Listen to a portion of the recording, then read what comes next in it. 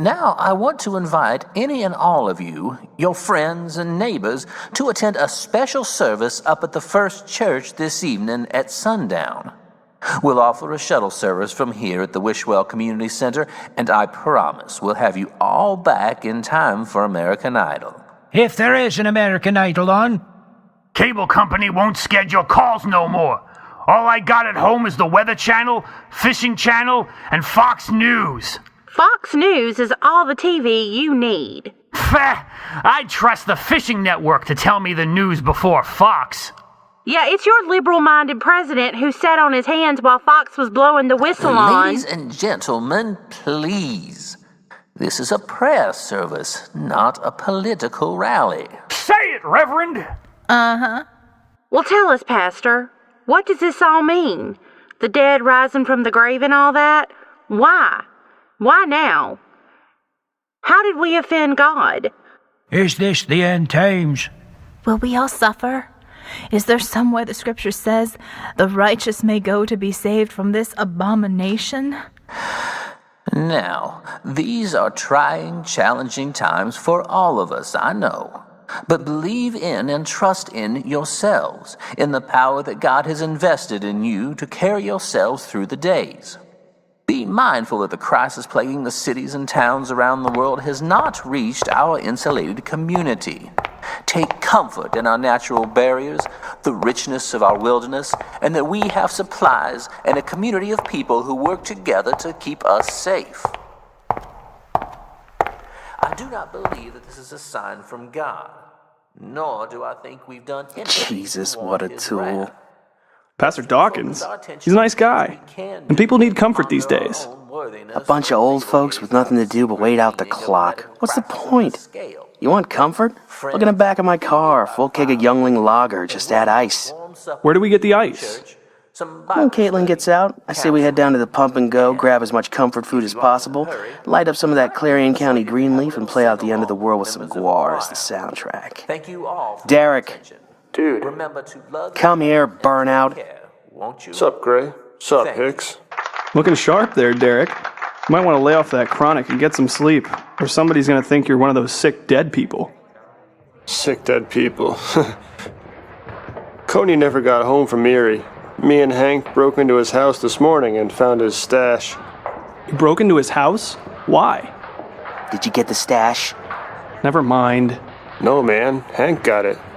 What? How much did he have? 60, 70 pounds. Pounds? Blessed Mother of Marley. He said Coney owed him all sorts of money, so he was claiming it. You believed Hank? Why not? He gave me some for carrying it to his van. How much? Well, what I didn't smoke is... Damn it. Incoming. Hello, Mr. Hicks. Mr. Anders. Padre?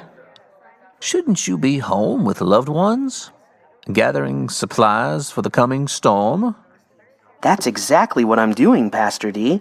I'm waiting for Caitlin to finish spinning classes, and we're going to grab some supplies and head straight home. Oh, good for you.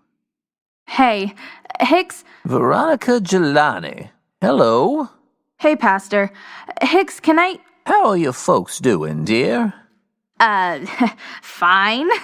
I was supposed to meet my sister here, right after study group.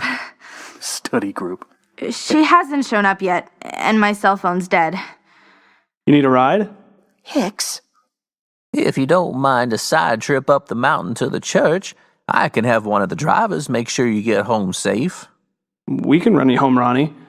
The sheriff wants everybody off the street by sundown. You live up at the new, the... Trailer park, yeah, Pastor. It's no problem. It's not too far from Vance Estates where Gray lives. And yet worlds apart. Whatever gets me back there fastest. I don't care. Well, I have to help assist these folks onto the shuttles. If you want a lift, just hop on and take a seat. You boys be careful out there. The last 2 sightings were false alarms, but it's just a matter of time before... Gotcha, Padre. Drive safe, okay? Just for the records, I'm not one of those things, okay? Yes. Derek, isn't it? Wow, you're good. A man's name travels with his reputation. Mr. Anders, Derek, be safe. I'll watch over him, Padre. See you Sunday.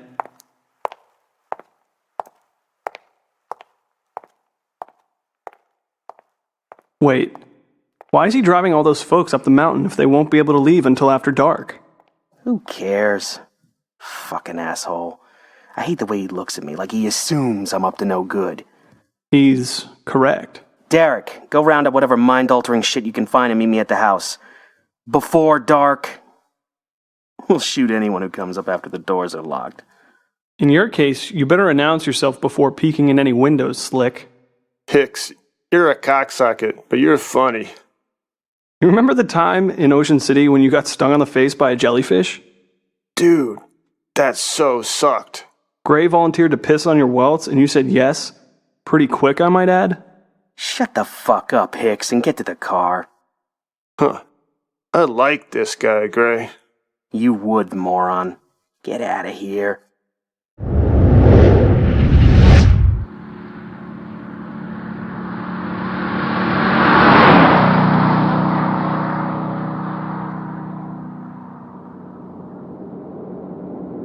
Chris Christopherson opened up the afternoon rock block with his version of the Janis Joplin classic that reminds us that freedom's just another word for nothing left to lose. For that, I indulged the old hippie way deep down inside my cold black heart to give you some free love in the form of Peter, Paul, and Mary. And I gotta tell you, with everything going weird around the world, I wouldn't mind smoking up some Magic Dragon myself. Turn it off. The United Nations... I don't want to hear anything else. Shut up, Ronnie. It's the only station on the air right now. XM's off the air, so we're back in the dark ages listening to old man Asscracker and his ancient tribal music. I just want to hear the news. I just want to hear about the pileup on I-80. I heard there was a 30-mile backup. People are hiking the interstate. Which means every jackhole between Philly and Pittsburgh is going to come pouring up the valley for our stuff. Way things are going, we should probably hit Augie's Market and hoard all we can until the military... Hey! It's quicker if you take the South Bridge over the Forsyth and... After we make a stop. So long as I'm home by... Hey! Who is that up the road? That looks like Mrs. Parson. Slow down. Nope. She looks... Drunk. We see that a lot these days. No. She looks sick. She's covered in... Gray! Stop the car! No. I thought you wanted home ASAFP, Muffin Top. Fine. Not like any of us could actually do anything for her. Exactly. There are 3 cops left in this whole valley, and if they're busy picking up dirty strays along the road, the less likely they'll be in our face. Good call, my love. We're seeing a lot of that these days. The older folks in town have been hitting the bottle. They got no family, nowhere else to go. Anyone who could leave is gone already. I know, right? My dad hasn't been home from the hospital in like a week. Mom went up there this morning to take him some new clothes. Oh, did she leave the key to the booze closet? No, Gray. Shit. Okay, objective spotted on the left.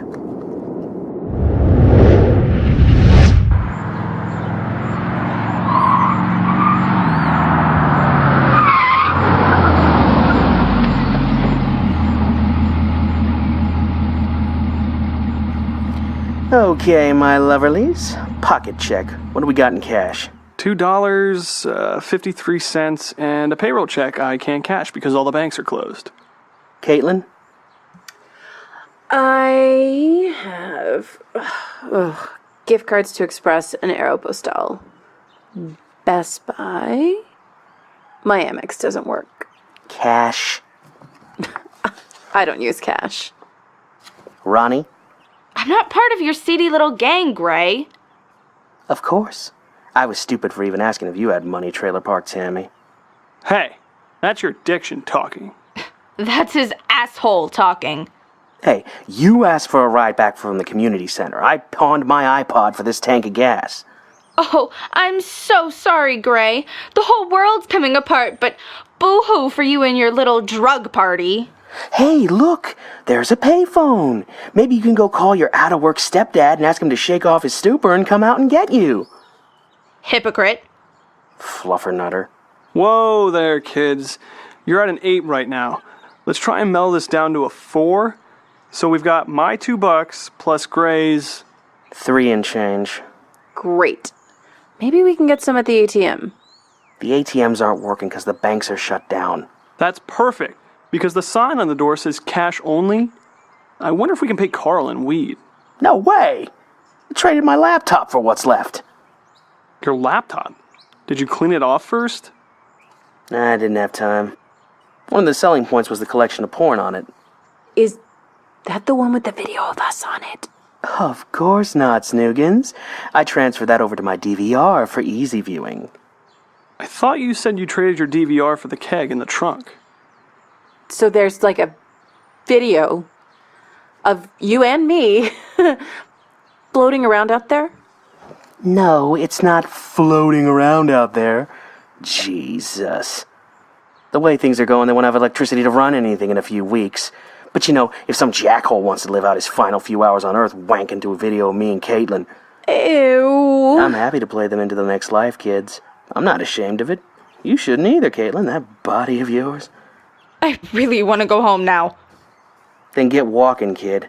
We gotta get our supplies. On less than $3 and some useless gift cards? Good luck with that. Relax, Chubbins. It's the end of the world as we know it, and we can get what we want using the 2 most valuable things we've got right now. My wits and Caitlin's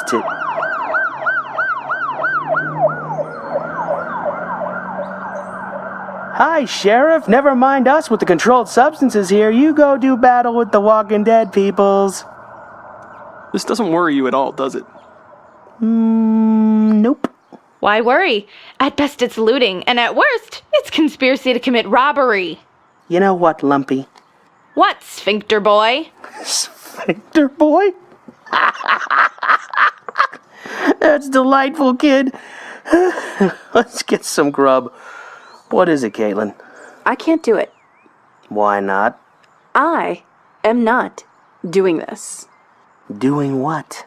I am not letting Carl put his hairy, greasy old man hands on me. Who the heck asked anything remotely like that, Puddinhead? I just want you to distract him with your natural perkies while I scoop up some munchies for the party. He touches you, I'll hit him with one of those folding canes they sell at the register. I don't like the way he looks at me when I go in there. He creeps me out. Let's just go to Augie's Market. 2 reasons no. Augie's too old for you to matter, and he's got a shotgun. And it's right by the police station, so I'm betting it's being watched in case of looting. While we're a little stealthier than that, I think I've made my point why old Dirty Carl is a more equitable option for our shoplifting needs. Nope, can't do it. Ugh. You can. You do it all the time at school. Gray, no. That's totally different. That's you and, hot guys. Not Carl. Look, it's the only way he'll give us smokes. None of us are 18 yet, and I can't get nobody else. I'll go in with you. While you got his attention, I'll grab a couple things for the party and... We're gonna get caught. Caitlin, it's Carl. He's clinically fucking retarded. Just flirt with him a little, lean on a counter and tell him your Uncle Walter's sick with this Asian Ebola shit, beg him for the smokes, no big deal. Jesus. Seriously? All right, God.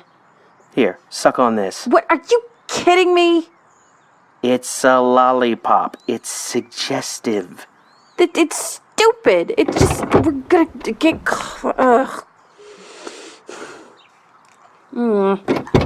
Fine.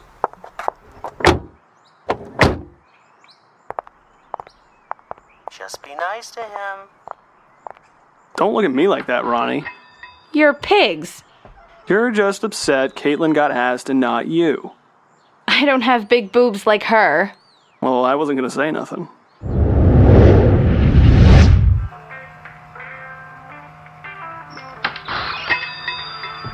My man Carl. Howdy, folk. Things are getting weird out there, Carl. I'm glad you're open, man. Mm-hmm. What can I do you for, miss? I need a carton of marbles boxed. Out of everything but generic menthols. Well, I guess that's... But I reckon you ain't 18 yet. I am so... I know all the kids in your grade, girl. Oh, you are messing with me, Carl. I mean, just look at me. Do I look like a little girl to you? You got little girl eyes. I'm 19, Carl. What year you born in? 1991. July 3rd. Huh. One day before 4th of July. And that's why my mommy always called me her little firecracker. You ain't so little no more, I reckon. Well, no. I guess not. So how about that carton? I should have waited for Pastor Dawkins. I don't know. I got a feeling they weren't planning on coming back down the mountain. Why wouldn't he? He was talking about a service tonight. They don't usually have those on Thursdays. Why keep them out after dark? I wouldn't want to be dropping people off door to door in a bus after dark. You're right. That doesn't make sense. But nobody's thinking straight these days. Besides, we haven't seen those necroambulate things in the valley yet. Just a matter of time. I'm worried about my family. I don't know why my sister didn't pick me up. We'll get you home. Believe it or not, this little badassery is keeping Gray grounded. He doesn't know where his folks are either. What about yours? You know mine. I couldn't give two shits in his song for either of them. Oh, come on, Hicks. They can't be that...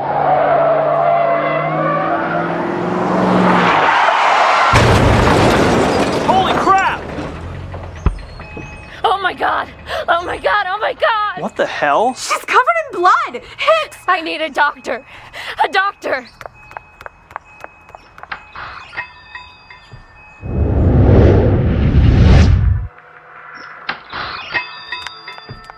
I need a doctor!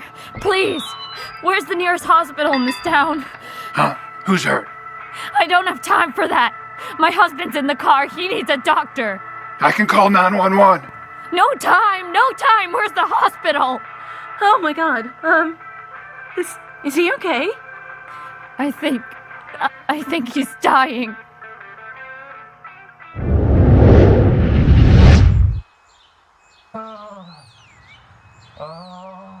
Oh my god. Look at him. He's covered in blood too. Maybe he was in an accident. Maybe the lady hit him. He looks all messed up. All that blood. Should we do something? I'm going to call the cops. Who was that woman? Who cares? I'm calling the sheriff. Did he stop breathing? He's not moving. Hey, Deputy LaForce, this is Virgil Hicks. I'm out at the pump and go, and there's this guy in a car. I think he's... Frank? Dead. Oh my god, Frank! Oh no! No, please, no! No, oh my god! Oh my god! Is he... Oh, Lord, the blood. Frank! I gotta call somebody. Oh my god, no! What the hell? Oh my god. He looks like someone ran him over. So did you get the smokes? Yeah, well, he wasn't looking. Then let's get the hell out of here. Lady, it's okay. I called for help. It's coming. What happened? Get back in the car, Hicks. Fuck you, man. We're witnesses. Witness to what? Get the fuck in the car. Oh, much blood. I can't. Ma'am, you might want to step away from the body. It's not a body! It's my Frank! What are you, Horatio Crane? Get your ass in the car. The deputy's on his way.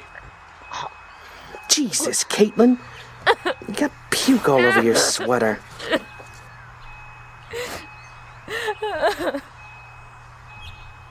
Oh, Frank. Frank, I'm so sorry. Frank? Holy shit. Ma'am, Get out of the car. He's alive. Oh my God. Oh, Frank. Frank, baby. I'm here, baby. I'm here, and... He can't be. He can't. He's... Holy shit! It's eating her! Holy shit! Close the door! I didn't lock it. Shut up, Caitlin. Jesus, get in the car now! Gray, we can't leave. We have to wait for the cops. You dumbass! I've got a keg of beer in the trunk, a little weed in the glove box, plus Screaming Mimi here just tagged 3 cartons of smoke, so if you want to stay here... Hold! He's punching his way out. Look at the lady. She's still moving, but... Oh, God, look at her throat. Do something! You do something. If you want to get out, get out. Come on, Caitlin, get in. Ronnie, what the fuck? Go without me. Dumbass bitch.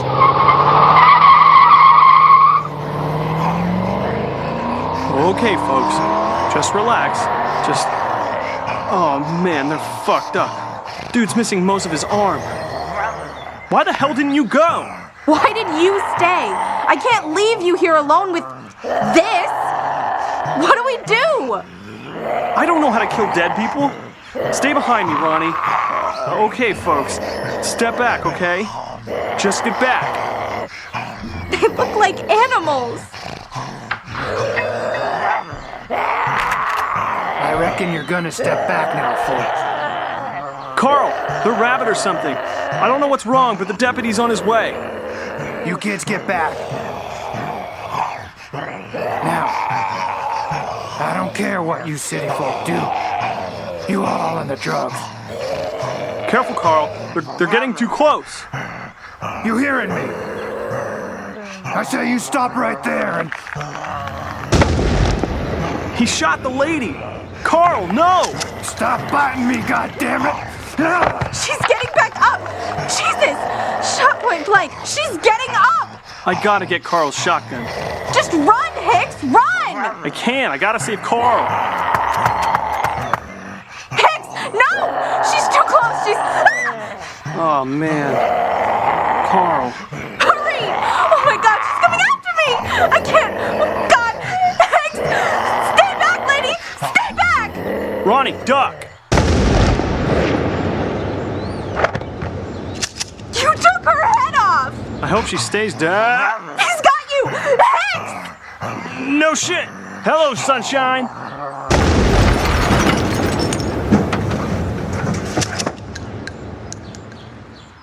Looks like headshots make them dead for keeps.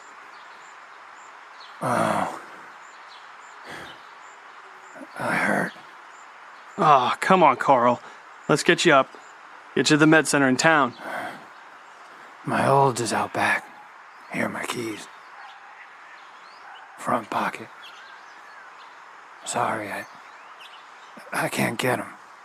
Arm's kinda not right. He doesn't look too good. Hold on to this. I don't like guns. Well, if you'd like me to try and talk him to death, let me know how that works out. Otherwise, drop the safety, point and click. Your choice. Oh.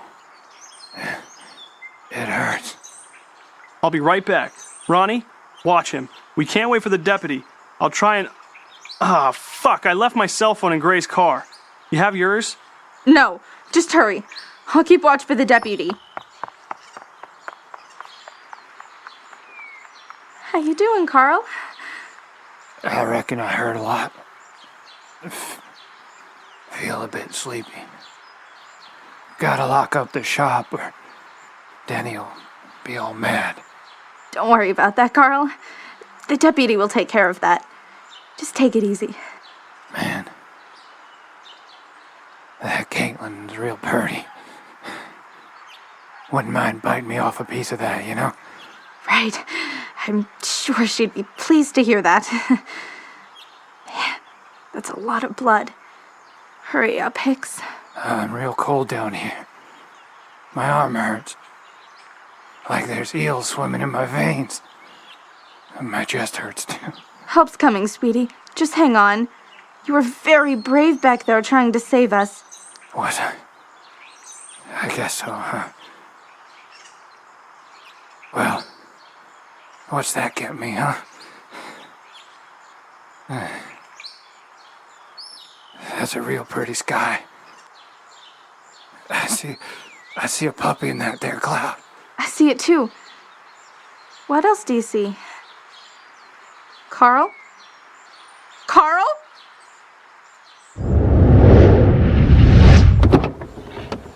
Oh my god, Carl, you live in this thing? Oh, you do. Nice. Come on, ugh. Gotta open this window.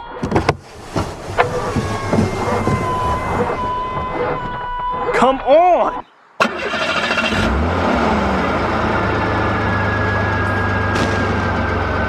Ronnie!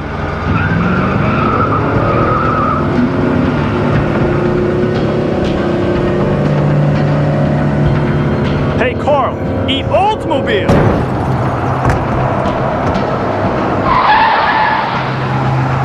Ronnie, get in the car! He's still moving! He's growling at me! Hang on, we'll see how long he lasts under the wheels.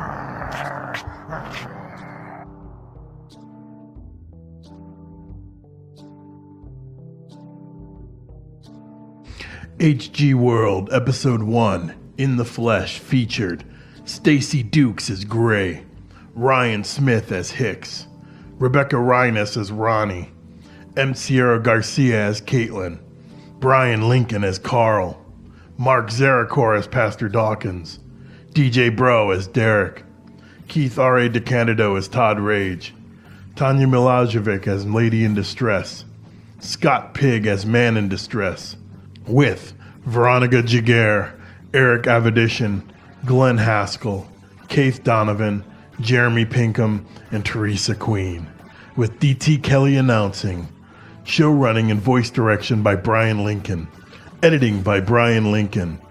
Sound effects and sound design by Michael L. Stokes. Engineered, mixed, and mastered by Michael L. Stokes. Music direction by Michael L. Stokes and Jay Smith, featuring original music by Michael L. Stokes, with incidental music by Kevin MacLeod and Jonathan Colton, used courtesy of the Creative Commons license. HG World is a production of 3015 North Studios, with content used with permission under the Creative Commons license. For more information on this production, visit us online at www.goodmorningsurvivors.com.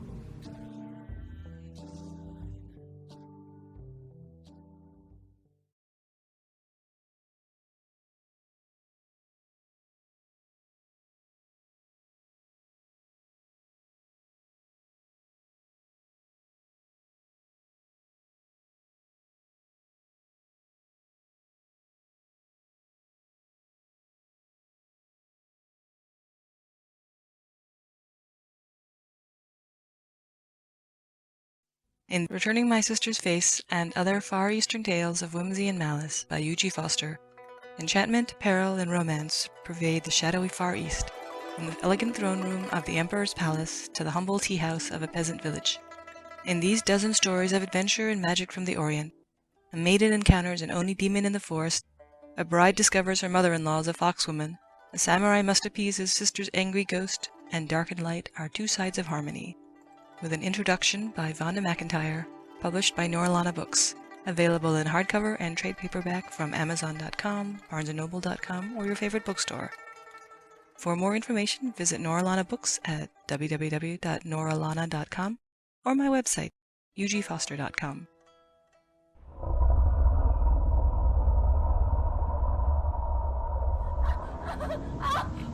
Calm the hell down, Caitlin. Come on, Derek, pick up the phone. It's Gray. I need your help. I'm heading up Maine to the Erie Highway. I need you to meet me at the roadhouse. Now, you asshole! I need to unload this car. Oh my god! That? Oh, that's Caitlin. She's just a useless wreck right now. Why? Because we just watched two assholes rip each other apart and attack Carl at the pump and go.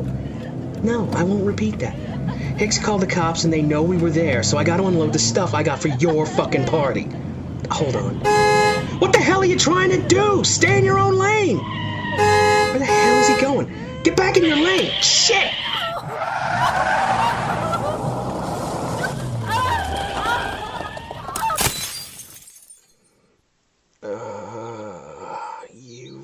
You idiot! You nearly put me into the trees! Now what? Crap. Derek, you still there, man? I dropped my phone. Some moron in a mom-mobile just drove me off the road and... Uh-oh, I bet he's calling the cops right now. I need you to get out here. I'm about a mile from the Erie Highway on-ramp by Stan's Bait Shop. No, man, now! Put the bong down and drive your ass out here. Yeah, well, do you know what would happen if the deputy decided to impound this car? Do you know how long we'd spend in jail? I don't know if they're okay, and I don't care. Their engine is smoking. I guess hitting a tree is a bad thing. Dumbasses. No, not you. I see people moving inside the car, but they're not getting out. Caitlin, can you see any... Caitlin? Come on, Caitlin. Oh my god. Dude, Caitlin slammed her head against the door frame. Come on, Caitlin. Honey, wake up. I don't know. I don't think she's breathing. Get out here, Derek! This day just got a lot worse.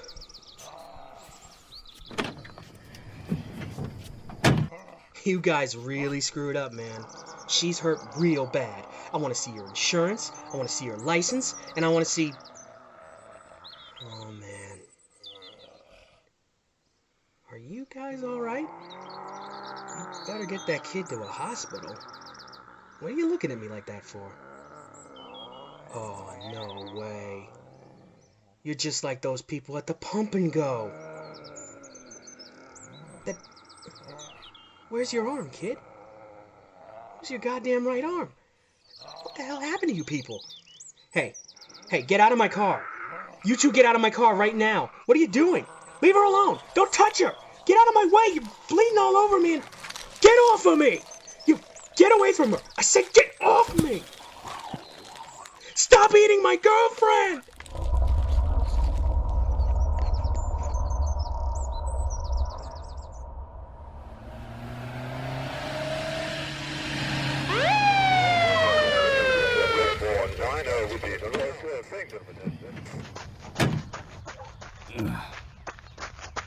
Colleen, this is Dale.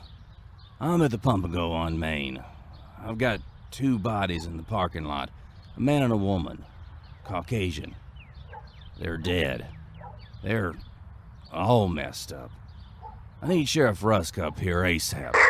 Ray is still stuck at that accident scene near the I-80 on-ramp. I need backup here. I need the tagging wagon.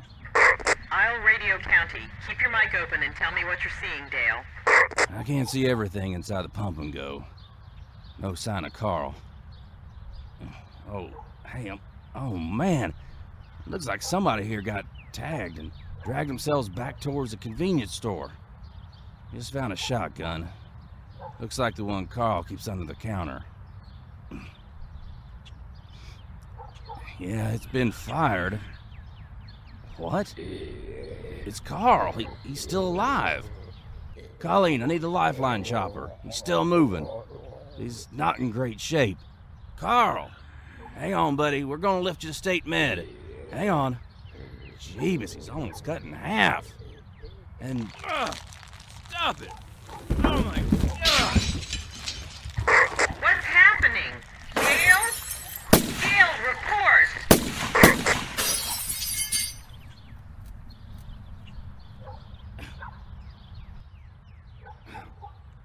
Colleen, I leaned down to turn Carl over and he grabbed me. He had my one arm and I was off balance when he bit me. so I drew my weapon. I used the handle on him, but he just wouldn't let go, like he was chewing on me. I had no choice. I discharged my weapon at close range. He just wouldn't let go. It felt like he was going to take my whole chunk out of my forearm. I'm calling for EMS to your location now. No, got it under control. I'll drive myself downtown. What the hell happened here? Carl is down. 3 bodies. Can you identify anyone else on the scene? No. There's a car here with blood all over the interior. Late model. One of those fancy Datsun sedans. Black with Pennsylvania plates.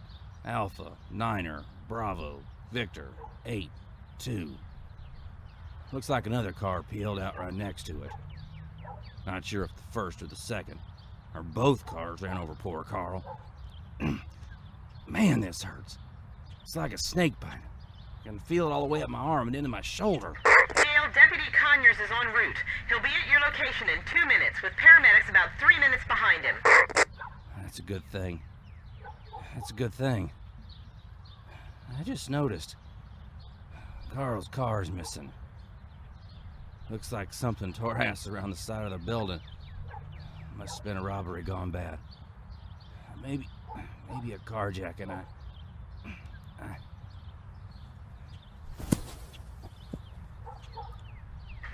Dale? Deputy? Please respond. Dale?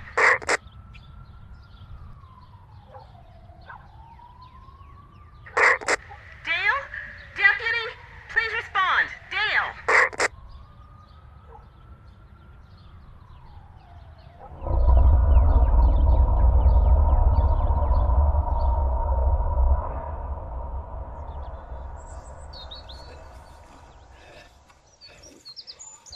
Told you to stop eating my girlfriend. Look at that mess. That's a $3,000 interior option package you ruined. Did I ask you to stop? Yes. Was I polite? Yes, sir. But no. I had to break your fucking skulls with a tire iron. Didn't want to do it. Had to do it. And look at you, Mama Bear, with your baby bear in the front seat. Drooling parts of my girlfriend off what's left of your faces.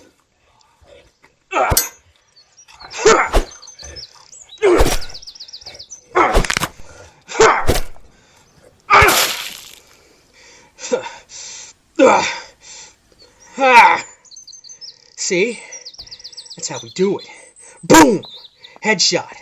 And Papa Bear's a lumpy smear. Just like Mama, baby, and just like my girlfriend. All over the inside of my car, man. Whoa, man, what the hell happened? Oh, nothing. Where's Caitlin? What's left of her is there, under the dead kid, and his mom. I mean, I guess that's his mom. That might be Dad or Uncle Jim. All these out-of-towners, man. Fucking A. Dude, this is all over the news, man. Can't believe I'm seeing it. Caitlin's dead? For real? No, Derek. I'm fucking with you.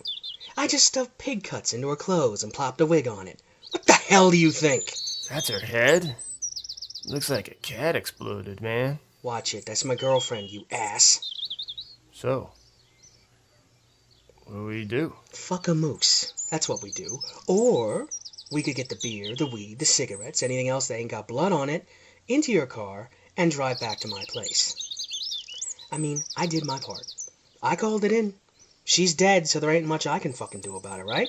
I mean, the cops won't be mad if I take shelter in my own home with all these cannibals running around, right? Right? Besides, I feel the need to drink. Mom and Dad won't be home until tomorrow. Where are they at? Something about a second honeymoon in the Poconos. Dude, they shut down the interstates. So if they're still there, that's where they're staying. Fuck. No air traffic, just military buses and essential traffic. So I gotta cut off work, man. No cleaning the grill tonight for the Derek Meister. Woohoo! Well, you got your cell phone. Mine's covered in guts. Yeah. Here. Where is that fucking can you hear me now guy? Bet he can't hear a fucking thing. It's been spotty all day, man. Let's get off the road. I saw people walking the highway on my way here. I didn't think they were, crazy cannibals. But now that I see this... Okay. When this is over, I submit for insurance, get a new car, a new girlfriend. Somebody's gonna get sued. Man, they stink. Help me with this stuff, okay? I'm not gonna let a good buzz get skunked just because of this.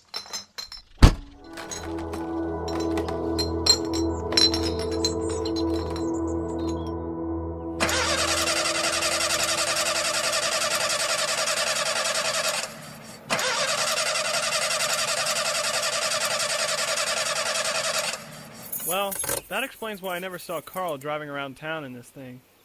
I don't know what I'm sitting in, Hicks. If the man didn't just save my life, I'd be cursing his name. My hand is stuck to a magazine, and it smells like scrapple farts in here. I need to get out. How far are we from town? About 2 miles, maybe?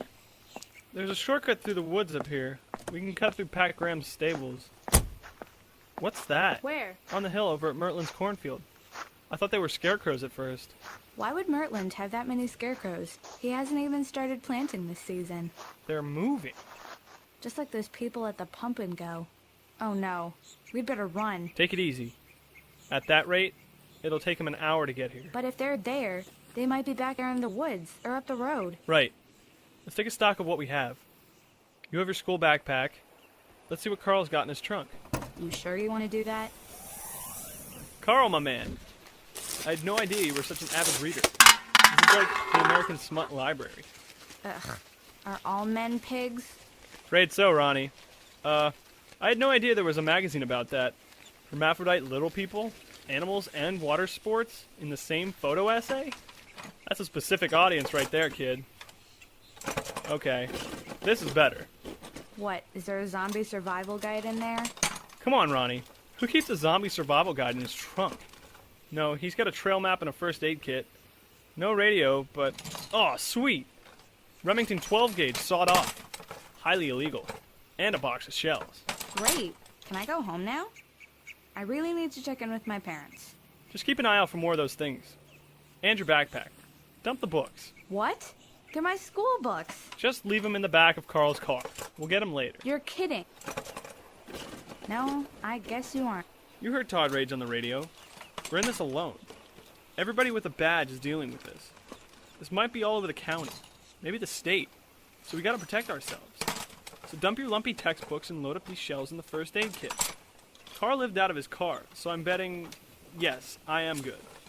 He's been skimming the shipments. Canned goods, beef jerky, most excellent. You're acting like this is a major catastrophe. I just want to go home, Hicks. Hey, sure.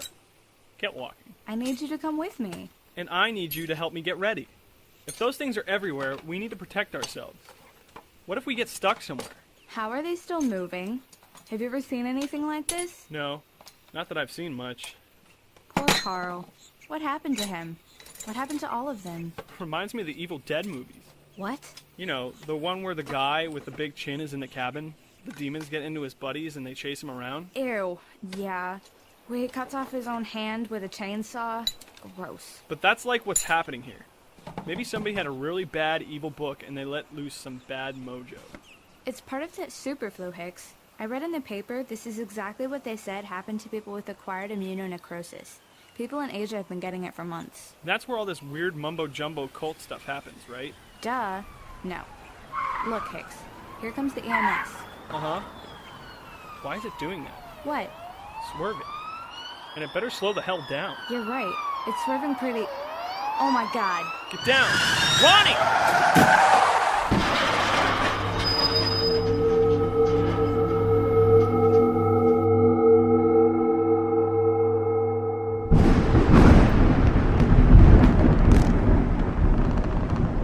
This station will continue to list relocation stations at the bottom of your screen. Please be advised that as this crisis spreads, relocation stations are closing and TV10 is not responsible for inaccurate or incomplete information. TV10 advises all citizens to report to the nearest relocation center as soon as possible. Philadelphia Mayor David Winston has relinquished control over the city to General Tobias Pilato, who has ordered troops to force relocation of uninfected citizens beginning at dawn today. The Supreme Court will not hear arguments over whether beneficiaries of a person in a state of reanimation are still entitled to Social Security benefits. This sustains the ruling of Ohio's Supreme Court that declares necroambulation as a post-mortem condition and not an extension of life in a different form. Advocates claim the nature of the condition is still unknown and therefore potentially treatable, even curable. Civil liberties groups continue to claim that necroambulants should be granted the same rights afforded patients with incurable, debilitating illnesses. Meanwhile, credit card and mortgage companies are still attempting to serve thousands of the undead with collection notices due to the fact that there is no official statement of death. The governor of New York has asked for legislation to exempt the undead from thousands of civil or criminal actions in order to reduce the burden on an already overburdened bureaucracy. Republican Senator Millard Rush spoke to 300 members of the Happy Valley Militia this morning in Center County, Pennsylvania, promising to fight any measure allowing United Nations or NATO forces on American soil.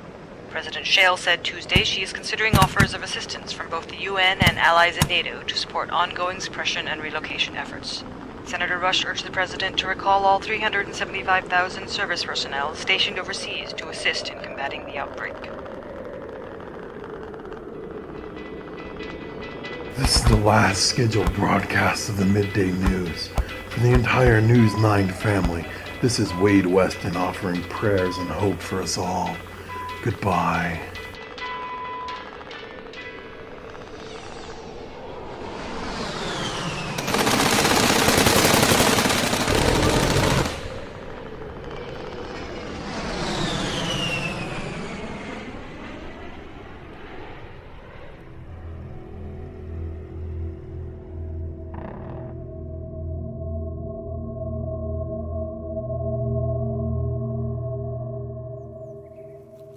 You want to close the gate, man? Close the gate? You mean the ornamental gate that's not attached to a fence? Yeah, that'll help. Moron. Pardon me, Gray Anderson, king of the dick people. Chillax, dude. Excuse the fuck out of me, Derek! Most of my days don't have a fucking body count! What the fuck is your problem? I'm fucking wasted, man. Moron. Where are your folks? I don't know. Mom's probably with the guy she's seeing since she put my stepdad in prison. He doesn't like me much, so she ain't been home in like a week. My sister is somewhere, I guess. I didn't ask for your fucking life story, Derek. You don't got any friends to annoy? No, just you. Joy. Look, man, I didn't hear you bitching me out when I go to hint at your shit for you. Slap the sand out of your mangina and shut the fuck up, Burner. I could have scooped Caitlin out of my car. I still got bits of her up my nose. I still got pieces of those hillbilly fucks under my nails. These are $60 pants. Nice house. Guess you guys can afford more pants. Wonder where Caitlin's parents are. Shut up. Don't mention her again, okay? Nothing I can do. Gotta move on. Okay. I heard on the radio that we're supposed to go to the rescue stations. You gonna go? Can you imagine? In America? Relocation stations? People getting pulled out of their homes? This isn't any different than any other time, except the people are just a little more stupid. Oh, and they eat people. Shut up, Derek. So, like, how can you catch it? Is it, like, airborne or something? Do I look like a doctor? Am I Dr. House? Dr. Dick, baby. What'd you say, Burnout? Dude. Fucking dude me. How am I gonna explain to Caitlin's mom that 3 zombie hillbillies gnawed her daughter to death? You said you didn't want to talk about it, man. Well, I do now. You know, they're really pretty stupid. Look, there's one in your backyard. Aw, man, what the fuck is he doing? Looks like he's just walking around in circles. Dude, where's your paintball gun? My what?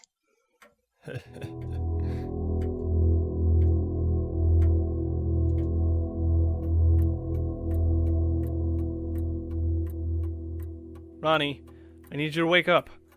Come on. Yeah, I know. But you need to come around.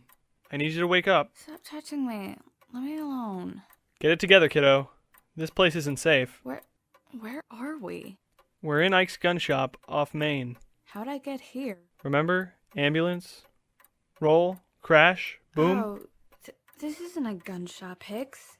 It's Ike's apartment upstairs. Where's Ike? I locked him down the basement. Why did you do that? He tried to eat you.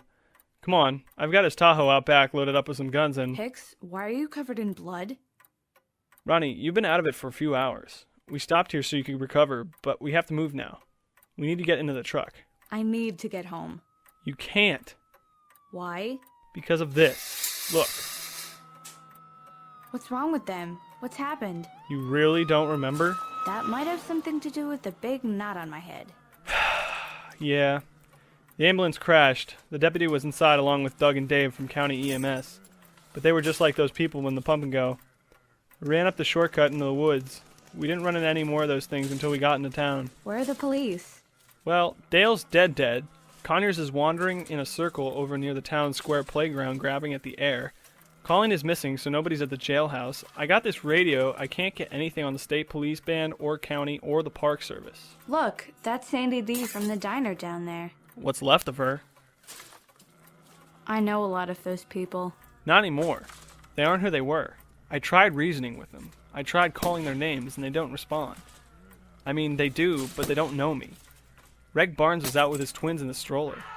Jake Weldon came after his babies. Reg tackled him, and I had used a tire iron on Jake's skull, but it managed to tear out Reg's throat. What about the babies? You don't want to know. Oh, God. I need to get home. Wait. I called your house, and there's no one home. I left messages saying I'm taking you to a safe place. I gotta find them. Where'd you put my phone? It's still in Gray's car next to mine. I made a couple of calls on the phones I picked up along the way, but there's no service. What do you mean, no service? I tried 4 different phones, different companies. Even the landline is down. Crap. Let's head to the mountain and ride this out, okay? No, I need to be with my family. Damn it! They're breaking in! I've got to find my sister and make sure Pete's okay. I need to know they're safe. Listen to me. You go out there alone and you'll be dead by nightfall. Then give me one of those guns. Come with me and I'll take care of you until this passes. I don't need you to take care of me. Then help take care of me, okay? I don't know where my folks are either. Listen, I stuck around here to make sure you didn't become zombie chow, and I'm a little anxious to make it up the mountain before whatever's down there comes up here. Let's get up the hill and go from there, okay?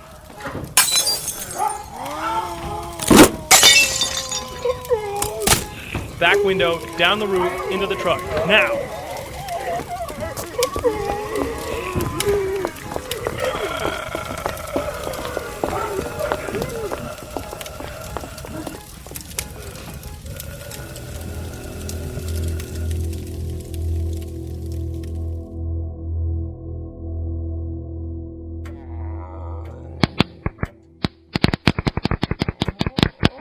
Dude, what's he swatting at? So stupid.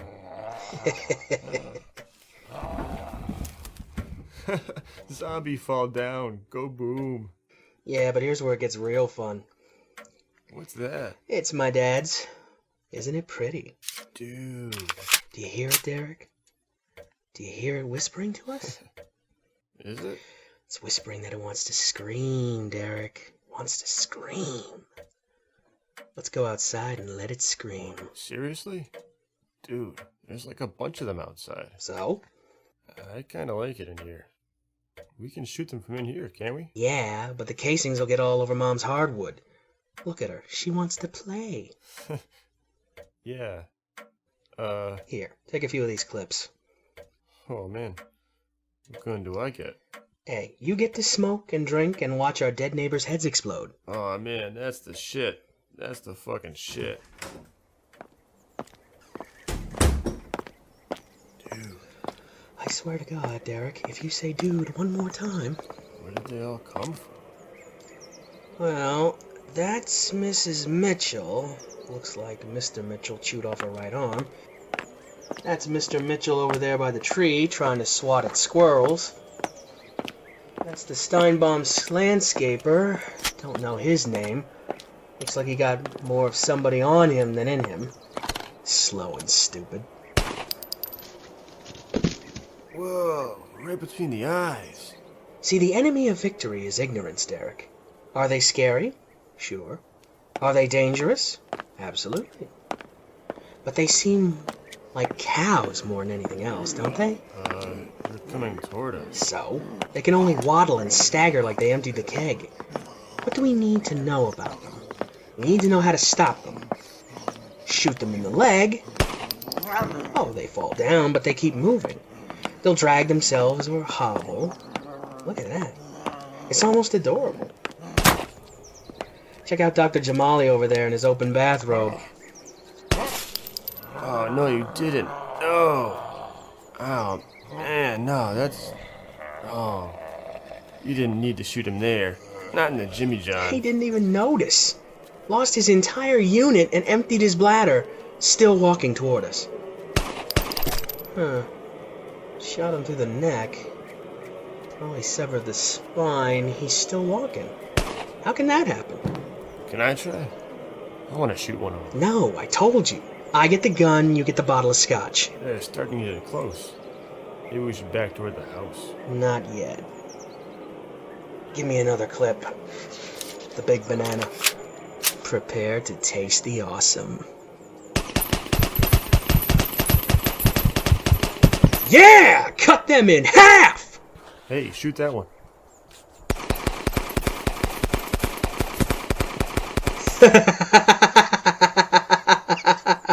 We should call people. Get them up here. We'll have a barbecue. What's your problem, Derek? It's a little hard to do when you look at their faces. When they ain't snarling, they almost look sad. Oh, stop it. The whole neighborhood went to shit, Derek. The last houses ain't complete yet, and look at the trash that comes through here. They're dirty. They're smelly. They have no manners. They come in and they take. Who's that? Don't shoot! Please! Don't shoot! Please, you have to help us. Our power's out and the phones aren't getting a signal. You're bit. They came inside. I locked my wife and Betsy in the bedroom and kicked Jack Rayburn into the cellar. He's... Dude. What did I tell you about saying that word? That was a real person. That was like a neighbor. So? He was bit. Man, that was cold. Really, Derek? Are you now my fucking moral compass? Dude. The smartest thing that came out of you today was a burrito shit. Dude. And you want to talk morality with me? Dude. Yeah, maybe I should let him come along with us until he dies and turns and eats you while you're sleeping off that bottle of scotch. Dude. Stop saying that! Ugh!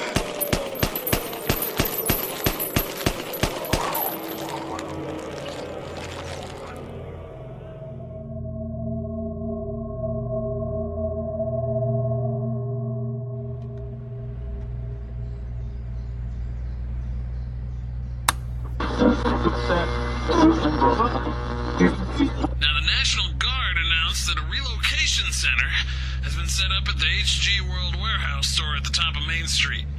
All of you, get yourselves there. Get your family there ASAP. The relocation starts at dawn.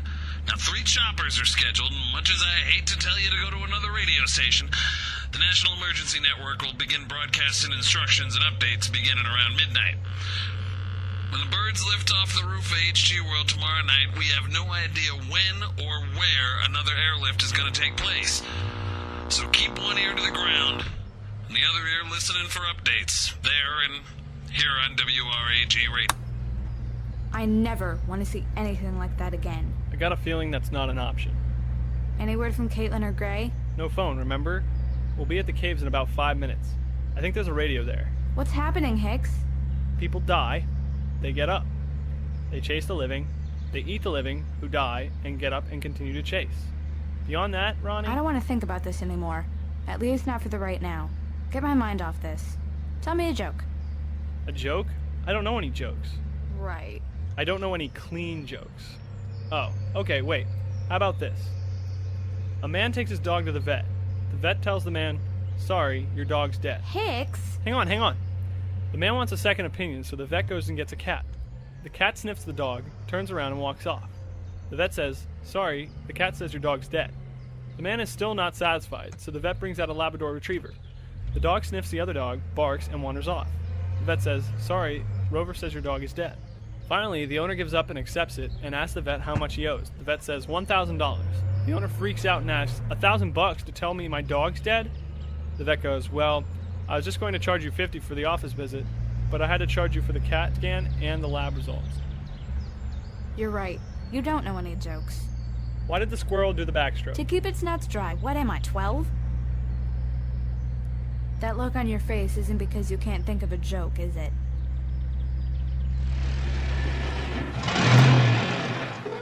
No, look up there.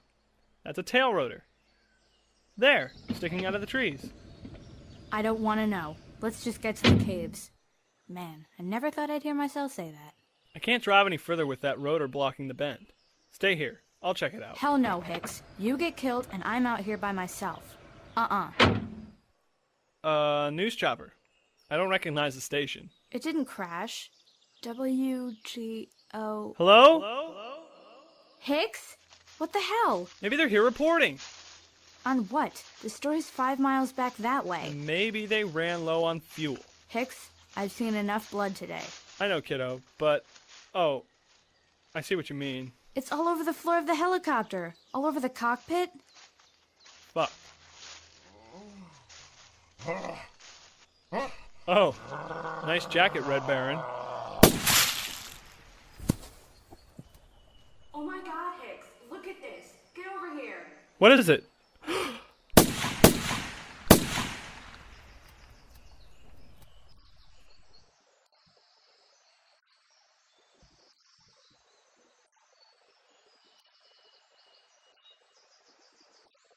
H.G. World, Born Down in a Dead Man's Town, featured Keith R.A. DeCandido as Todd Rage, Stacy Dukes as Gray, M. Sierra Garcia as Caitlin, DJ Bro as Derek, Ginny Swan as Colleen, Mark Zarakor as Deputy Dale, Ryan Smith as Hicks, Becca Rhinus as Ronnie, D.T. Kelly as the neighbor, with U.G. Foster, Cheryl Malcolm, and the H.G. World Zombie Chorus.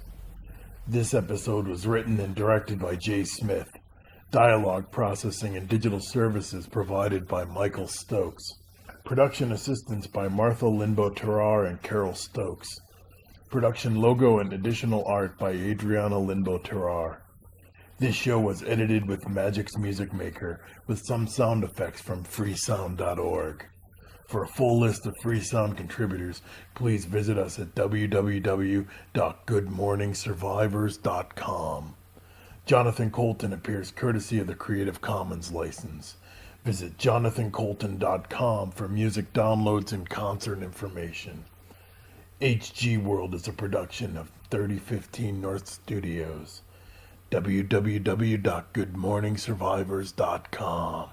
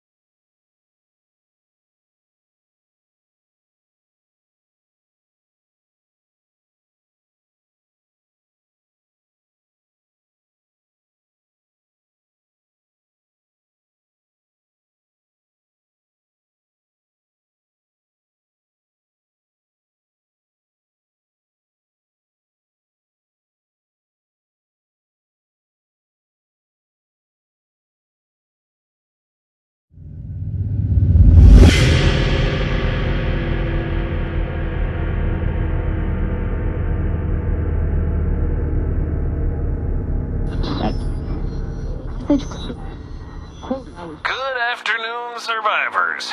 Welcome to a whole new world. Now, we just learned that this morning, the feds surrendered New York City and Philadelphia. Now, what that means is their 24-hour mandatory evacuation notice is expired, and all city, state, and federal authorities have pulled out, saying, that's all, folks, and if people chose to stay, well, they're stuck in on their own. In other bright, exciting news, the stock market ain't going to be opening again until this all blows over. You'll remember that Monday it tanked for the 20th straight day and automatically shut down at 1,968. Now, at this hour, we're supposed to believe that our Congress and our President are safe, well, somewhere underground, and we ought to be hearing from them shortly. Take your time, fellas. Human race survived 2 million years just by banging rocks together and hitting things with clubs. I figure we'll get through this just fine. I know my listeners. You got the front door bolted, you got the windows barred. You're being careful and quiet and taking the time to gather supplies. You're looking closely at the things shambling up Main Street like it's after last call at the VFW, and you know they ain't your friends and neighbors. If you don't get that, you better get wise pretty lickety-damn quick, because this is the real deal, folks. If there's any organized government force out there now, it's, and I cannot believe I am saying this, but it's the Federal Emergency Management Agency. That's right, FEMA is working with local and state authorities to move people. Where are they moving them? Who the hell knows? My advice, for what it's worth, is to stand your ground. This is your home, your town, your community. Now, the county commissioners set up shelter at the HG World warehouse store, and if you can't stay safe at home, I figure it's a good idea to head on up there as soon as you can. You okay, Ronnie? There are 3 men strung up in the trees, Hicks. One's missing a head, and all of them look like gutted deer. I passed the town of OK about 10 minutes ago. I'm well on my way to the capital of Bugfuck. Okay. Try and keep it together. Remember when you had that mathlete tournament and you were really scared? Do what you did there. Think about everything clinically.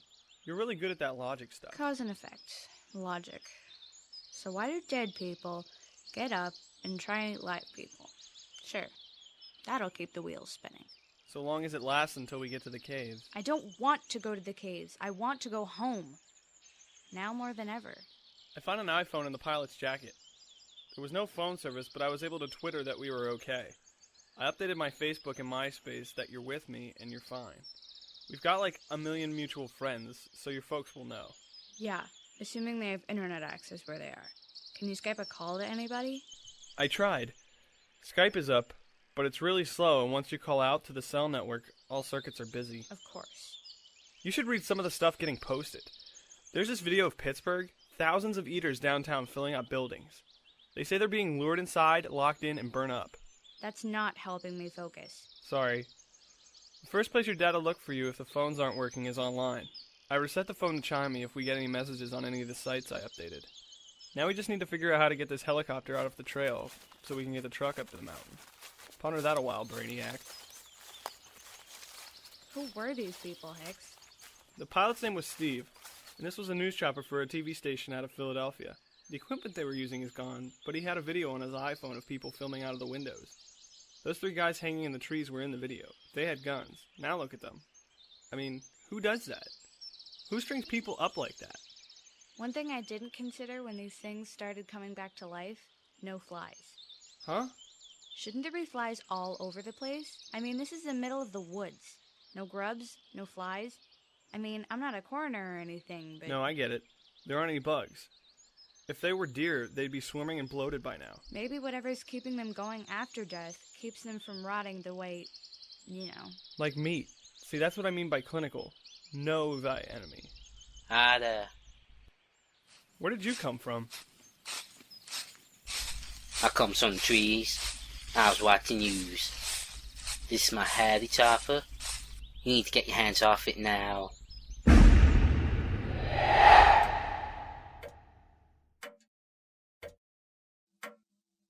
This sucks, man. Sucks. Oh, shut up. I just grazed you.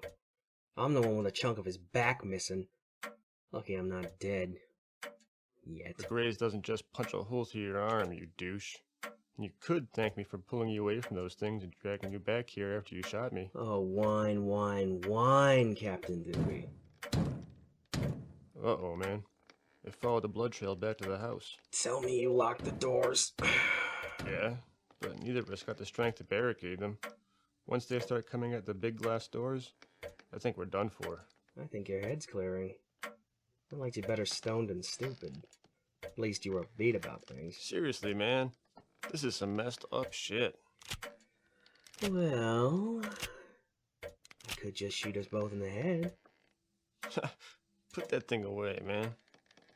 You are aware that when I go to sleep, when the blood loss finally makes me close my eyes, go night-nights, the thing that wakes up will just want to chew on your face.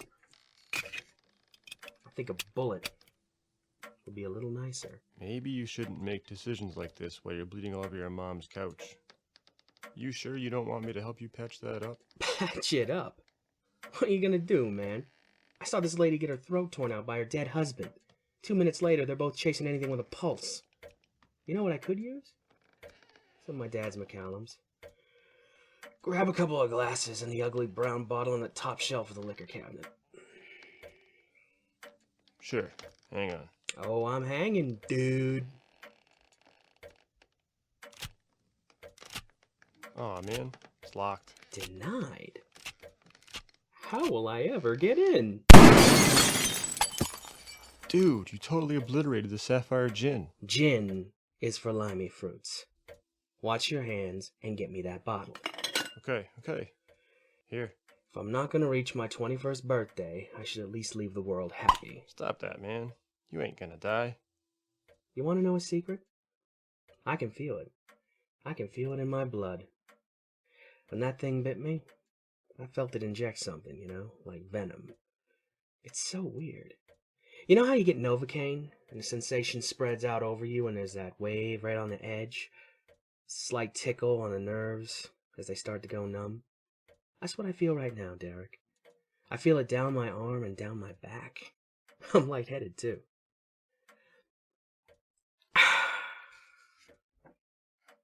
Oh, that burns real good. 102 years old, man. More than 5.5 times older than me. Smooth. You should try it. No offense, but if you cut what they got outside, I'm not sharing a bottle with you. Oh, come on, dude. Everybody's gonna be infected eventually. If I don't eat you, neighbor's nanny will. And you'll turn and blue blee blah. Brains all down the valley. Maybe we'll both be here when my folks get back. What a homecoming, huh?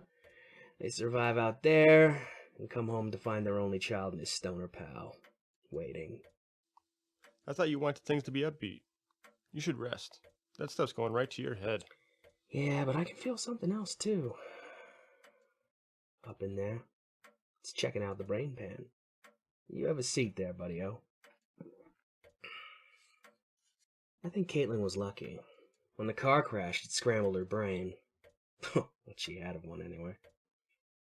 Say, why don't you wrap us up both some greens?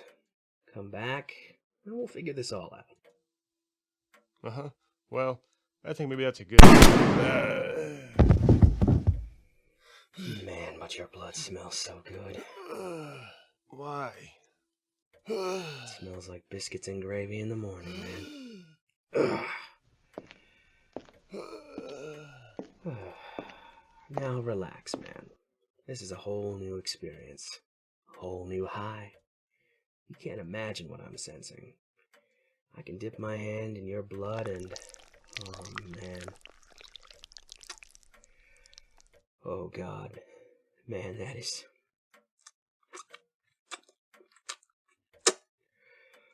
You just don't know. Just don't know. Just relax, said the hunter to the doe.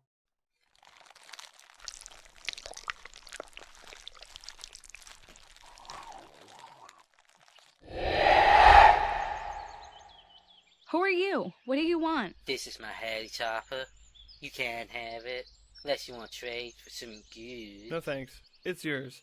Can you move it out of our way? Don't be frightened, strange, frumpy girl person. I won't hurt you. Did you know I'm also fully saved all over myself, so I'm very smooth? Tick-free, too. You can touch my head if you want. It's very smooth. Who the hell is this jackhole? I'm Jerry Darberry, MBary, and this is my hairy chopper. Your Master Hicks here knows me. Friend or family? Neither. Let's just say he wandered in the woods after a .com bust and decided he liked it better than the city life. Microsoft can burn in hell. Yeah. My dad and I run into him every once in a while during our hunting season. Oh, that's disgusting. What's the matter, gal thing? What's wrong with you? I was running through the hairy copper with my friend Joe. I got some bean cans, though I didn't know there were beans till I scratched the blood off the cans. There was a copy of February's Maxim and a six-pack of Diet Soda Pop. Some guns and other nice stuff I might sell on eBay. Why aren't you pointing your gun at him? He's fine, just a little weird. He lives in the woods with Joe Martz. He's harmless. When did you find the helicopter? I finds it at night. Any particular night? Last night. We walk the mountains every night, and we see them lights down out of the sky. Me and Joe go down, and we see this here helicopter. I've seen 5 of them. 5 helicopters? Nah, 5 people's in the helicopter. You have to excuse me, 'cause my heeny hole itches.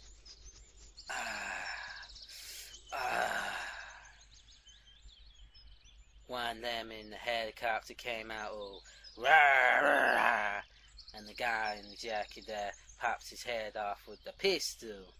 You said there were 5. I see 4 here. We're missing the lady person. What did you do to these people? They were slow and dumb, but they won't stop coming at us. So Joe, that's my buddy Joe, ma'am. He just got some of the rope out of the back of the copper here and wrapped it around their necks and then the trees, and we pulled them till their feet came off the ground. But they still kept kicking and snarling and going.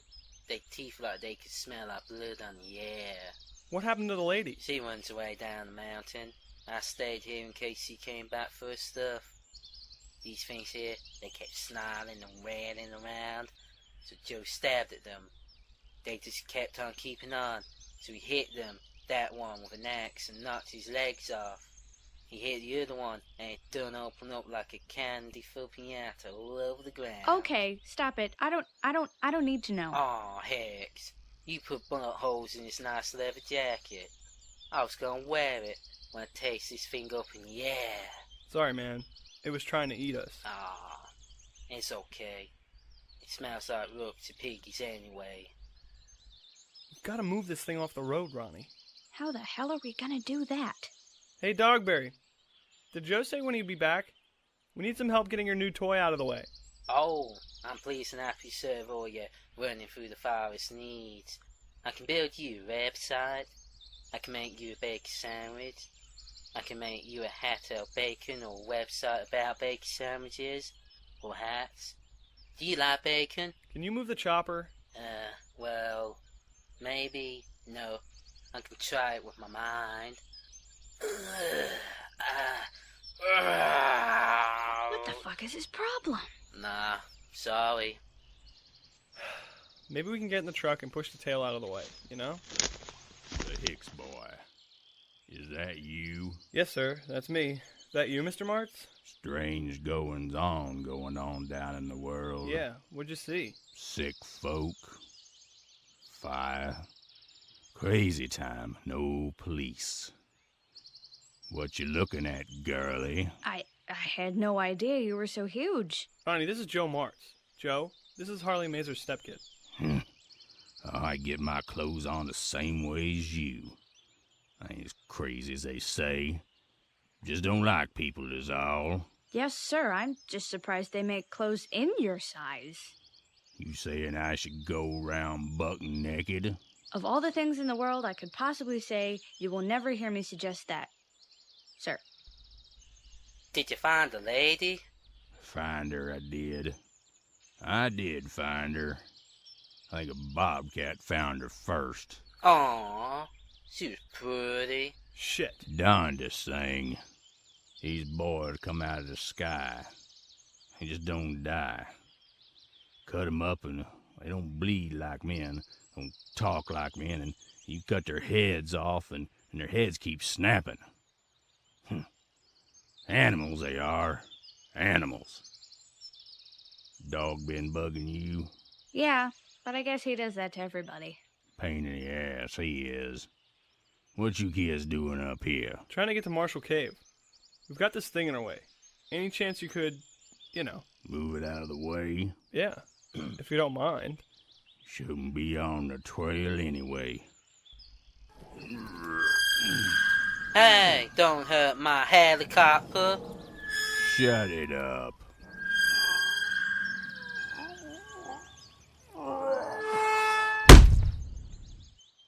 There.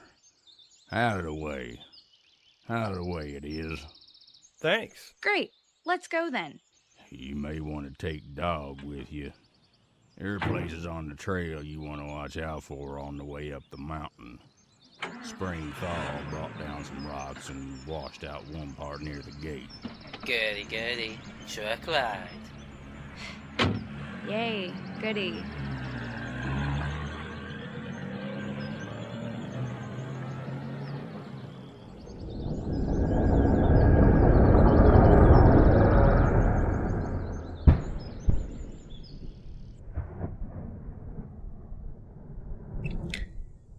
Chocolate and peanut butter, Mr. Grant. Independently, their existence is proof that God exists. Put them together, and it's proof that God loves sex. How so, Mr. McGinnis? Look around us. The world is falling down, but the sky is gorgeous. It's a comfortable 68 degrees, and I'm sitting on one of the most destructive machines in the world, preparing to shoot its main weapon at a multi-billion-dollar skyscraper. I apologize that I don't see the connection. And I've got the most incredible confection ever conceived, in the shape of a wee rabbit for Easter, no less. Look at it, Mr. Grant. Alone, chocolate or peanut butter are great, but wrapping one in the other, oh, brilliant. It's like two hot lovers intertwined, melting together on a bed of taste buds, erupting inside my mouth with the passion of forbidden love reconciled. Would you like one? No, thank you. I prefer to be bland and unassuming. You are that indeed. If they named a sweet after you, it might be called Willy Wanker's Stoic Nibbles. I won't argue that, Mr. McGinnis. Are we ready to shoot? Ah, impatience. There is fire in your belly. No. I'm just looking forward to what will inevitably be an excellent and insightful sexual metaphor. Are we ready yet, Mr. Helms? Aye, Captain. Locked and loaded. How are you feeling, Mr. Grant? Fine and frosty, Mr. McGinnis. Why?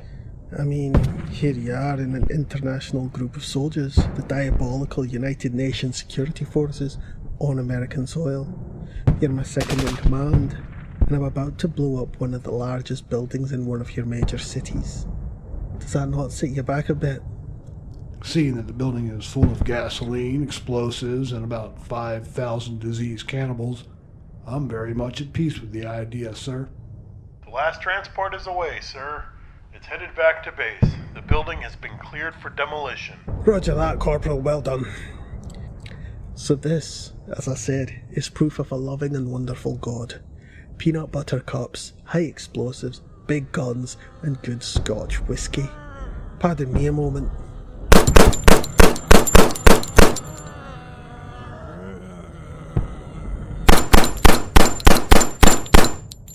What a lovely view of the city. What's the name of this place again? Duquesne. Alright, my lovelies. If it comes down in 3 shots or less, everyone's getting weenies and chips for dinner. No pressure, Corporal.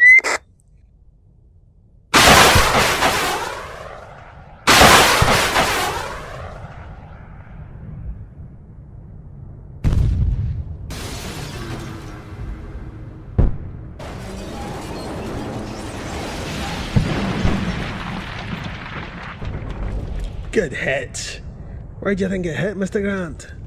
I'd say in the mid-40s somewhere. Aye, alright. Your turn. Ear protection, Mr. Grant. Ready when you are.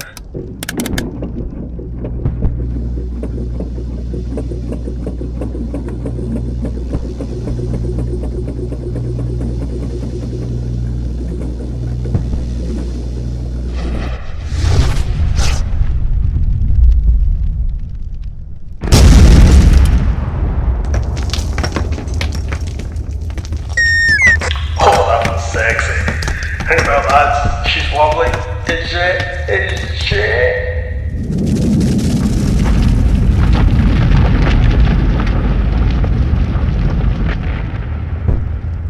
Brilliant. Fantastic. Fantastic. What was the name of that building, I wonder? In life, it was called the UNC Bank Building. Well, now it's rubbish. Oh dear, that's gonna burn all spring, that is. Did you see? It took out 4 other buildings. Good shooting, men. So, what say we have dinner brought up and we can watch the city burn over ham steaks and beer? I'll make it so. Incidentally, has there been any further contact from that civilian helicopter that radioed us yesterday? Now that you mention it, we haven't heard from the recon squad we sent out to the relocation point in Monroeville. Sergeant Fawkes. Yeah, you with the droopy face. Go ask the communications officer to check into our recon patrols and make sure they're all accounted for. It's nice to find living people to rescue. Shame they're journalists. I'm sure there are good people on the inside, sir. Ah, look at it burn, Mr. Grant. The kings of the earth, and the great men, and the rich men, and the chief captains, and the mighty men, and every bondman, men in tights, men without hearts, and every free man, hid themselves in the dens and in the rocks and the mountains, and said to the mountains and rocks, Fall on us, and hide us from the face of him that sitteth upon the throne, and from the wrath of the Lamb, for the great day of his wrath has come, and who shall be able to stand? See, Americans can't pull that off. You need a good English barrister voice, or the right brogue of a Scot to make it sound a proper menace. To properly convey the fear one might have of a lamb, any lamb, it requires a man with historical and personal knowledge of all things sheeply. Are you following me, Mr. Grant? Not so much, really. I was messaging the menu to the mess staff. Shall I have them raid the liquor warehouse for the men? Aye. How often does one get to legally burn the city to the ground? Have them all come up to the ridge and let's watch it in the sunset. Very good, sir. I'll order the men to begin raping and pillaging. Aye. We're no savages. Keep it to a mild pillaging. Of course, sir. Captain McGinnis. Yes, Corporal? HQ Toronto just went automatic. Their comm center shut down and went to recordings. Just like Victoria. Windsor's still live. For now. Any explanation from these blokes? They're being ordered back to Quebec, sir. Are they now? All 20,000 of them? Best estimates now is more like 5. Bloody hell. All units that can make it back to Montreal are ordered to do so. Everyone else is ordered to hold out until they come up with a new plan. Oh, that's great. Shall I fetch Captain Grant, sir? No, don't tell the men yet. Let's enjoy this victory for a moment, shall we? Aye, sir. I have a feeling it'll be our last feel-good moment for a while.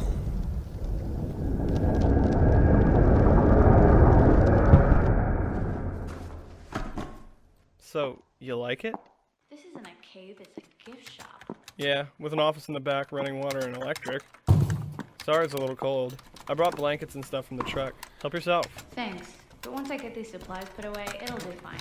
For a day or so. There's a lot of room in here. I recommend the office down the hall to the right. It's dark in the morning, but catches a nice breeze off the cave mouth. The door at the very end of the hall opens directly into the cave. It's padlocked on the outside. If everybody knows about this place, won't people come here and take refuge? Maybe, but a lot of people outside Wishwell still know about it. The place has been closed for 20 years. The county sometimes uses the cave to store stuff, road signs and cones and stuff. I saw. What are you doing? Dogberry brought some of the news crew's equipment up for us. He found this laptop. Looks like they tried to edit the footage they shot. They didn't get a lot done, but I found a lot of raw footage in the video folder. I've been meaning to ask you, you said this place has been closed for 20 years? Why does it look like people live here? Because Gray and I used to bring friends up here when we were kids. We still use it sometimes. Well, Gray and Caitlin do. That's why there's a hot plate and beanbag chairs. It looks like a little boy's treehouse. And nobody noticed all these years? If they did, they didn't care. What happens if the power grid goes down? We pull power from the hydroelectric plant upriver. It's supposed to be able to run automatically for years. But what if a power line goes down? We're screwed. There's a generator out back. I checked it earlier, and Gray must have been up here recently. Yeah, yuck. You get this room, Hicks. You might need a hose to clean it out. Wow! Ronnie, come here. You have to see this. That's Philadelphia. See City Hall? They're recording in the air. You look down and you think, wow, that's a lot of people. But then they zoom in right here and... They're dead. Walking dead. There must be thousands of them. all staggering around the Liberty Bell, swarming the streets. Every alley, every parking lot. The streets are jammed.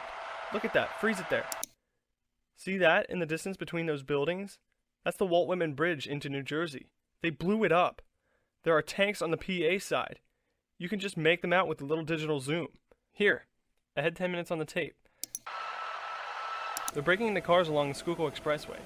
There's no way to pull off or escape. We jump to the King of Prussia Mall. That's an army roadblock, and the things are just pouring over it. Fast forward a little. Amish country. They're doing a low flyby. There's hundreds of them in the open fields. Check out the Amish. No guns, but they've got pitchforks, clubs, and they're using livestock to trample them. I guess no aggression doesn't extend to eaters, huh? Can you hear anything on the tape? Not here. The chopper noise drowns everything out until they land. Look here, they fly around Harrisburg. There's the Capitol Dome, and it looks like a big fire gutted most of the neighborhood along the river. The bridges are still intact. Highways cross the river twice, north and south. You can see the cars piled up. There's even a line of eaters on the train bridge. Check out the burning helicopter on that island baseball field. Looks like a Black Hawk. The capital of the state is empty, man. It's a ghost town. That sky looks ugly. Yeah, there's a storm coming in. What are they looking for? Just anyone, I guess. You'd think our leaders would be here working on what to do about this. They're heading for that rooftop landing pad. Best I can tell, they landed on the government building. You can see there's another helicopter off to the right of the second pad. There's the lady Dogberry kept talking about. Wow, she looks like hell. Let me play this at regular speed. This is Kara Hash from the state capitol in Harrisburg. For the past 18 hours, the GON-10 team has traveled across the state trying to collect images of this unique crisis. I'd hoped to bring you stories of human survival, triumph over the rising flood of adversity, but it appears that what few survivors are left have chosen to run and hide from the massive diseased monsters stalking the countryside. I can no longer reach our producers in Philadelphia, or indeed any news organization within range of our transmitters. From the sky, the menace sometimes looks manageable, but the eerie silence on all channels, civilian and military, is unnerving. Our armed guard, elite Black Claw security operatives, has kept the threat at bay, but as you can see around us, turn the camera down the street, Stephen. The sheer numbers would be overwhelming for an army of special forces. We are just 5, with limited arms and limited fuel. We'd hoped to encounter one of the many relocation stations referred to by the Federal Emergency Management Agency. Aside from the tattered camps scattered across the towns of south-central Pennsylvania, we've seen nothing of an organized military or civilian militia. The last sign of civilization fighting back was a single Apache helicopter, one engine smoking, unloading its machine guns into a downtown York office building. The story is the same from Philadelphia to Downingtown, to King of Prussia, Lancaster, Reading, and York, and here in Harrisburg. As I look to the west and the looming storm clouds, I see thousands of walking corpses along the western bank of the Susquehanna River, burning homes and toppled vehicles promising more of the same desolation and hopelessness between here and Pittsburgh. For GON 10 News, I'm Kara Hash. Okay, we're out. I can't believe there's nobody. I mean, where are the survivors? Did they get any fuel out of the other helicopter? Oh, that's gross. How long has she been in there? You mean dead?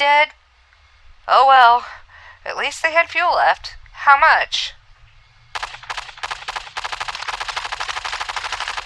Tape jumps, and for the next few minutes there's a lot of screaming, some gunfire, and the chopper engine revving up. You can't see anything until here. Is that the same rooftop? Yeah. See, there's another chopper. Looks like they opened up the roof access door. Man, there's so many eaters. They're shoving each other off the edges. Unreal. And that's what's coming for us? I guess they're going to migrate where the food is. Check out this video clip. It's a flyby dated 2 days ago. Look at all the live people. Good old PA hunters drinking and carrying on like it's a big old party. A day later, they're all gone. There's another tape labeled embargoed. I don't know what it means, but it's just these long shots of a city burning and army types using flamethrowers on everybody, living and dead. Here's the last bit I watched. It's the lady again. I don't know where they are, but they look awful. I don't know, Ken. What do you want to do? Fly into downtown Pittsburgh, land, and start yelling into a bullhorn? Great idea. That'll work. Maybe this rain will wash them all into the sewer. I don't know. Alright, we're wasting battery power here. Ready, Steve? Ahem. It's 2 in the morning, and yet our adversary does not sleep. We are sequestered for the moment on the roof of a galleria in Monroeville, Pennsylvania, just outside Pittsburgh. The scene is much like everywhere else, as thousands of savage, aggressive beasts mob the parking lot. This was the scene of a massive evacuation less than 72 hours ago. As you can see, the rooftop is cluttered with discarded luggage and items prohibited by officials who allowed people only the clothes on their back. Among the trunks and suitcases, we find picture frames, a teddy bear, even a bag with powdered baby formula, and a change of diapers. Our attempts to locate survivors have once again met with only the sound of unearthly hunger and animal desperation from behind doors welded shut by officials prior to departure. We were encouraged this evening by a radio transmission originating from something called the United Nations Expeditionary Command in Toronto, Canada, claiming their forces have landed in Erie, Pennsylvania, and that they have secured the city with a force of over 5,000 infantry and 800 tanks and armored carriers. Our excitement is tempered by the fact that this message is automated, and no one from UNZHQ has responded to our transmissions. We'll consider the great historical significance of this event once we have a chance to confirm that this signal is more than just the ghost of good intentions. This is Kara Hash, south of Pittsburgh, Pennsylvania, with United Nations NDD forces. With me is Captain Neil McGinnis of the United Nations Necroambulate Disposal Detail, leader of one of 3 United Nations teams currently operating on American soil. Captain McGinnis, what precisely is your mission? Kara, as a multinational force, our job really is to assist civilian refugees by escorting convoys out of major metropolitan areas to American security relocation centres. We are not here to move anyone by force or establish any base of operation. We are under the ultimate direction of the American Armed Forces, so please don't shoot us. We're here to help. How many of you are there? We managed to round up about 45,000 troops from around the world and divided them up between our command centres in Canada. My team is a mechanised police and defence force of about 2,000. We're engineers, police, medics, and that lot, surrounded by tons of armour and a lot of big men with big guns. I take my orders from Toronto, and my every move is watched by my American Police Commandant, Captain Grant, of your United States Armed Forces. How have people reacted to your presence so far? You have a town called Erie, named for the lake. When people saw us landing on the docks and setting up a perimeter, I think they were glad to see us. A few people were a bit confused and took shots at us. But on a whole, when we started mowing down rotters and eaters, they took a liking to our blue berets. We've had some communications issues where some of our military police aren't exactly fluent in English. We are a multinational force after all. But we're pretty sure all the rotters and eaters and biters hate us equally. There's talk that the Eastern Front has fallen, and these things have reached out of New York and Boston all the way into Scranton and south to Philadelphia. I'm not what you Americans would call a big picture kind of guy. I'll tell you that last week we led a 100-vehicle caravan from a place called Pinochle to the relocation camp in Monroeville. That's our job. Help civilians stay safe. I'll let your National Guard and reserves focus on the bigger battle, if you don't mind. What's next for you? Lots of people looking to get out of Pittsburgh, I understand. How about you lot? Monroeville sounds like the next big story. Any last words for people riding out the crisis? Well, I wish I could tell you it'll be over soon. I wish I could say we're on the road to victory. If anything, if you could hear me, I would ask that all of you hold on, stand your ground, fight. We're not licked yet. As long as we stand together, use our heads, we can get through this. Thank you, Captain. Kara Hash, Gone 10 News. We're clear. Captain, transport truck overturned in one of the turnpike tunnels. We've got eaters, hundreds of them, blocking the east-west supply route. Bugger. Mustache, Miss Hash. Keep yourselves safe. Wonder where those glorious bastards are now. We could use them. What is that chirping? Oh, that's our radio. Quick, grab it. Whose radio? Here, gimme. Gray, is that you? Hicks. How are you? I thought you'd be up at our little hiding place. You okay, man? Oh, yeah.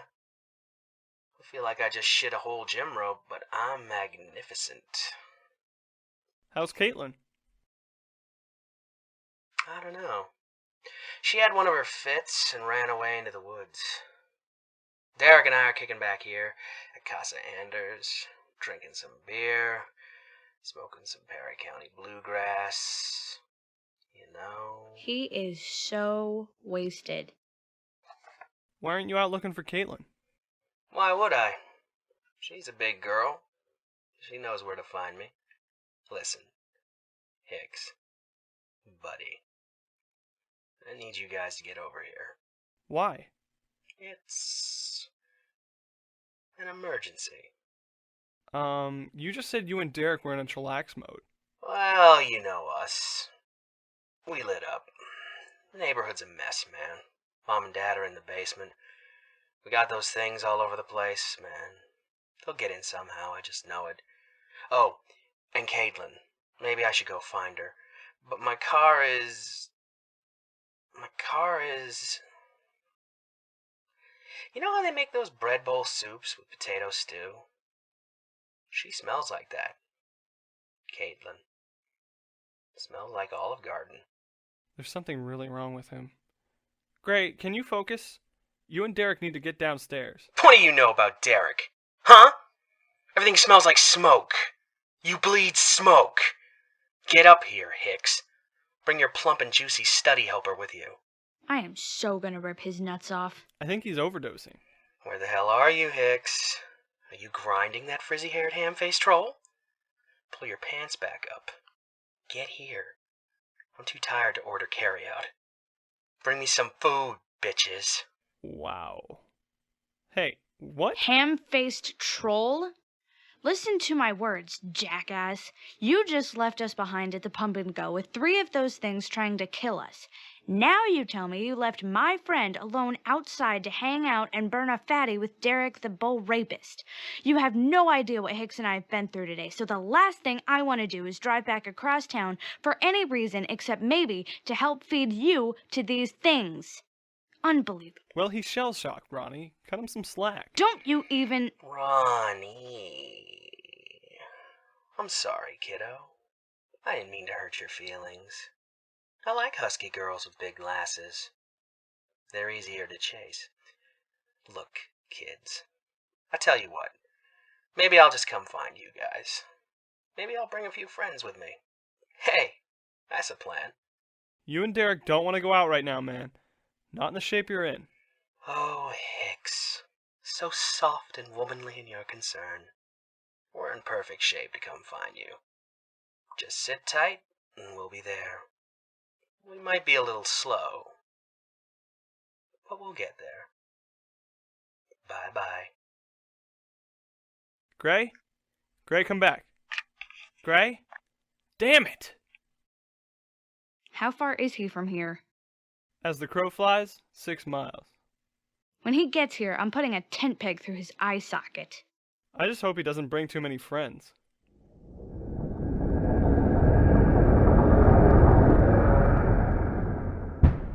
Thank you, General. Good luck to you too, sir. Well then, that's it. How are the generals today? Oh, it's a bloody mess, Captain. How's the line?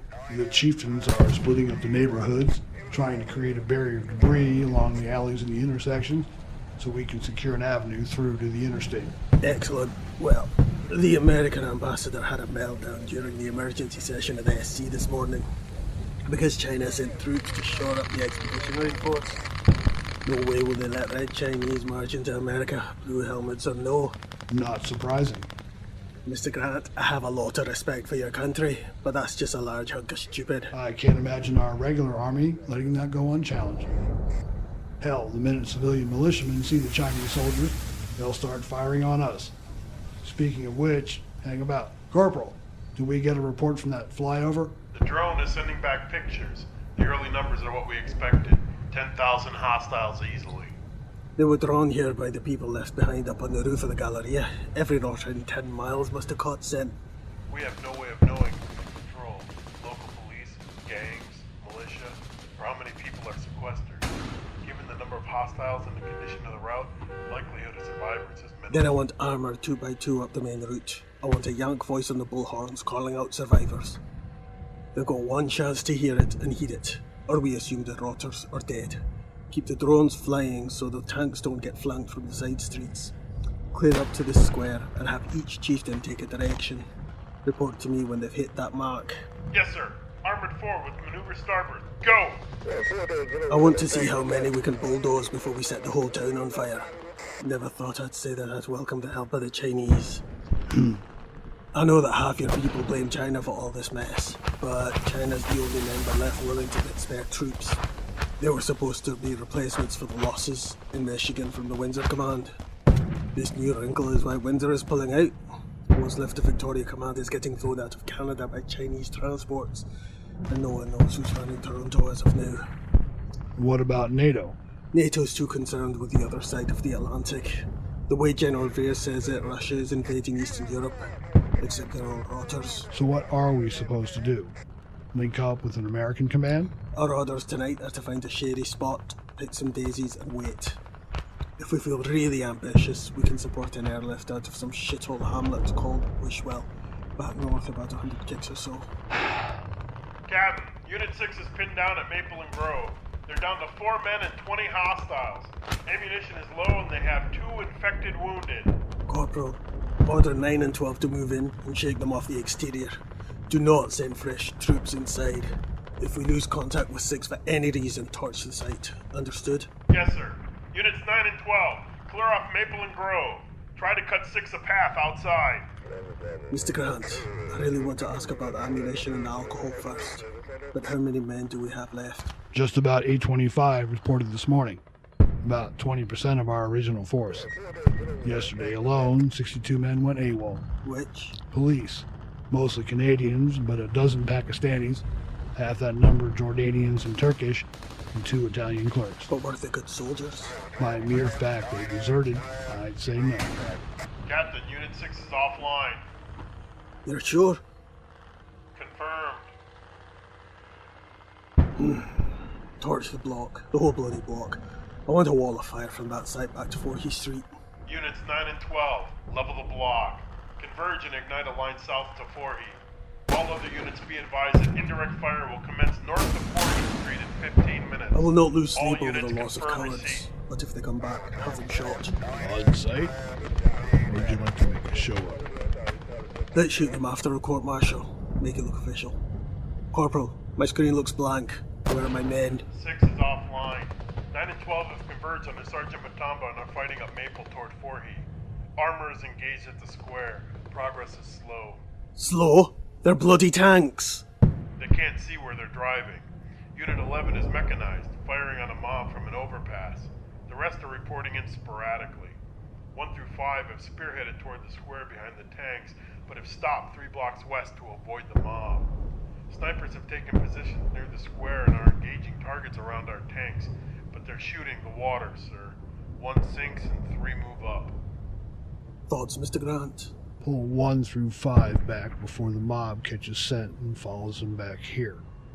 If we move 7 and 8 to the outside with their heavy arms, it would take too long to reset them. The mob would be on them before they got off a shot.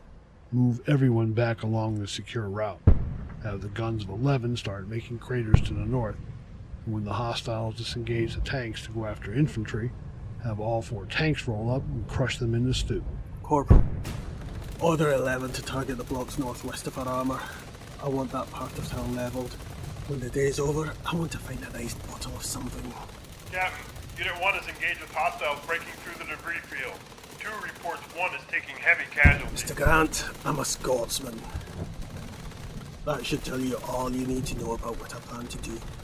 You're gonna fix the warp engines and get us the hell out of Klingon space? Ha! Listen to you and your cheeky goodness. I like it. I do that under stress. We take to the Highlands, create a defensible position among the flora and fauna, and then wait orders. While we wait, we crush anything that comes at us. Sound like a plan? Oh, it's the Americans. Grant, you speak their language. Take the call. Yes, sir. UNXP Command, Captain Grant. Yes, Colonel. That whole area is about to get real toasty, sir. We're heading east and then north along the... Yes, sir? Now? How long? Whiskey, Tango, Foxtrot. Well, fuck a doodle-doo. What's the word? Pull all our men back to 471, south, and do not stop. Corporal, full back, double time, tanks and all. Inbound. What's going on? The Air Force had no idea we were here. We are right in the middle of their cabbage patch. How long? 5 minutes, tops. He's sending the grid to our comm center right now. Fucking nice timing of him. Corporal, order everyone, double time, back now. Crush anything in the way. Done. They've acknowledged. We've got one tank stuck on Vine Street. Units 9 and 4 report being detained by hostiles. 9 cannot disengage. 1 and 3 are not reporting in. Bugger all. Grant, get Captain America back on the phone and tell him we... Oh, hell.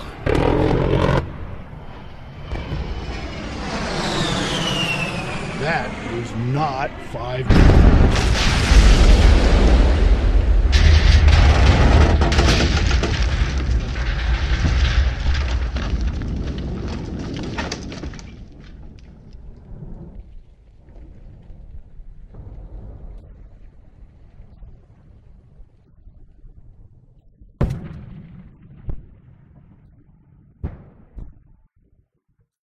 HG World, you've got a hunger for what you see.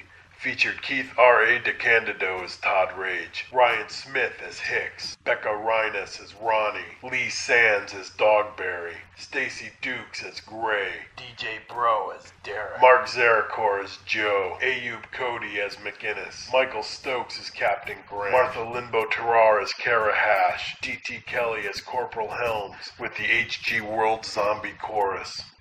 The episode was written and directed by Jay Smith.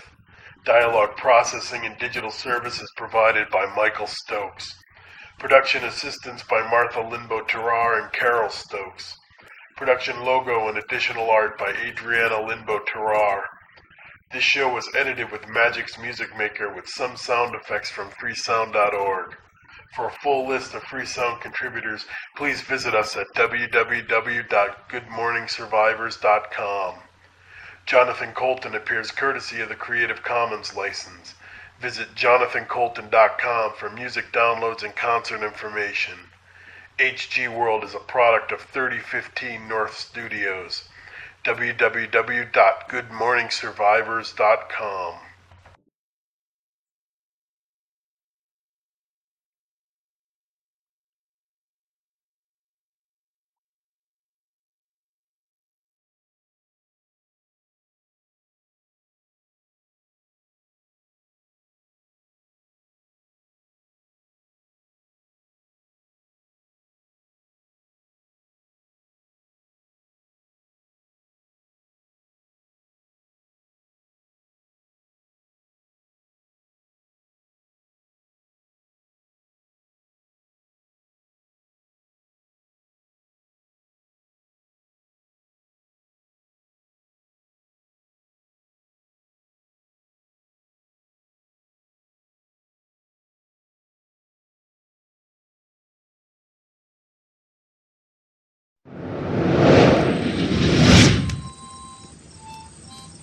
I got one for you, David.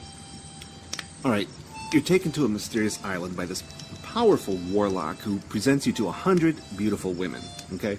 He says, you may have as many of these women to do with as you please, but one of them carries an infection that will kill you in 24 hours.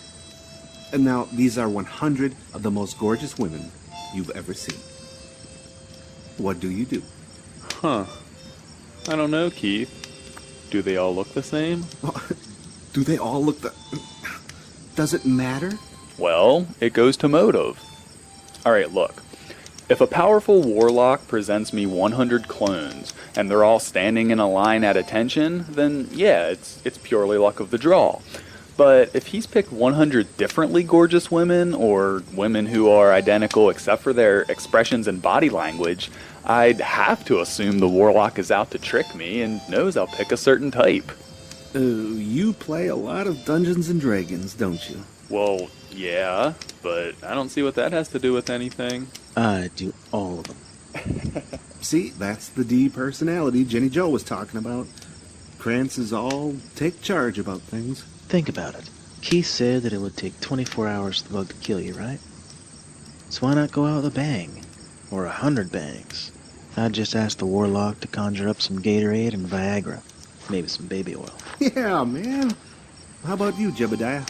Don't include me on this. Oh, come on now, man. We're all part of the same team. We got nothing else to do up here except look at the rotters down on the ground. Yeah, come on, Jebbers. Show us Yeah, what you got. come on.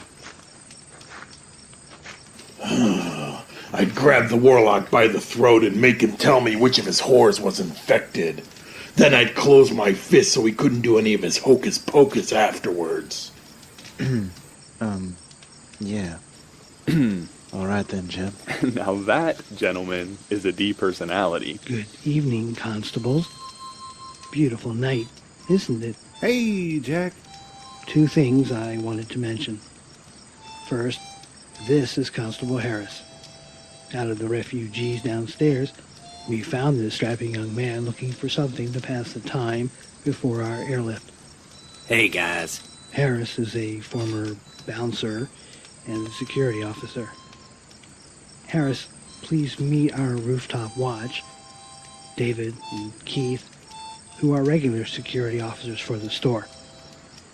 Constable Krantz and Constable Jebediah were among the people who took refuge here and offered to help keep the other refugees safe and orderly. Hey man, welcome. Pull up a paint bucket and join us. There are 4 walls. Why are the 4 of you only watching one? Well, once we figured out they can't climb or use tools, we thought we'd keep a watch on the road leading up from Main Street. Good observation, but we got refugees out there who might try to gain access on the far side. It's what I'd do if I were desperate to get my family out of the scary darkness. Yeah, we got that covered. Constable James is over there, somewhere on the other side of the solar collector, hiding like a ninja. Oh, I see. So, one thing I wanted to ask, what's with the whole constable thing? I'm just Harris, you know? We call our security people constables because they are like the neighborhood watchman or beat cop. They make sure all the secure doors are secure, watch for shoplifting, and keep an eye on things. In this emergency, with all the walking corpses. Yes, them walking about, it is important more than before that we keep watch over our customers. Customers, Jack? You're still thinking like it's the mid-spring super sale down there. This is Hurricane Zombie, the Cat 5 shitstorm. Any word on the airlift out of here? The longer we wait, the more this place will start looking like the Superdome. That's the other thing I wanted to mention. This is considered security only. Tomorrow afternoon, we'll be shutting down. What? There are camps outside up in the hills made up of the people we turned away at sundown. When they come back, they'll have to clear all the things from the steel shutters before we open them. Here's the thing.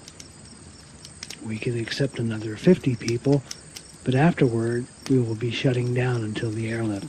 Jack, I may have missed a meeting, but last I heard there were 300 people camping in the hills out there expecting to get inside. Probably more by tomorrow. So? It's getting crowded down in there. But the army will lift us out of here, right? David, we have no idea how many helicopters they'll be sending.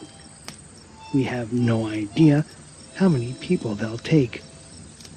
The more people inside here, The harder your job will be when... Wait a minute. You mean you think they ain't gonna take everybody? Listen. Listen. We need to focus. In the morning, Constables James and Frank will open the shutters and hand out tickets to the first 50 people at the south entrance. This will only happen once the things are cleared away. We've learned that many of these people are armed. This will help clear the things, but will pose a threat to us when we cut off the line. I don't get it. Why don't we just keep the doors shut then? We're asking for trouble if we do this. Well, it isn't your choice to make, is it, Constable? Tomorrow morning, we'll be handing out weapons, rifles, and handguns to use as necessary. Whoa! I can't believe the army, our army, would leave people behind. I can't believe we're going to lock people out. There's kids out there. And old people, sick people. I don't care. I stepped up to help out, so I'm getting out of here. I don't care. The whirly-birds ain't gonna save everybody. They're gonna pick the people they want. Doctors, soldiers, brainiacs. Ain't that right, Jack? The army had you do a manifest of everybody in the site. That's need to know, Jebediah. I don't know how you came to know it. Jack, I was bluffing, but thanks for the confirmation. See, Davy boy, that's how your army works. Every day we wait, more people are going to show up. The radio keeps saying this is a safe house. If we lock them out, they'll be stuck out there. I can see most of them camping for a few nights, maybe, but you saw those people out there. They won't survive very long without help. They're gonna keep showing up even after the airlift. The emergency alert is a fucking recording and ain't been changed in a week. Okay, people, that's enough. Worst case, if the people inside this warehouse think there's some kind of lottery or they might be left behind, they'll riot. And guess who's gonna have to start putting down friends and neighbors? Us! So my advice is to keep it cool, keep it friendly, and shut the hell up until a chopper or choppers get here. Well said, Constable Harris. So, tomorrow, Constable Frank will lead the inspection and admission process. You all know the drill. Any sign of infection means no admission. Jenny, Joe, and Ruby will help inspect the women and children for bites or signs they're sick. Everyone will inspect for contraband, so I want everyone to look sharp and remember the HG World 4 S's of service. Smiles, selection, safety, and speed. You betcha, Jack. In the morning, about 0600, you'll all report to me or Frank. Constable Frank. So I suggest you all get some sleep. Hey, whoa, no offense there, big guy, but you're the new guy. Why are you suddenly in charge? Work experience. You may not be aware, but Mr. Harris has... My boy hasn't stopped crying for the 3 days we've been on the road. My wife is so stressed she hasn't slept since Charlotte. She's gnawed her nails to the skin, and frankly, the only reason I'm not down there with him is because I want to make sure we all get through tomorrow alive. So if any of you want to get up off your paint buckets and come up with a better plan, I'll head back downstairs. Wow, man. I'm sorry I spoke. Look, I'm a prepare for the worst, hope for the best kind of guy. And I'm sure you're all aware of the potential for violence and bloodshed tomorrow. So we have to keep it calm, keep it orderly. David, you got a face that at least looks like I can trust you. And that's what the people need to see tomorrow. So you're on the admissions team. I'll need you downstairs in the morning. Keith, I'll need you downstairs on inspections. Krantz, I understand you're a good shot. I used to bullseye womp rats in my T-16 back home. I have no idea what that means. But I assume it means you're a good shot. So stay up here with Jebediah. Hey, if I get a rifle, I'm good. I'll be up here monitoring the crowd. And the constables. And keeping in contact with admissions. If it looks like things could get ugly, we'll drop the shutters once they're down tomorrow. I understand they will not come up again until this is all over, so we need to keep it under control. Well, it was nice meeting you guys. And see you when the cock crows. Ooh, I must be tired. I didn't go for the obvious joke. Great. I'm up here on watch tonight, and I get the morning shift. Stop whining. Hey, Keith, why'd you tell him James was up here? You know he left an hour ago. If I didn't, one of us would have to take a walk around the roof. So? You scared? Nope, just lazy. Hey, there's refugees out there with grappling hooks or, I don't know, jetpacks to get up here. I say give them a handshake and they can take my watch tomorrow. And if those things down there can climb the walls or the tall fence, I think we're screwed anyway. Bunch of heroes you all are. I'm sure I'll feel bad about that after I get a good night's sleep tonight. Dick. Ooh, hey, here's one. All right. It's a variation on the last question. What if it was the same island, same warlock, but all the women were dressed like different superheroines? Which one would you do? Didn't we just go over this? It's a trap. Just assume it's not, okay? Pretend you don't know one is infected. I'm thinking of the one that is infected. You get to guess. Well, I can't now, can I? It's gone from a matter of preference to a test of perceptions. Alright, I can't take no more of this. I'm gonna go take a piss off the roof. Come on, David. It's a team sharing exercise like the ones Jenny Joe's been making us do. Fine. Any superheroine? Yeah. Okay. Yakita Wagner. Who? Kita Wagner from the Planetary comics. I give up. Anybody got any booze?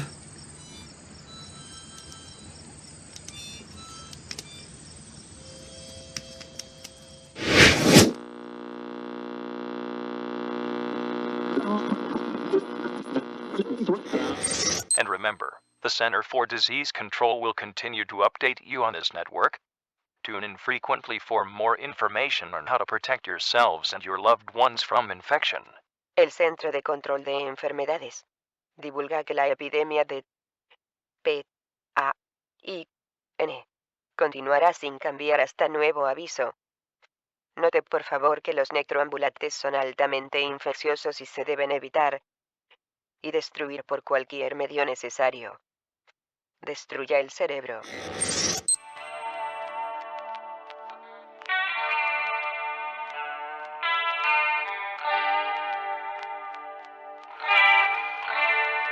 Good morning, survivors.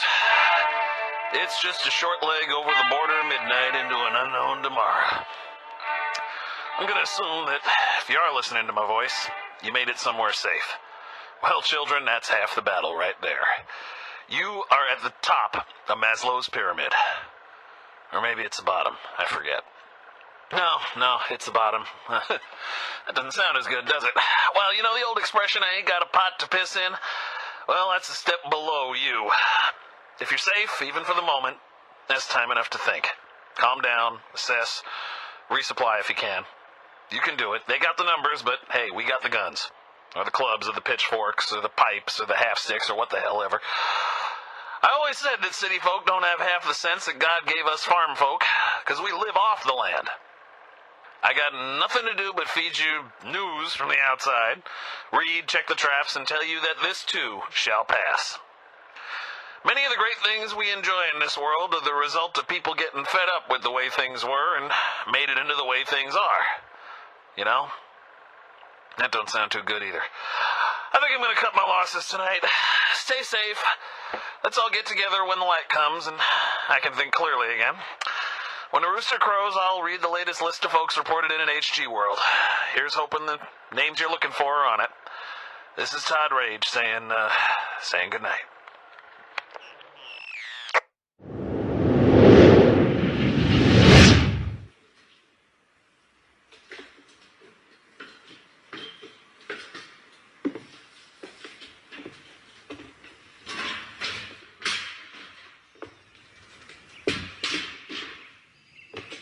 Good morning, sleepyhead. What are you doing up here? No offense, it smells kind of funky down in the office, and I wasn't ready to go walking around outside alone. Still, I can see why you guys used to camp up here. It has a great view of the valley. Oh, you're a goddess. You made coffee. Yeah, take the pot. I can't drink it. Well, I'm glad you thought to raid Ike's fridge before we ran out of there. Poor Ike. He did everything but load up the truck for us. He had bags of stuff gathered up to get out of town. Ammo, guns, food. They got him on the neck, and that was it. And you can't thank Gray for bringing up that hot plate last summer. Man, I didn't realize how tired I was. What time is it? About 9. Did you sleep at all? Not a wink. That black cloud down there. That's Wishwell burning, isn't it? I think so. Hicks? Yeah, Ron? I want to try and get to my folks' house today. Ugh, Ronnie. Todd Rage read a list of all the people at HG World this morning, and my folks aren't on it. How about mine? But I found another one of those two-way radios, and I thought maybe I could leave it at my house in case, Yeah, I know. Did the helicopter ever come for the folks at HG World? Rage said there's no news. There was a disturbance there this morning. What kind of disturbance? Dunno. Rage was on CB with someone inside the warehouse when there was gunfire and they had to shut the gates. It's been quiet since then. Anything more from Gray? No, I kept that radio off. I don't need his shit. Some people just respond badly under stress. What? The look I'm giving you right now? Get to know it. It's the one that means you've just said something incredibly stupid. Index it, Hicks. No, but I mean, before all this, his parents are dicks. He never gets to... Hicks? He left us to die. He left Caitlin to die. Look, I don't want to talk about it. I want to see how this is playing out down there. I'm seeing campfires up near HG World. I think there's people down there. You haven't seen any coming up the road? No. I did hear gunshots from up in those woods. I figure that's Joe and Dogberry out hunting.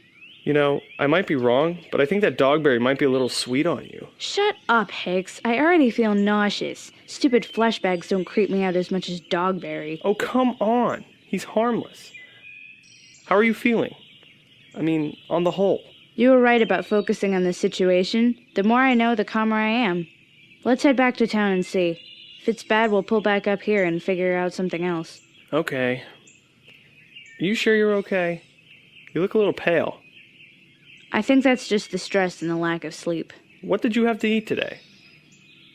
I made a turkey sandwich with the stuff in the cooler.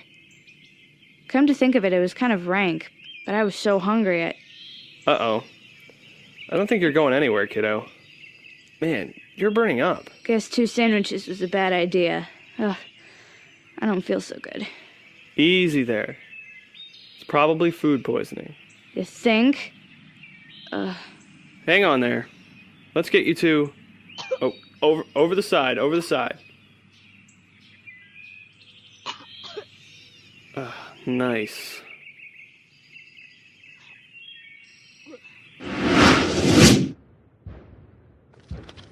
Captain Grant. Over here. What's our status? We've got one chieftain operational. The rest are scrap. The good news is we've got enough rolling metal to transport the men we do have left who are fit for duty. And the bad news is that we're traveling light, yeah? Bad news is we've got about 32 walking wounded, and at least a dozen are hurt so bad they can't be moved. Worse, about 30 civilians showed up asking for protection. They've been looking for shelter since those planes leveled this town. Everyone's holed up back at the high school, but there's so much blood and gore that every eater within 50 miles is staggering toward us. Sir, I have no idea how we're going to get these boys and girls out of here. No chance of evac? No way, no how. Where's that idiot general who can't tell time or judge distance? I just got off the phone with him. He wanted me to express his sincere apologies. Did he? Well, that's lovely. We don't have the equipment or supplies to deal with this. We've got 2 medics and 2 civilian doctors we picked up on the road. The reality is that when these boys start to slip away, we're going to have a bigger problem on our hands. The civilian doctors are not going to like the PROAC protocol. Not a fan myself, Grant. We move them, they die. We leave them, they die. We can't stop it. But if we do this in front of the men, we might have a revolt on our hands. Aye, the perils of command. And that's an excellent segue into the other bit of news I have. Congratulations on your promotion. Excuse me? UN command in Quebec is consolidating in Montreal. You've been field bumped to general. I'm RAF, mate. You mean Air Marshal? I don't know what I mean. They just said that any stray blue bonnets are ordered to report to you as senior UN commander south of the 49th parallel. They refer to you as General.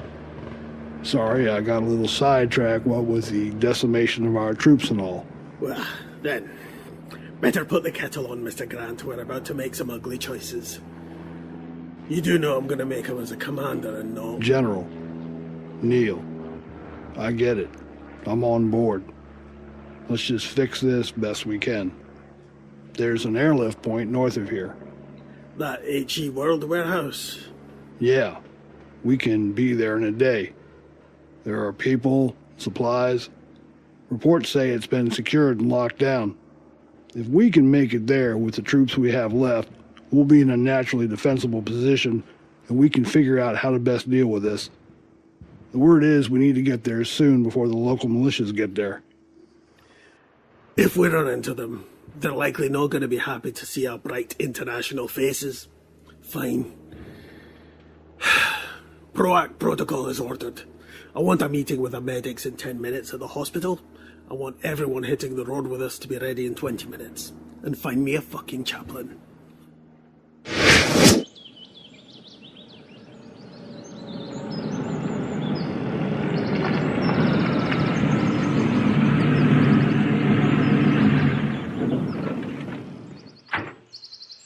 Well, so here he is.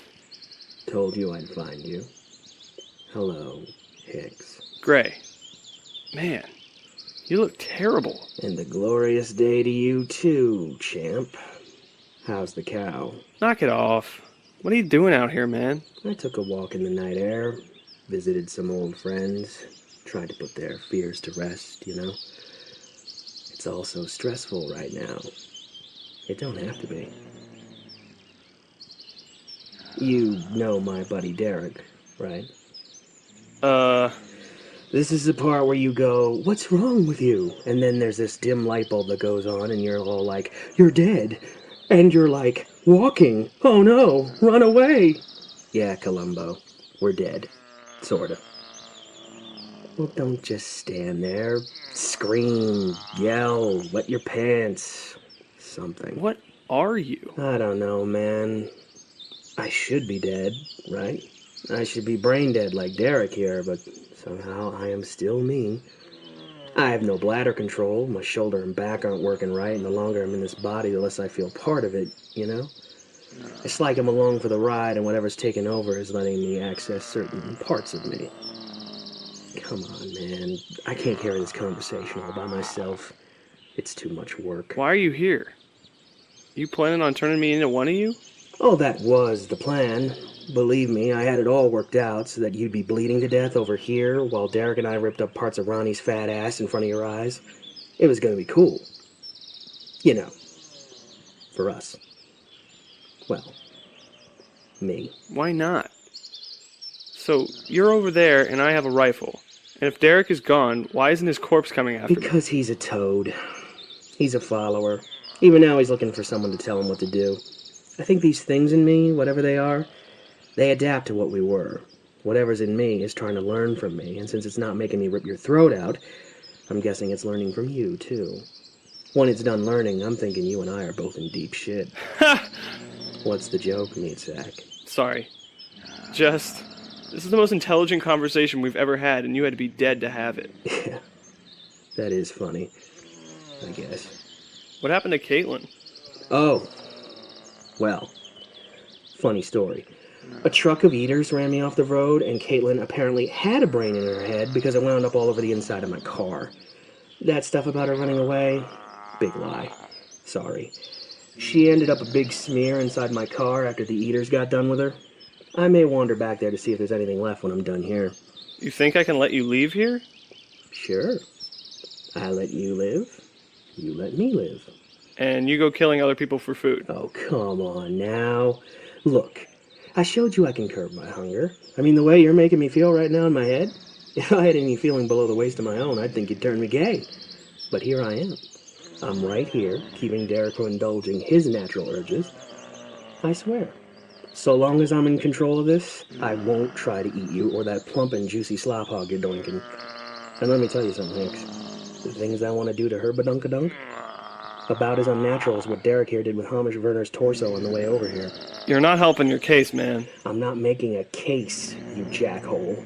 I'm telling you, this is how it is. I'm putting in a good word for you with the boss inside my head. You don't understand. I tried to eat bugs on the way here. I chewed on leaves and wood and experimented gnawing on a dead bird. Some things I just can't control, Hicks. It wanted to find you, so it pulled that knowledge out of my head, and we walked all night, branches catching at my clothes, tearing open my skin. I got thorn bush sticking through my pants, man. It's nasty. I'm sorry, man. Can I talk to what's in there? Only through me, Hicks. You know what this is, man? You know? It's first contact. It's fucking first contact between species. It wants to know you. It wants to understand you. If it wants to understand that I'll pulp Derek's head, Derek, fine. wait. Derek, I command you to stop. Stop! Wow. That was disappointing. I guess his hunger got the best of him. Yeah, well, there's more like him all over these woods. They are going to eat everyone. Maybe if they understand us better, I don't know. We can turn them loose on an old folks' home or a hospice. Maybe send them to eat third world countries and cull the herd a little, huh? Ugh. Oh, man. What the hell is going on in your stomach? Intestinal parasites. They've been trying to jump ship ever since I died. Some came out the old Jiminy Cricket. Others took the Hershey Expressway, and the rest are digging through my remains to get out. The virus, bug, whatever, is driving everything out. Listen, man, I am so cold. I have to force myself to blink. See? It takes effort, but it's raw. My sockets are dried up, and it's like I'm scraping sawdust over my eyeballs. I'm sorry, man. I really am. It hurts, man. It just hurts. There's blood coating my sinuses and throat. I want to cough it out, but I can't. Losing control over... feel everything. Hey. Hicks? Yeah, man? You want to shoot some paintballs? Sorry, man. Can't stay. Why not? I got a keg in the basement.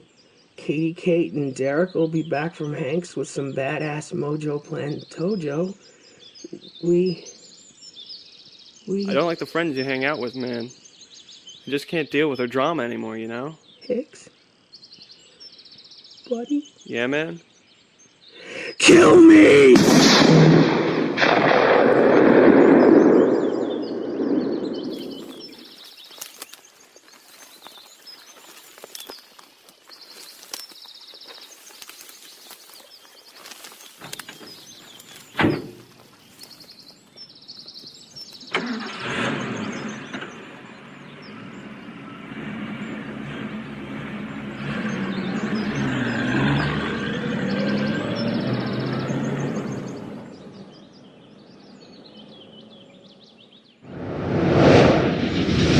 HG World will continue in a moment. Okay, guys, I found him. John, what are you doing? I'm just playing around with some of the features on my editing program.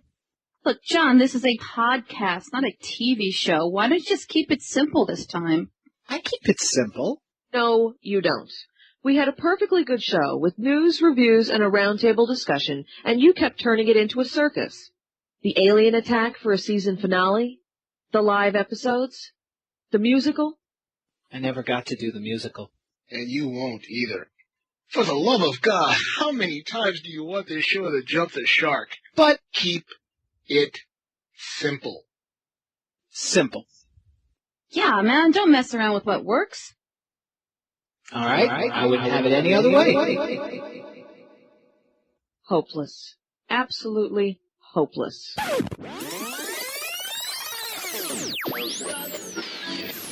The Chronic Rift is a podcast based on the popular New York public access television show of the 90s. We deliver news, reviews, and interviews while discussing the latest in science fiction, fantasy, horror, and comic art. For bios, blogs, podcast archive, and general information, visit us on the web at chronicrift.com. The Chronic Rift is a Lucky Shot production.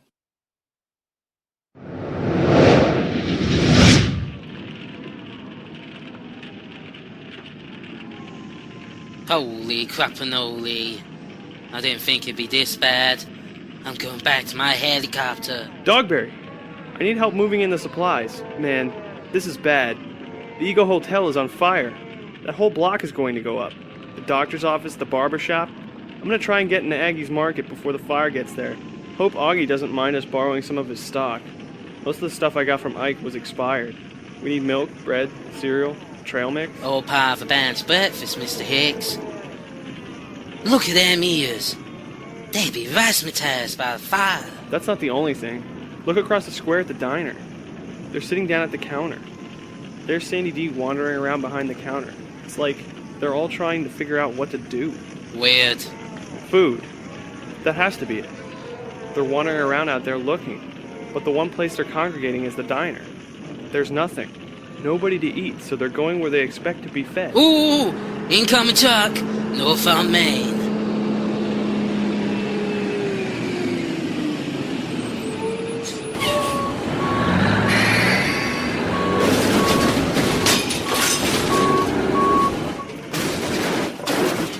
Ouchies! I hope he has his accident forgiveness.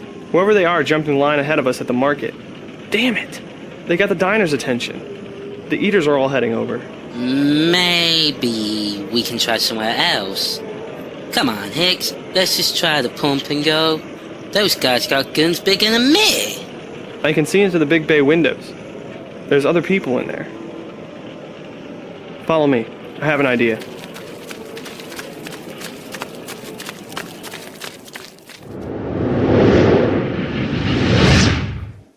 You, Pimples. Yeah, take Hefty there and fill these carts with canned goods. Just calm down. Look, gentlemen, you can have anything you want. We've been stuck here since yesterday. We just want to get home to our families. Oh, you think you'll get through that mob out there? I ain't getting back on the road until the truck is loaded up. And you better hurry because it looks like either those things out there will get in or the fire up the block will. Fine, then let me help. Let everyone else go. You aren't in charge here, old man. Do what we say and we'll drive you out of here. If you don't, we'll drive the truck out the hole we made in the wall and let every deadhead inside. You can fight them off with mops and ant spray. Come on at me, boy. Hustle, Hefty. Earn your right out of here. They'll eat everything on you but your inhaler. Okay, we need first aid stuff, bug repellent, beer. This is Pennsylvania. We don't sell beer in grocery stores. What? You're kidding. I know. Everybody says that. Gotta go to a bar or something. Crap. No whiskey? State liquor store, man. I know. It's so inconvenient. Shelly, help the boys load up. Take another car. With that many of them out there, I don't think those front windows will hold up much longer. My God. It's like the whole town's out there. Focus, man. Listen, we got 8 hours to get to the compound before they lock us out. It's a 6-hour drive on a good day, so we gotta hustle. You wanna take the girl? What, to the compound? Think she'd go if I asked her? You have a rifle. All you gotta do is point it, and the question mark becomes an exclamation point. Exclamation point. Whatever. Here you go, boys. I have some big thick steaks up here packed in ice if you want them. Bottled water right here. You're really helpful, old man. You see that? Kept us cool even after I yelled at him. You can't get that from a Wally Mart, you know? They treat you like they're doing you a favor. Hell, I like this small town. We might come back through antiquing when this is all over. Yeah, there was a nice shop up the road. We picked out a nice Amish end table and a rocking chair. Only cost us 2 bullets and 10 minutes off our travel time. Yeah, great bargain. Anyway, we'll be on our way then. Thanks, kids, for helping with the load-up. You said you'd take us with you. Yeah, we did. We lied. Really sorry about that. Fine. We'll take care of ourselves. Please, just go. Can I just take the girl? What? It was your idea, man. I guess we can. I mean, I really didn't think they'd hustle. That's another thing you don't get in the big chain stores. Look at how well they pack that stuff. Great job, guys. Okay. We got a problem. What's that? We backed the truck through the window up to the cab. We got out and came through the door. Oh, no. There weren't that many dead heads out there then, with all the stuff in the truck bed. You know, I told you we sucked at this whole thing. Old man! The name's Augie. Isn't that adorable? Nice to meet you, Augie. We have a problem. Your problem's my problem. You see that? Oh, man, this is just... Wow. That's what the world needs, man. More... Ed. Okay, hotshot. Drop the rifle, please. Let's keep it cool and simple. Boys, did you collect the rifles? You shot Ed? Yeah. Now, boys, you take Shelley here into the stock room. The delivery van is on the loading dock. Keys are in my office. Raise the gate and go into the van through the back. I'll be with you presently, and we'll head on up to H.G. World. Can I go with you? Well, sir, that depends. Will you be putting today's purchase on your August market shopping cart? You realize, if you shoot me, your scattergun will break that window behind me. Probably. So I should just walk the barrel right up to your chest, like this. So, how does this end, Augie?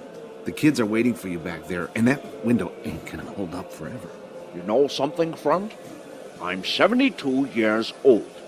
I've lived a clean life, went to church every Sunday, lost my wife to a heart attack while I was busy here stocking shelves. Really sorry about that, Augie.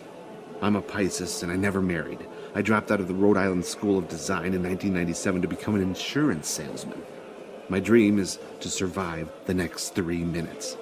Now that we know one another, do you want to kiss, dance, or get the fuck out of Dodge?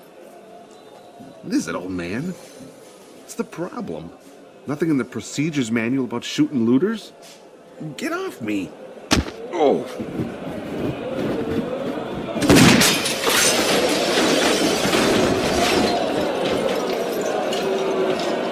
Oh, that just sucks.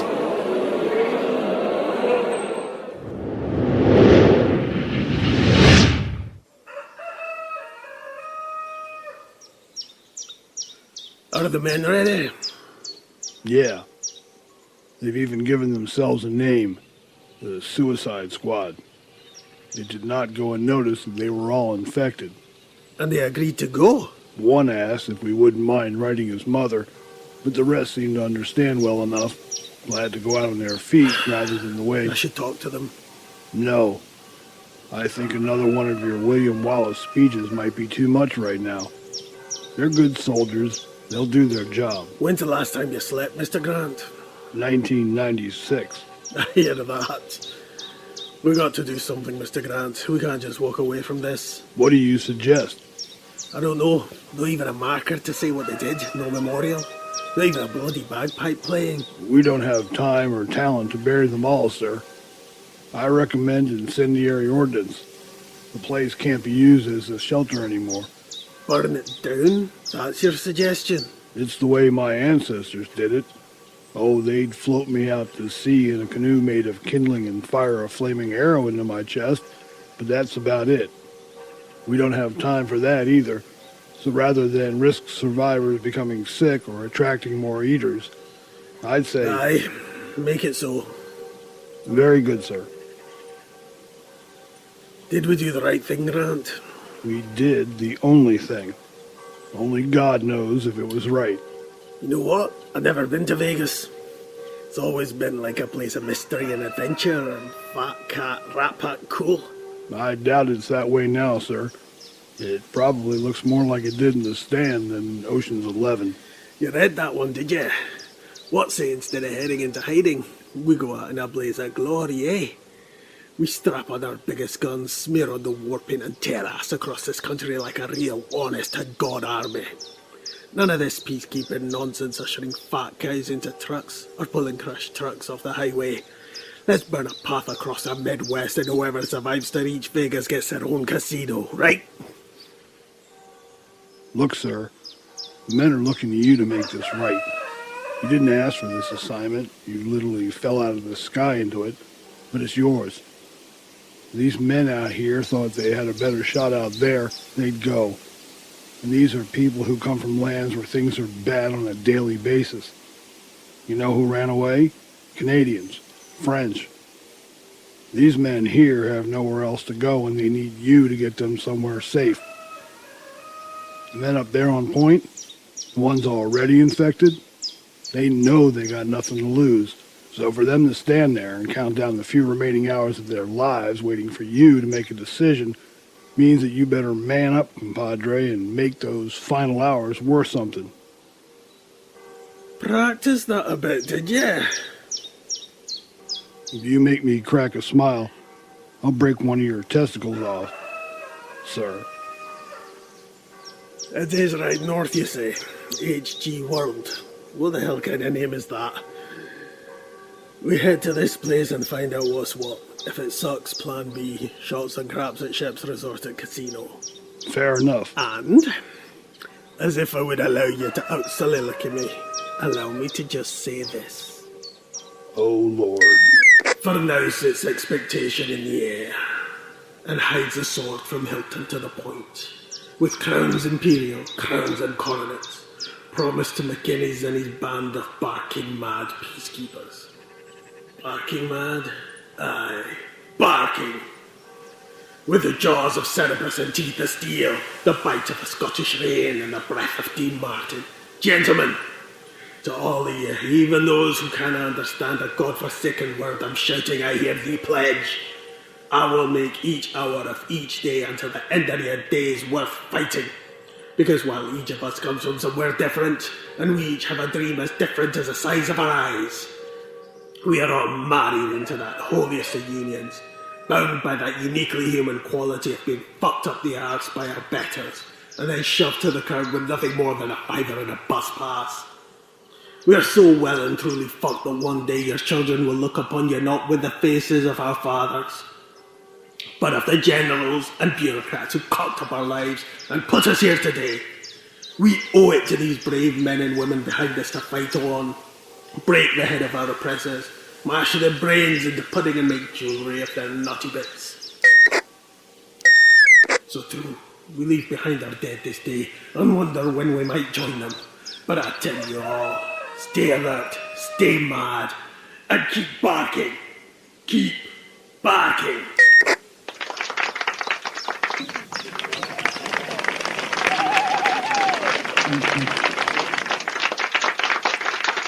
See that?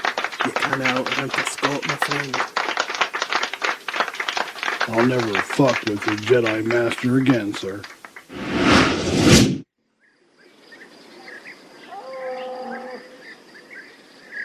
Are you there, God?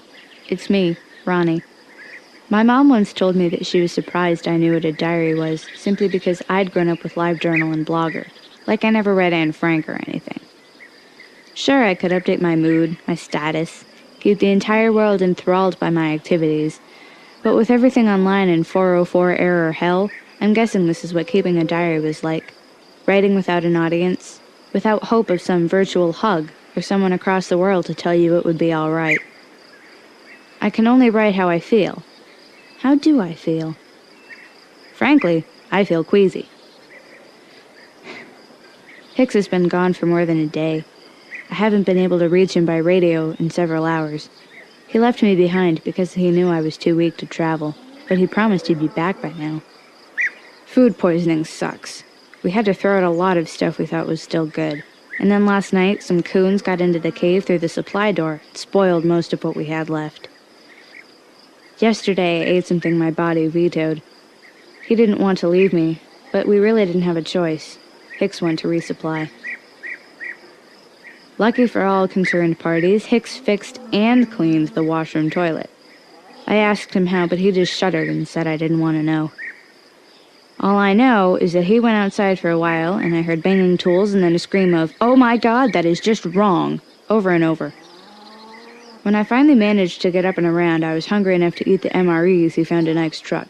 But guess what? The stupid dork left me a case of canned pescadillos. I don't even know where he got them. When I was sick, my mom used to heat up a can of this stuff when I started feeling better. He's a sick puppy, but he's taking good care of me.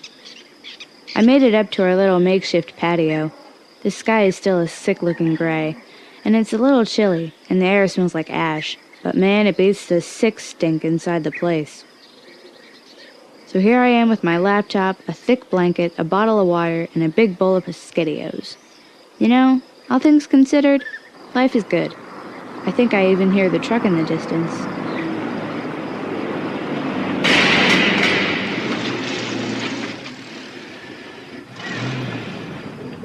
Veronica Jelani. Ronnie, are you up there? Oh shit, I didn't bring up a gun. Who are you? Stay where you are and I won't blow your effing face off. Don't shoot, I'm unarmed. You smashed our gate. I didn't have a key, and listen, my name is Pastor Dawkins, and Hicks is hurt. I need to bring him inside. Hicks? Hicks?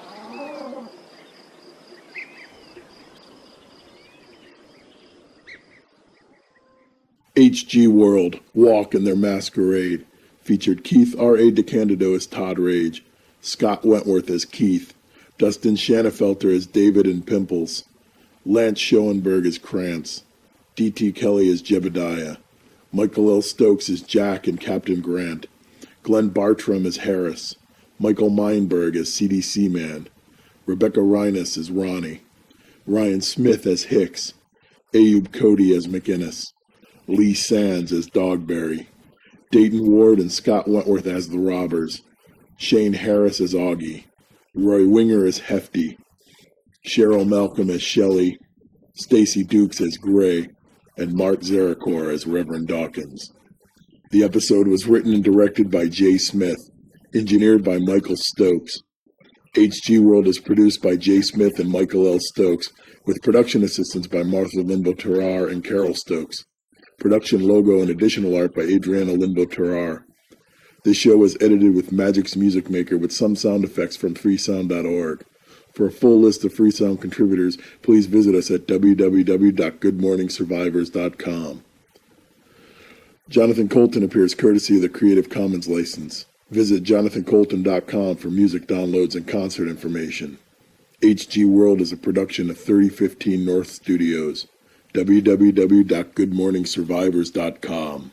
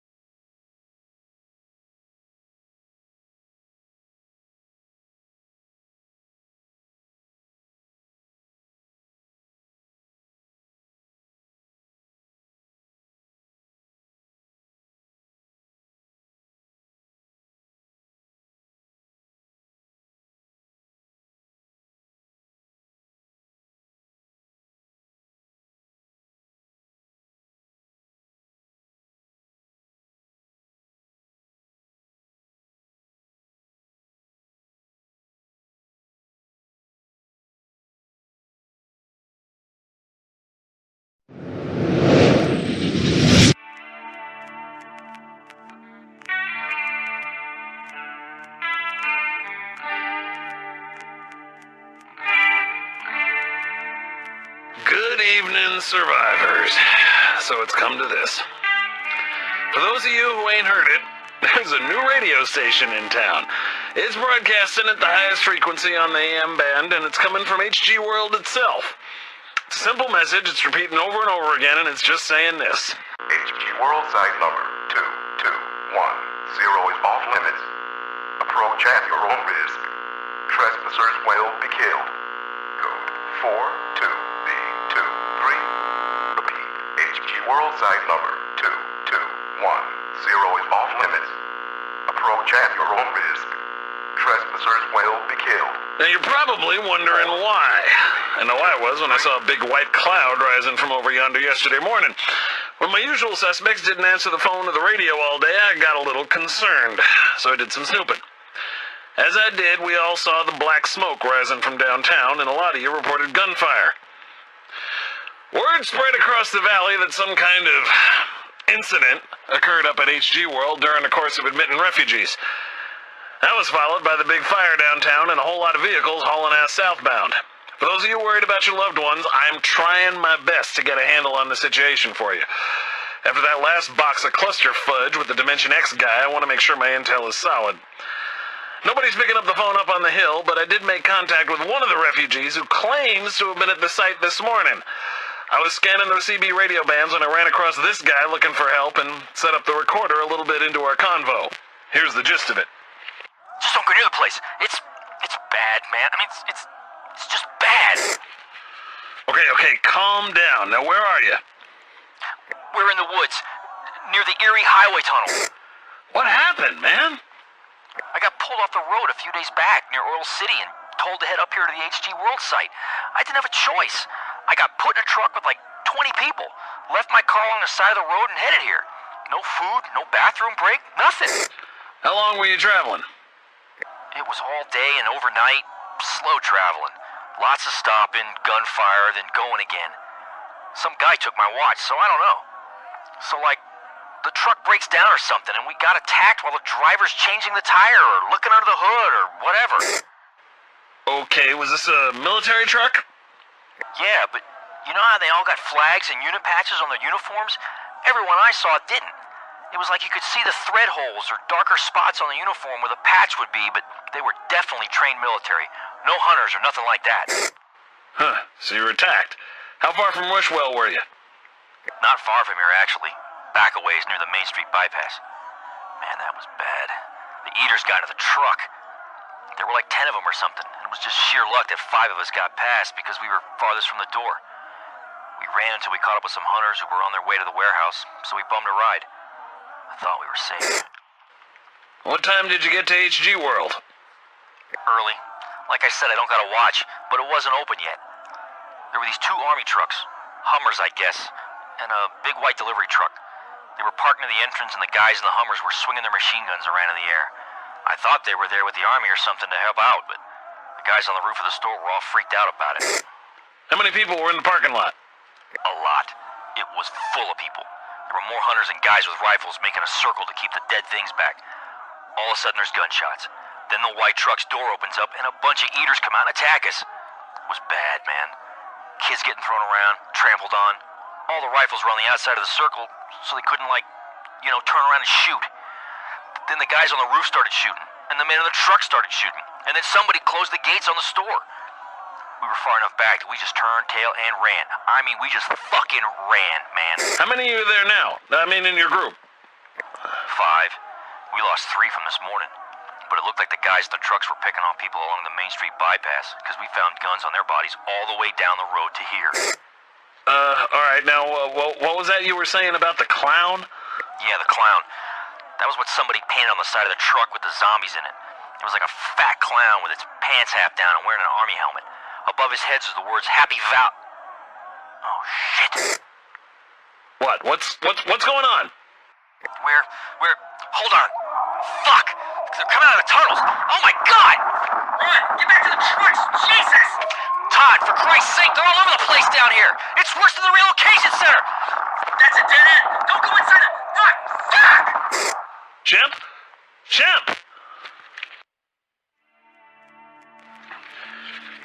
Well, a damn common end to a damn common conversation. Wish I had something pithy to say, something to comfort, but, well, the moral of this story is simple. Avoid the Erie Highway tunnels, avoid HG World, avoid downtown Wishwell, avoid Fairview, State College, Oil City, hell, just avoid civilization. I'll be right back after this message from Clusterfucks, the breakfast cereal. It's also a colon cleanser on WRAG Radio. Radio Rage for the new age. Oh, I'm not late, am I? Hi, David. Hey, Regina. No, the managers are still rehearsing today's huddle. Hi, Mr. Rosencrantz. Please, kid. Am I that old? Call me Krantz. You okay, David? You look tired. Well, you know, that little incident we're not allowed to talk about. We don't talk about it. Besides, it beats being outside the walls. Jebediah puts it all in perspective. It could be worse. A lot worse. How are you doing, Jeb? Voices sound hollow. Still? Yep. You got a pep talk for that? No. I looked it up last week. It's probably a sign of your loneliness manifesting in an auditory hallucination representing your growing sense of isolation in a closed environment. Very common to people trapped in a job or a bad relationship. Or, you know, locked in a large warehouse with hundreds of strangers with millions of reanimated flesh-chewing corpses outside. I think Jeb needs a kitten. Come by the pet corral sometime and play with the kitties. Jeb, playing with kittens. I'd lay money that would not end well. Speaking of hundreds of strangers, anybody know when this lockdown will end? I'd like to open a window or something soon. We're locked down tight. I don't think they want to take any chances after what happened. Okay, folks, huddle up. Good morning, everyone. As most of you know, every morning and afternoon we like to gather together for a little team huddle. Today is no different. I know we have no sales plan and the trucks aren't coming in. No customers. Except the dead ones outside, and they ain't shopping for power tools. Okay, boys, quiet down. Thank you, Jack. I want to introduce our team leader for human capital. I'm sure all of you have run across her sunny smile. So let's see that sun rise again, huh? Jenny Jo, come on up. Thank you, Ruby. Oh, and you're such a great booster. And gosh, thank you, everybody, for your amazing hard work under really stressful conditions. Now, I had something prepared, but before I go into it, I want to riff a little on something that Constable David said to me just a bit ago. What was that, David? 18 hours on the roof watching eaters clawing at the walls sucks? Oh, after that. Just a second ago. Oh, no customers. Right. I want to respectfully take issue with that statement. We do have customers, and that's the theme of this morning's huddle. I want you all to look around at how we've turned a big, cold, ugly warehouse into a warm, inviting place to live and work. You've all done such a wonderful job, and you really deserve a round of applause. Come on, give it up for yourselves. Oh, great! Great job. The 250 people around us are not refugees. They're our customers. Just because they aren't buying appliances or potting soil doesn't mean we aren't selling them something. What the hell are we selling them? Security, Jeb. We are selling them the feeling of safety behind these walls.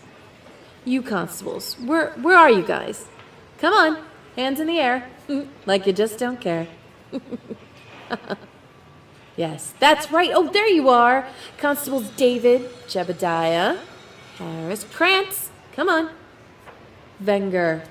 Oh, you are our front line. You make people feel safe here.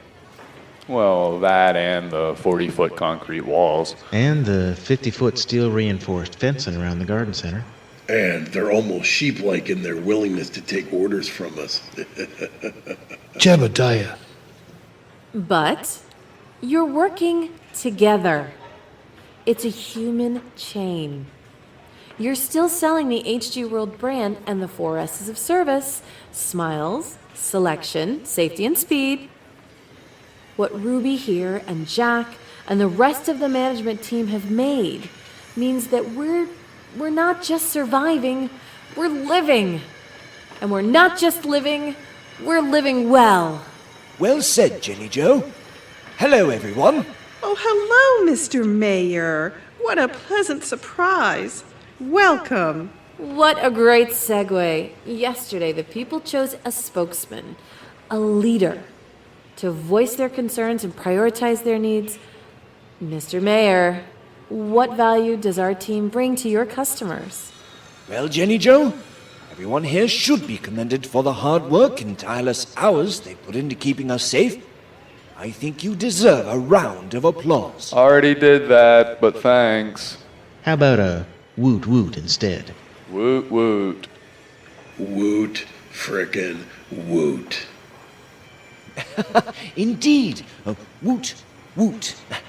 As many of you know, I like to take a walk through our neighborhood and listen to our fellow citizens talk about how they are adjusting. Well, sadly, all of them have had their lives transformed in a singularly profound way. What you've done to help comfort them and protect them has given them something you just cannot stock on a shelf or carve out of a block of wood. Hope. Sincerely, most of us have seen the worst of people surface through this crisis. All over the world, people have used this crisis as an excuse to abuse and hurt other human beings. But here, at HG World, you've put food on the table. You've helped plant gardens and build shelters. We've seen the best of humanity. And on behalf of your loyal customers, I want to thank you for that. Well, I won't keep you from your meeting. I know you're all busy people, but I wanted you to know. We believe in you. Goodbye. See ya. Bye. Bye-bye now. Later. Oh, what a sweet person. I know we all tend to get bogged down with the small stuff, and we'd much rather be anywhere than in this mess. But I hope this shows you the importance of the 4 S's of HG World. Okay, our man Jack has a few last things to say, and we're off to a brand new day of service, selection, safety, and smiles. In that order. Thank you, Jenny Joe. Constable David? Yeah, boss? What's the best part of your job? First thing that comes to mind. Pass? Constable Krantz? Crushing my enemies, seeing them driven before me, and hearing the lamentation of the women. Oh, dear. Come again? Dropping 5-pound blocks of crushed masonry off the wall to smash eater heads? I give up.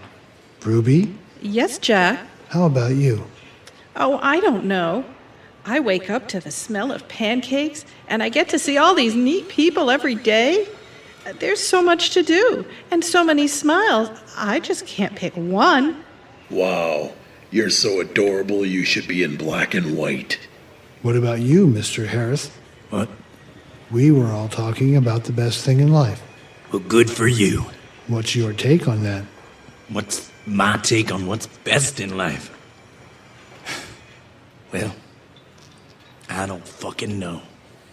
Oh, someone owes a quarter in the swear jar. Well, fuck a doodle doo. With a side of fuck fries. Covered in fuck sauce. That is enough. I think our huddle is concluded. Who wants to lead us in the HG World Values Creed? Oh, can I? Oh, Jack, she does it every time. Can I do it? She always messes up the lines, Jack. Fuck's sake. Fine, fine. Both of you. And anyone else who wants to join in. Number 1. I will recognize your your contribution contribution to the company. Number 2. We will respect the chain of leadership just as leadership respects us. Number 3. We care for the earth, our country, our community, and each other. Number 4. Open ears and open minds. We learn by listening. Number 5. We will learn to walk in each other's work boots. Number 6. We will be honest, supportive, clean, and careful. Number 7. Gossip is the mind killer. Number 8. We will admit when we are wrong, when we don't know the answer, and we will will work together for the glory of the brand, the integrity of our name, and build America, one transaction at a time. Amen. Thank you, everyone. Work smart, work safe. Something on your mind, Constable Harris? Yeah, I'm a little puzzled. I like puzzles. They take my mind off of everyday troubles. It's about yesterday. I imagined it would be. Those guys out there, the bandits or suburban warriors or whatever. Yes? Something just didn't make sense to me. Not a lot of anything does anymore. Those people, they used eaters against us as weapons. Sick. I know. No, it's not just that. It just doesn't make sense. Why would they? Jack, they got that guy out of the infirmary. He's locked up in the back. You want to talk to him now? I'm surprised he's in any condition to talk after you finished with him. Is that guy who ran out the fire door? This is the guy who ran out and got Keith killed. Thought we were letting him go. Oh, dear, no. He'll be our guest for a time, I suspect. I liked Keith. Hell, we all did, but why did he go out after that guy in the first place? If he wanted out so bad. He compromised the perimeter. He ran outside. We had 2 men on the door and could have just closed it and none of this would have happened. He clocked me in the head to get past me and got through the door. So you thought it would be a good idea to chase him outside? Like I said, he clocked me in the head. So you went out after him, and Keith went out to get you. Ain't how I saw it. Way I seen it, Keith had my back trying to save a guest's life. And in attempting to protect our guest, Keith was infected by eaters. He is guilty of putting staff at risk by being stupid. The management wants his murderer to be seen as an example. Murderer? Example of what? That rules must be followed, Constable Harris. Is that what's puzzling you? I reprimanded Jeb for putting himself at risk.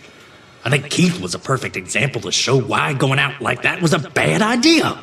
The management believes that Constable Jebediah is a hero for attempting to protect a guest of this facility and for his valiant attempts to recover a wounded comrade. Get me.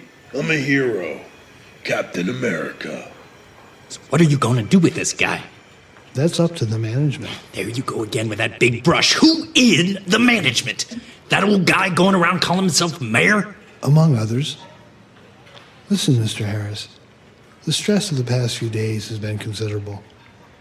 Why don't you take a day or so, relax with your family, and come back when you've had a chance to reset your priorities? What does that mean, Jack?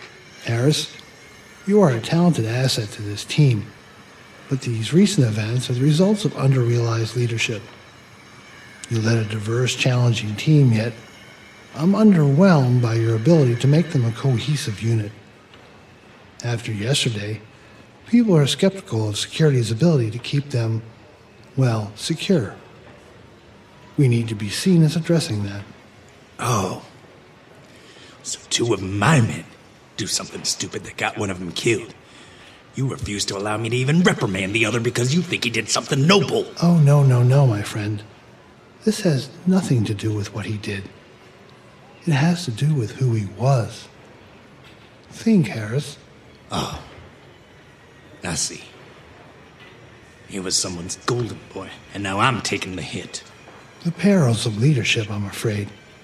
Sometimes it's not about what it is. It's about what it seems to be. You can understand that. Now, go take care of your family, Harris. Yes, particularly that smoking wife of yours. Hey, fine. I don't want to be part of a system that doesn't want me. Just one thing. Who are you putting in charge? None of your concern, Harris. So what? Not a constable anymore? Not unless that's what you want.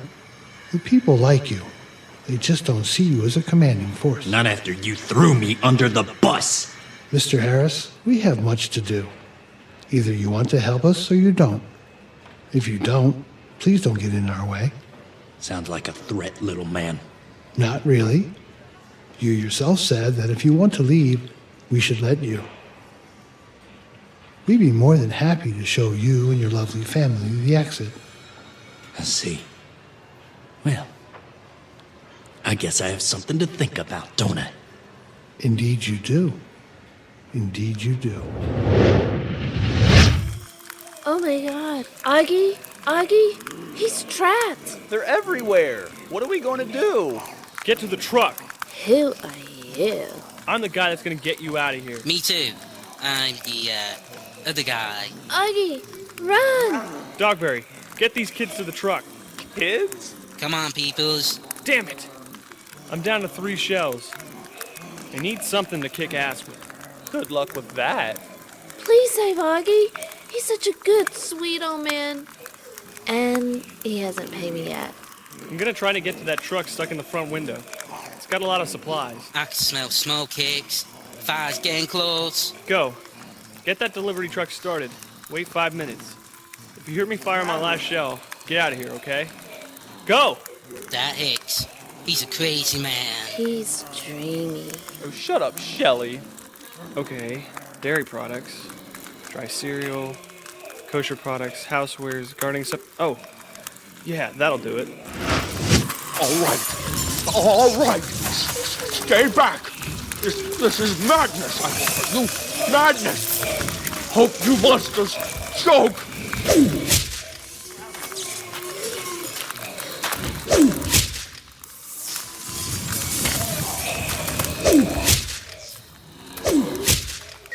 Attention, Aggie's Market shoppers. Listen up. My name is Hicks, and I am delicious. Who's hungry? You? Augie, if you can scoot around the dog food end cap, aisle 3 is all clear all the way to the stock room. Go! All right, you things want some real meat? Come get some. Early bird special in aisle 9. The Campbell 9000 gas-powered mini-saw. Oh yeah. Lock that. Shiny. Check this out. No chain. Trigger stuff. You can even use 2. That's right, rock bag. 36.3 cc's with a pop handle and a rugged pistol grip. That's right. Things come on. That's it. Go, Augie!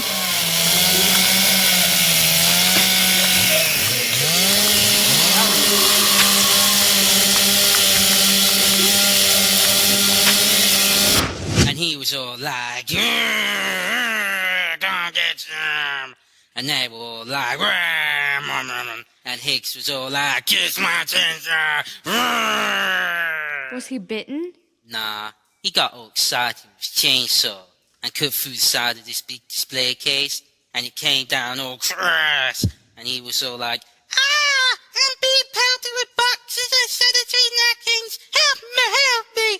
By the way, I bought some boxes for you in the back of the pastor's wagon. I am not gonna have a happy period. Shut up. Stay still, you goof. I had a horrible dream.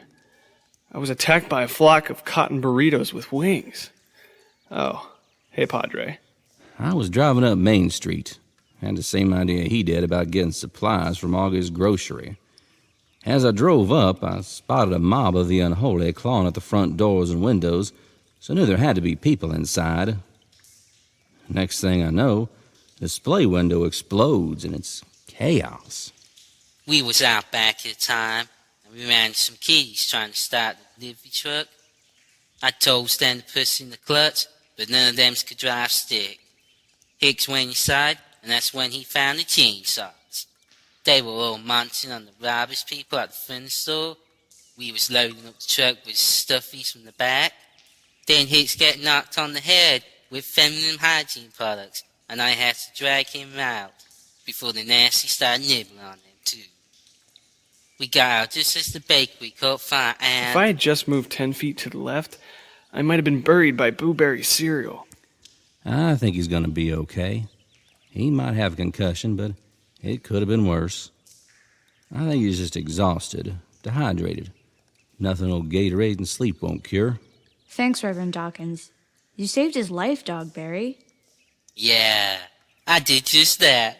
Not only that, but he drove the van up to our church afterwards. Mr. Dogberry here saved 4 lives and helped gather enough supplies for the church to last through the winter. We brought some down here to replace the stuffs that were in, plus a water filter, some lamp oil, and other stuffs. But do you really think this is the best place for you? Virgil insisted I bring him here because you were here, but now that I see it... It's okay, really. I was hoping this might be a viable backup location for us in case of emergency. See, we're on the ridge to the south along Culshruck Mountain, the first church of Wishwell. We're a large group, and we've got supplies. The Mazers aren't up there, are they? John and Harley Mazer? Or Edie Jelani? No, I know you folks, but I haven't seen them. Maybe they're at HG World. No, they're not. I'm sorry. A lot of people out there looking for other people.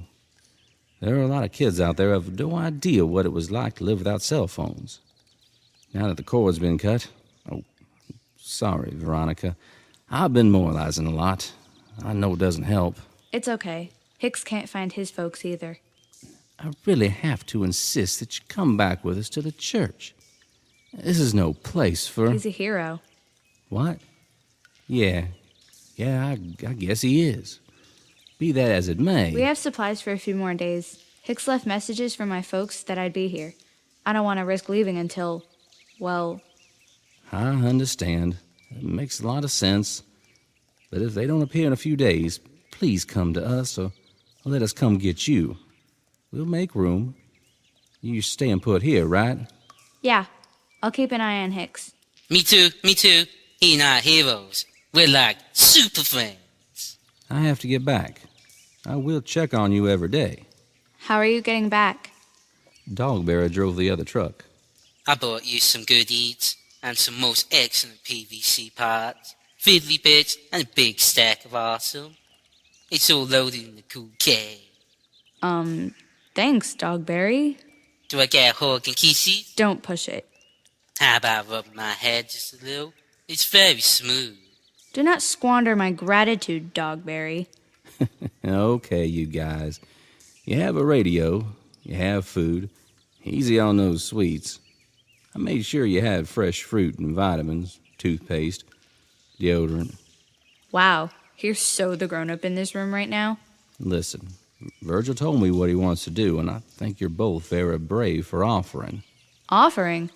Offering what?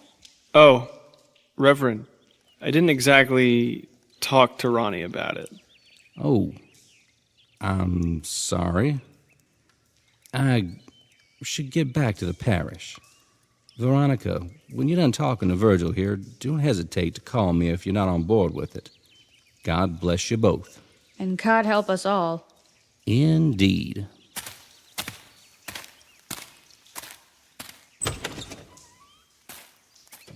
Dogberry, please make sure Reverend Dawkins gets to his truck safely, please.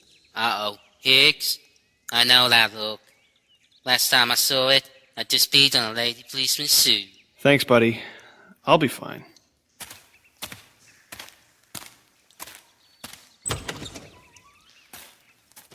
So, what's this heroic plan, Hicks? Well, I don't want to go live at his church. I saw it. It's crowded. I figure we got HGW up yonder, right? We got the first church down yonder there. We also got Joe's place in Todd Rage's so-called undisclosed location. Thanks for drawing me a map. So what? We're in a position where we can go out and gather supplies, salvage, scavenge, and trade between camps. The church is going to need boards and tools and keep up the fencing and stuff. HGW is just going to need food. Even Joe might need help from time to time, and we'll need him to help us. Do what? I don't know. Maybe we'll need him to move another helicopter off the road. You're a gamer chick. You know how it's always good to have a hill giant as a friend. So you want us to become traders of the zombie apocalypse. Great. And here I was thinking the scariest thing coming up for me was the senior prom. Fine. Whatever. How's your head? Hurts. How's your stomach? Until just now, it was solid. What a pair, huh? I'm feeling better. I'm just shocked that Dogberry actually saved you. I told you he wasn't all that bad. Thanks for the pescadios. Oh, no problem. My mom used to make them when I got sick. It was the first thing I wanted when... Why are you looking at me like that? Like what? Like I just said something you were gonna make fun of. I'm not. Believe me. Did you get anything to eat? I don't remember. I think the taste in my mouth is either stale Funyuns or I chewed up a slipper. Are you hungry? Oh my god. What? Did his truck get stuck out? Oh. Why are you looking at me like that? It's 'cause I'm hot, isn't it? Missing half my face is sexy.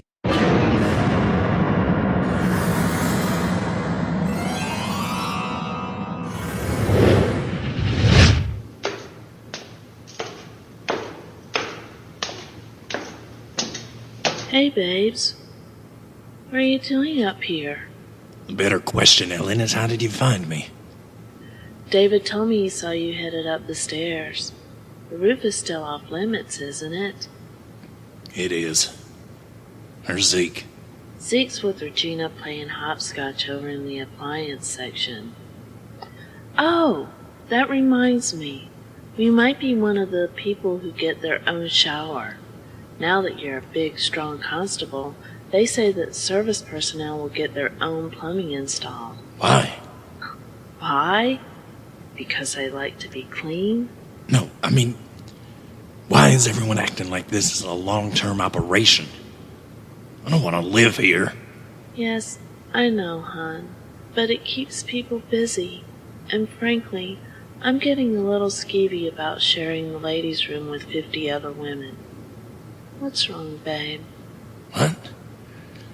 Now, why do you think anything's wrong? Because you're sitting in the dark at the top of the stairs leading nowhere. I mean, it might just be the actress in me, but that strikes me as just a little bit melodramatic. Melodramatic?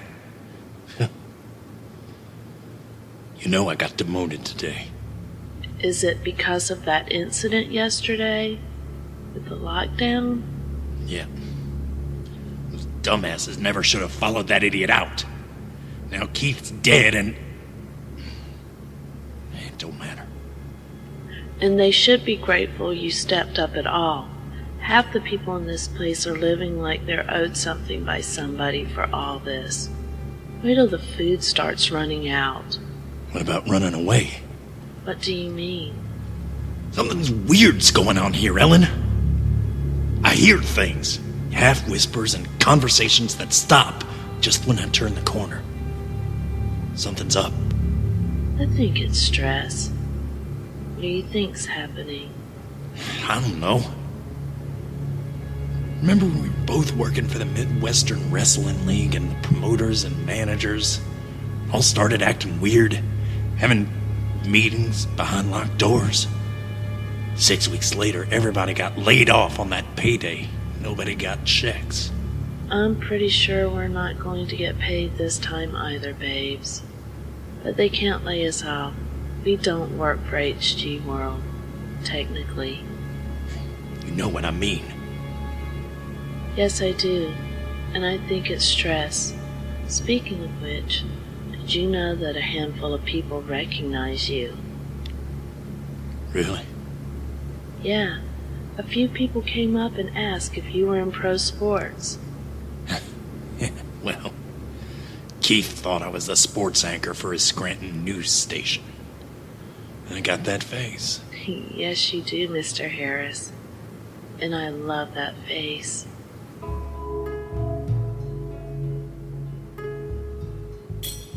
Hey, Grumpy Gus.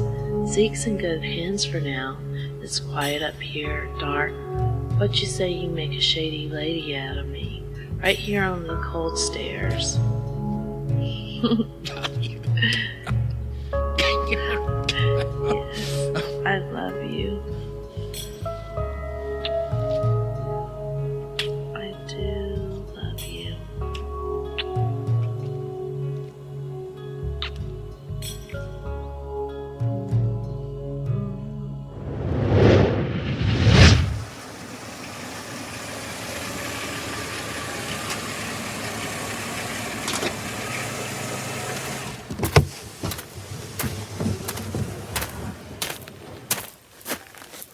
Good afternoon. Major, is it?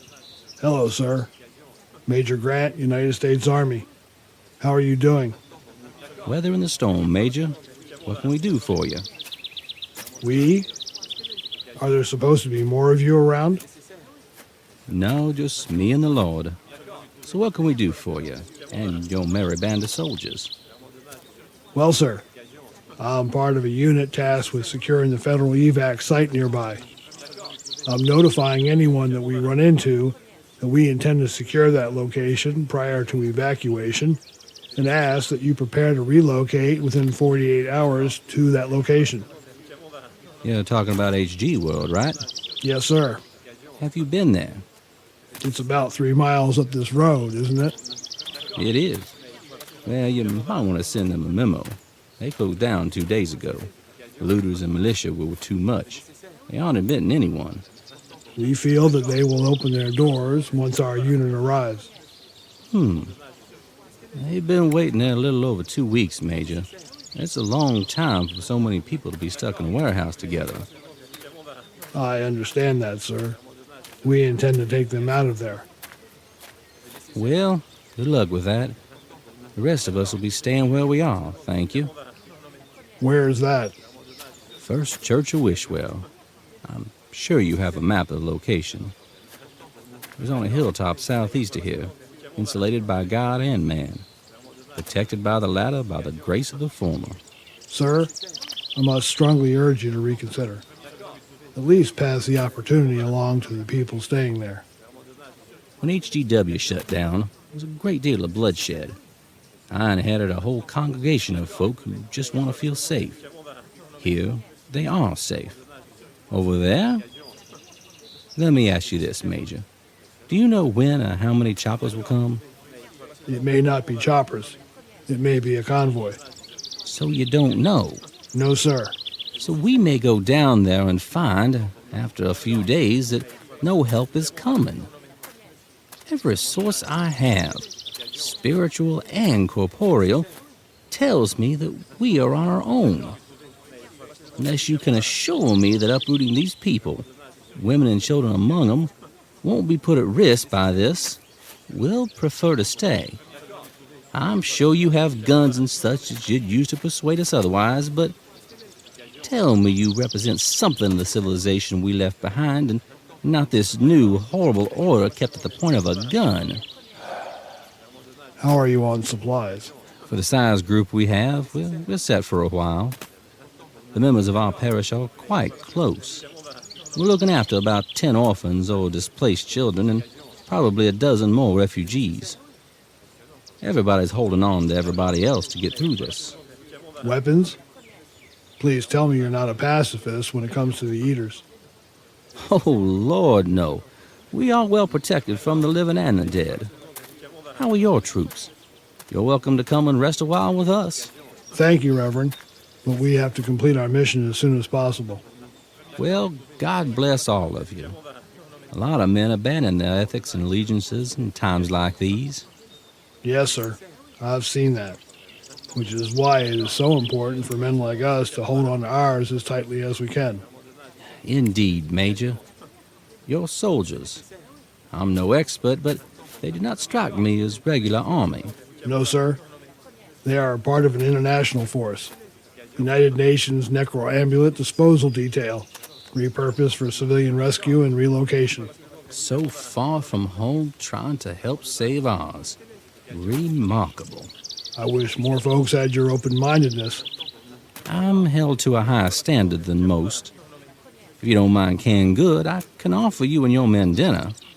We just liberated a grocery downtown. Unfortunately, I think it burned to the ground shortly after we left. No, sir. We're fine. But thank you. Then may God bless and protect you and your men. I hope you have better luck at the warehouse than we did. Thank you, sir. If you need us, please. I will. When it comes time to turn your swords into plowshares, Major, consider bringing your men to that hilltop. We'll be waiting. Safe travels, Reverend.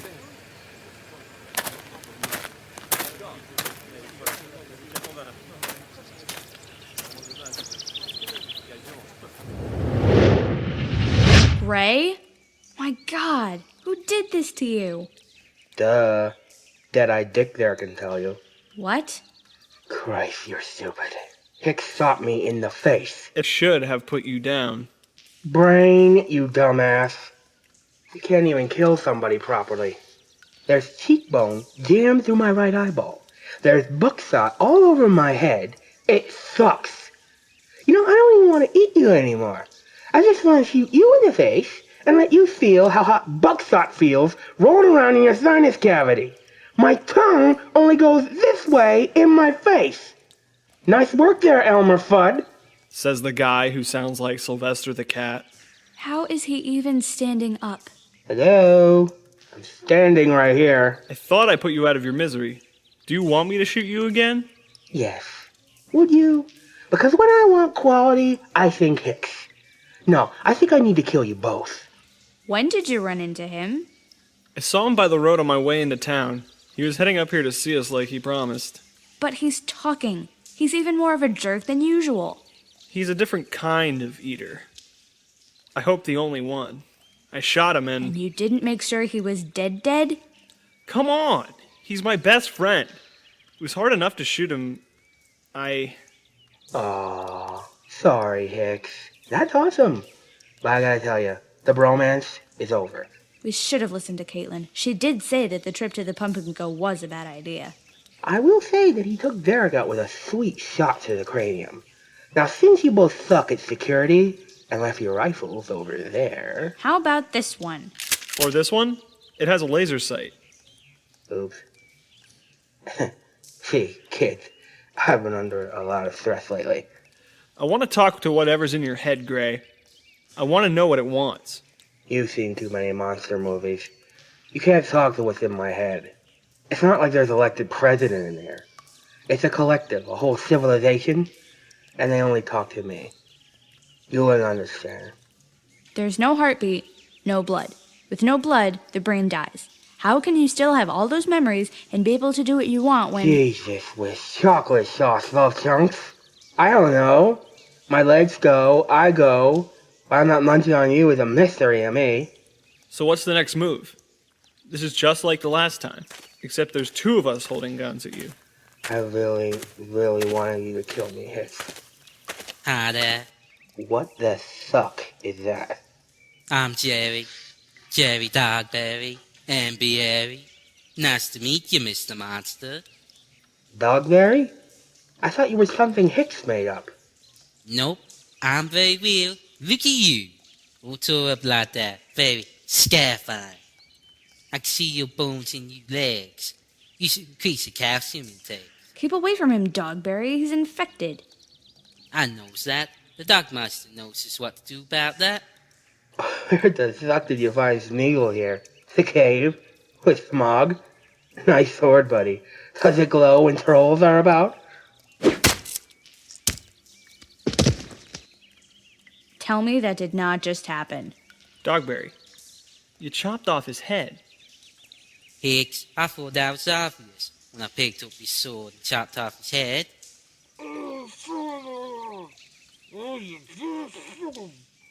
Is he still alive? Alive doesn't apply here. Good, because I wouldn't hire it if it did. What? Sorry. This is so far down the rabbit hole, the Queen of Hearts just asked for some Prozac. Hello? Strange head? Ooh, I think the foul broke the face some more. I can get some duct tape. Careful, he can still infect you. Oh, concern for me? Thank you, Hicks. I'm gonna lodge a grievance with the Sanity Union. This is not sane and I should not be subjected to it. Dogberry, get rid of that head before I lose it. Please. Okay.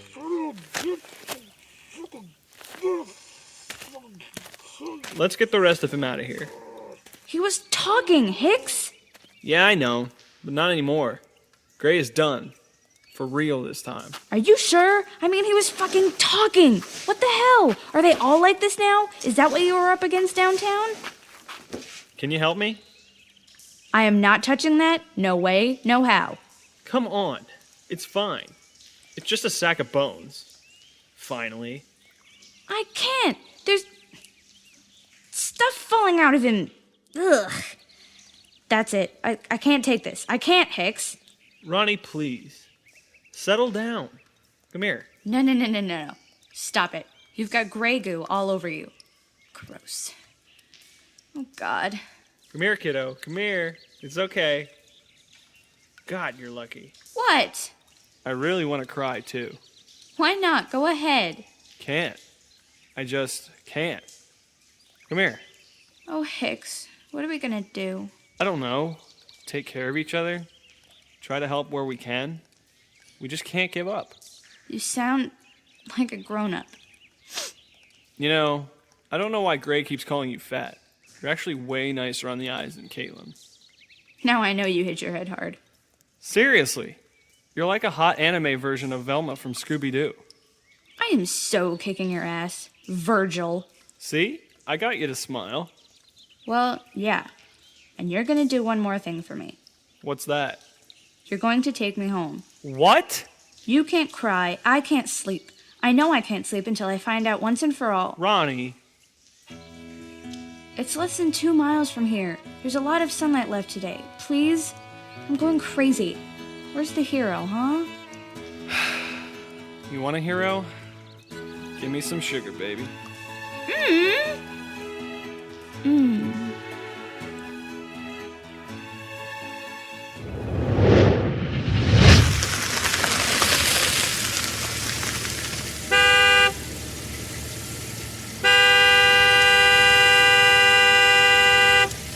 Hold your horses. I was taking a leak. Right there, Padre. Let me get the latch.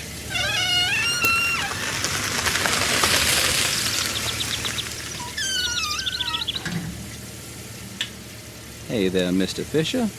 Sorry to catch you in midstream there. It's been pretty light today, Padre. I heard from Thomas that he's got more action on the South Side Road, so I went ahead and sent out 2 of those kids you brought up with you from the grocery store. How much action is he seeing? Well, the way Thomas puts it, the whole world's over there. But Doreen says it's probably about 9 or 10 of those things per hour. The hot pot will be clearing them away from the fence. After a few hours, they'll be able to climb over the bodies and fall over the top of the fence, you know? Yes, well, you had some good ideas about that we can discuss over dinner. If we can get them when we first see them on the access road, they won't pile up.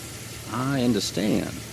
But we only have so many bullets. Maybe taking out that bridge at the foot of the hill on the south side will help. Maybe heading out of here to somewhere safer will help, too. Like I said, give me a place and a way, and I'll put it to the group. Right. Put what to the group? Mrs. Garrison, look at you out walking the wall. How are you feeling? I'm doing what I'm doing, Reverend. Put one leg over the side of the bed, then the other. You know. Hello, Mr. Fisher.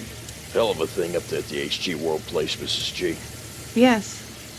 Well, I guess I'm supposed to report all quiet on the Western Front, or fence, or whatever.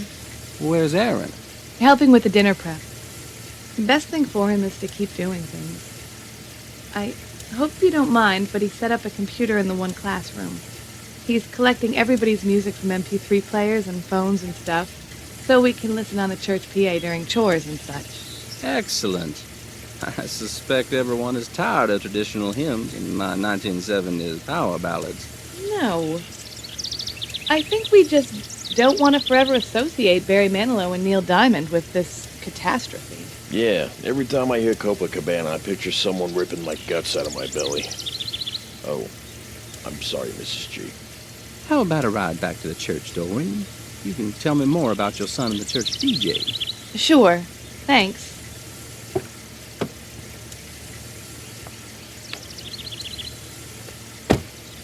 I'll send someone down to replace you, Mr. Fisher.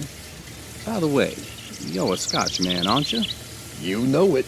Well, how about taking the day's wage in a bottle of single malt McGregor's Green Label? Oh, is it Christmas, Father? No, I just appreciate your help tending the flock while I'm away. Getting liquor from a man of God. The world truly has turned upside down. See you up at the church, Mr. Fisher.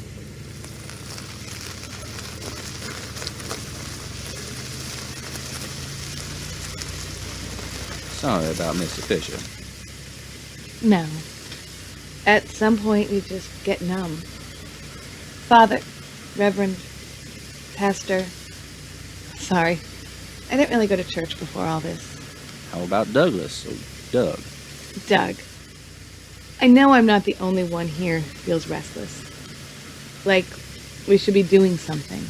Going somewhere. I know. We need to rest. We need to think and pool our resources before we act.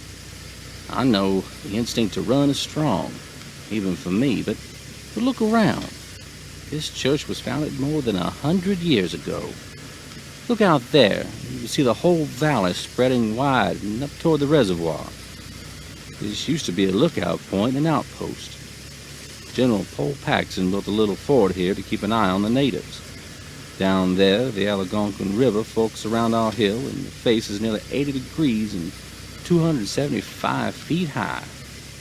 The property is surrounded by 6-foot iron fencing to keep out the bobcats and coyotes, but these eaters can only get up here by the access roads. People complain it's a tough drive, but they still come for the view. We can fortify this place and try to ride it out. Do you really think this is just a short-term thing? Dunno. To me, this is where I must be. You and everyone else is welcome to share it with me, and I'll do whatever I can to keep it safe and peaceful. But I'm not forcing anyone to stay. All I can ask is that if you go, you know where you're going and how to get there safe. God favors the prepared mind. I just hope that you and Aaron decide to stay. I know my husband, Frank, is still at HG World, and I won't leave him. And this is where my Ryan is buried. I know. Doreen, it's okay to be... No, it isn't. I'll be fine. You're absolutely right. I'm where I need to be. So, put me to work past Doug. Deal. And there's much work to be done.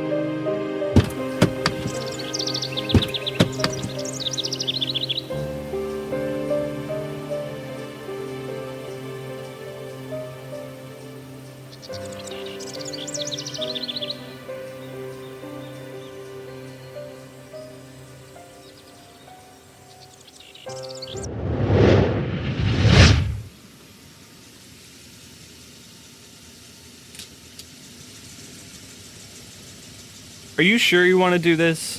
I won't get out of the truck until I've got it all together. I just want to run up the road and go inside. The road is empty. No fire, no wrecks, no bodies in the street, and no eaters. Maybe they didn't make it here. It is off the main road a bit. You know the expression, it's too quiet? You just don't leave your front doors open like that. There's trash in the yards, and don't say it's because it's a trailer park, Hicks. I wasn't... Mrs. Coakley lives right there on the corner. If so much as a napkin blew into her yard, she was out in her nightgown yelling about having to pick it up. You saw how bad downtown was. Maybe they all just left. Drive up a little further. My house is right up there. Sure. I remember when Mom and Dad bought that house. It isn't much, I know. But I remember when Dad got the keys. I was so happy. Mom was pregnant with my sister, and she was so sick. I remember Dad being so happy just to get out of that apartment, and then he looked at me and my brother. He said, "This is only temporary. We'll find some place like our old house someday." It was beneath us. But people took care of us, checked in on Mom while Dad worked at the mill. That was like 3 years ago. Here we are. Yeah, there's eaters here, peeking out between the trailers. They heard us coming. That's your front door, and... It's open. You sure you want to go inside there? I mean... Pull up to the door as close as you can. If you slide it parallel... Ah! Mrs. Coakley! Oh, crap! I wasn't paying attention. Focus! It's okay. 2 coming up behind us. Sorry, Mrs. Coakley. Nothing personal. I'll take us up the road, see if we can draw them all towards the other side of the park, then turn around and zip back to your place, and we can take a look inside. I guess that'll work. Thank you for your confidence. No, seriously. It's more than I came up with. If it doesn't work, then at least you'll hurt enough that we can cut them down with the truck. Good plan, Hicks. Wait, What are you looking at? The water tower up near the office. Up the road there. Someone's up there. I only noticed because the hawks are circling. Get closer. It can't be... Oh no. Easy now. Hurry, drive up to that leg. If you can get under it, then I can climb on top of the cab and grab the ladder. There's too many eaters around the tower. We gotta try. That's my dad up there.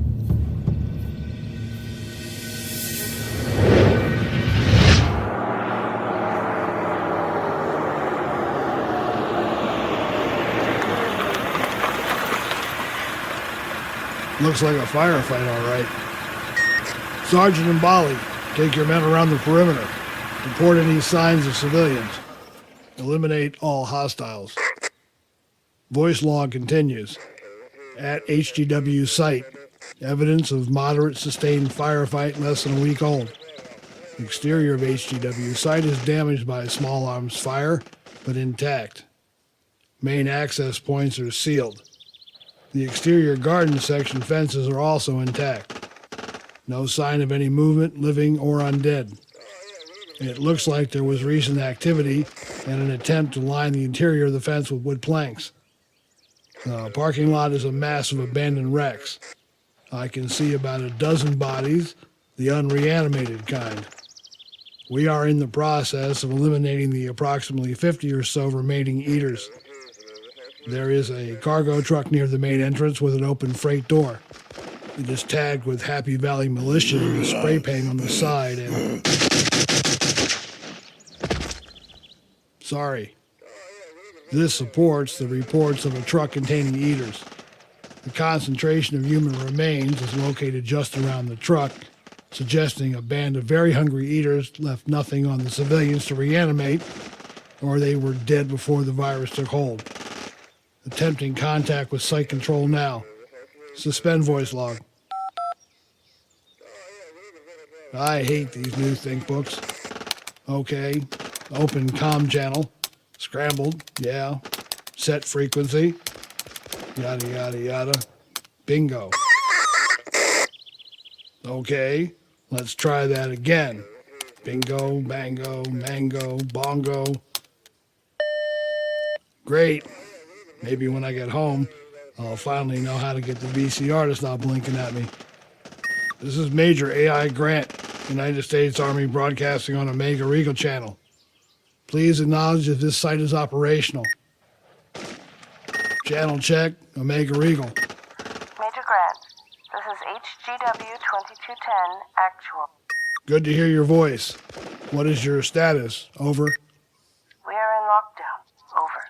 I gathered that since all your doors were closed and there's no one outside. What is your situation? Over. Repeating, we are in lockdown. Over. The exterior is secured, actual. Minimal hostiles present. What is your complement? Over. 246 souls. Over. That's a lot of people locked in a concrete box. What is the nature of the lockdown, actual? Over. This facility is sealed. Situation classified. Stand by for new orders. New orders? What the hell? HGW 2210. Please confirm at ease codes. Over. At ease codes 221002023W. Repeating, 221002023W. Stand by for new orders. Well, that checks out. Umbali and Kane, keep sweeping the exterior. I want to know if there are any signs of penetration or any possible access points. I want to talk to someone at that fence. Why isn't there anyone on the roof? There's nobody in the garden area behind the fence. That's damn peculiar. HGW 2210 actual to Major Grant. Grant here. Confirm unit designation. Over. UNNDD, Toronto, under Command General McGinnis. Subordinate to remustered 1st Army Command. Over. What's left of it. Good to hear from you, Major. We have no need for necroambulate disposal at this time. Over. Huh? That's good to know, but we're here to help defend and support this location. Over. Your assistance is unnecessary at this time. New orders downloadable now. Milnet secondary station and link is being transmitted to your unit's comm center. Please verify authenticity and confirm receipt. Wait a minute. This is a civilian station. What the hell are they doing handing out military codes and relaying orders? HGW 2210 actual. Whose flag are you flying? Over. Please clarify question. Over. It's a standard question, guys. Please provide the appropriate response, actual. Awaiting response, actual. Stand by. Okay, that's damn weird. They are sealed up tight. Oh good, it's the boss. Major Grant here. What the hell's going on there, mate? We just received new orders from U.S. First Army originating from HGW 2210. Are you up to this? No, sir. They're playing some sort of game with me and won't authenticate the mutiny code. Are their orders legit? Well, they check out, but they're saying to leave the site alone. That's totally off limits. Any particular reason? Or are they just playing Mysterio again? That's what I was going to ask you. Hang on, sir. I've got actual back on. Put me onto them, will you? Happy to. HGW 2210 actual. This is Major Grant and General Neil McGinnis of UN NDD Eastern Command. Whose flag are you flying? Please provide the appropriate response or we will assume this site is compromised. UNDD Eastern Command. Authentication response in 2 parts. First part, Hippos Pyros. Second part, Hippos Lukos. Over. Bloody hell. Response is confirmed and acknowledged. What? UNNDD Eastern Command out.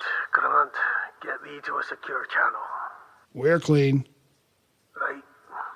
What the hell was that? Those weren't the proper acknowledgements. Not for a question you asked, but they were for a question we didn't want to ask. They verified the new orders.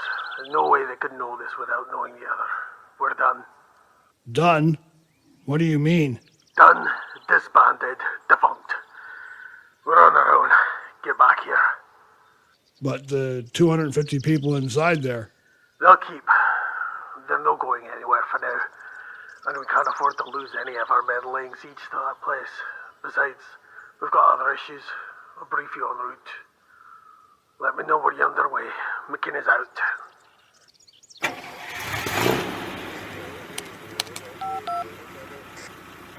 Mbali, Kane, gather your troops and meet me by the south entrance. Over.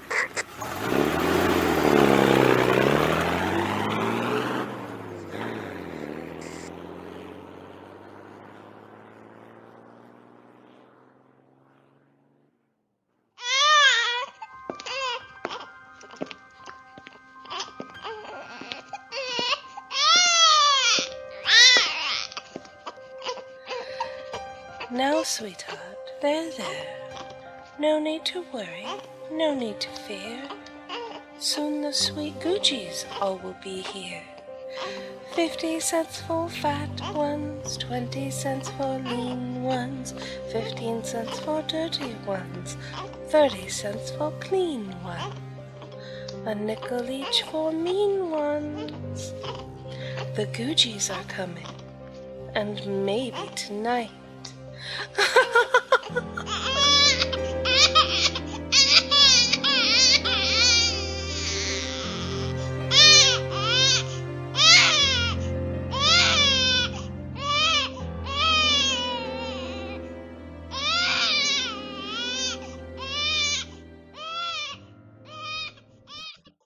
HG World Episode 5, All the Greenery is Coming Down, Boy.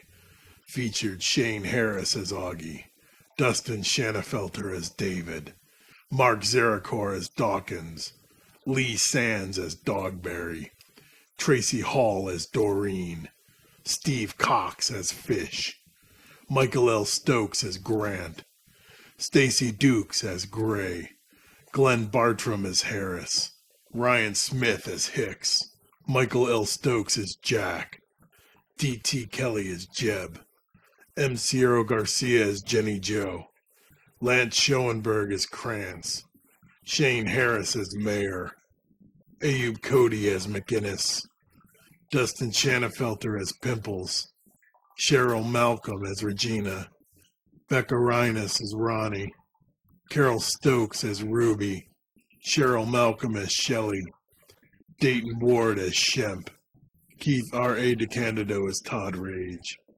This episode was written and directed by Jay Smith, edited by Michael L. Stokes.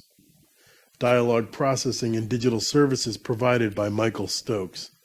Production assistance by Martha Linbo-Terrar, Carol Stokes, Gwendolyn Jensen Woodard, and Ginny Swan. Production logo and additional art by Adriana Linbo-Terrar.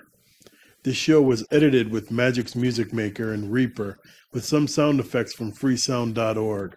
For a full list of free sound contributors, please visit us at www.goodmorningsurvivors.com. Jonathan Colton appears courtesy of the Creative Commons license. Visit jonathancolton.com for music downloads and concert information.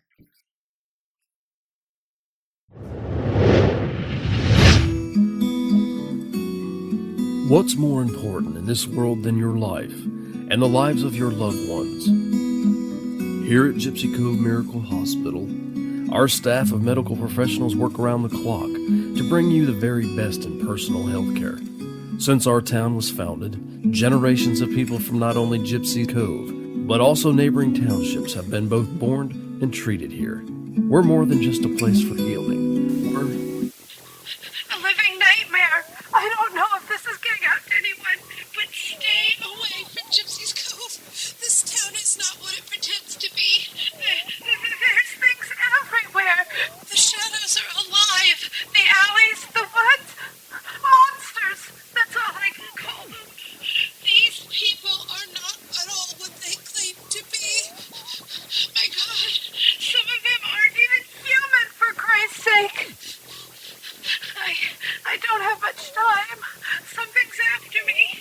Something big with teeth and, oh my God, all those teeth. It's already killed my... I'm not crazy. Really. Just please, someone, anyone out there, hear me. You've got to listen. This place is evil. You've got to do something. Send help. Hurry now before it's too...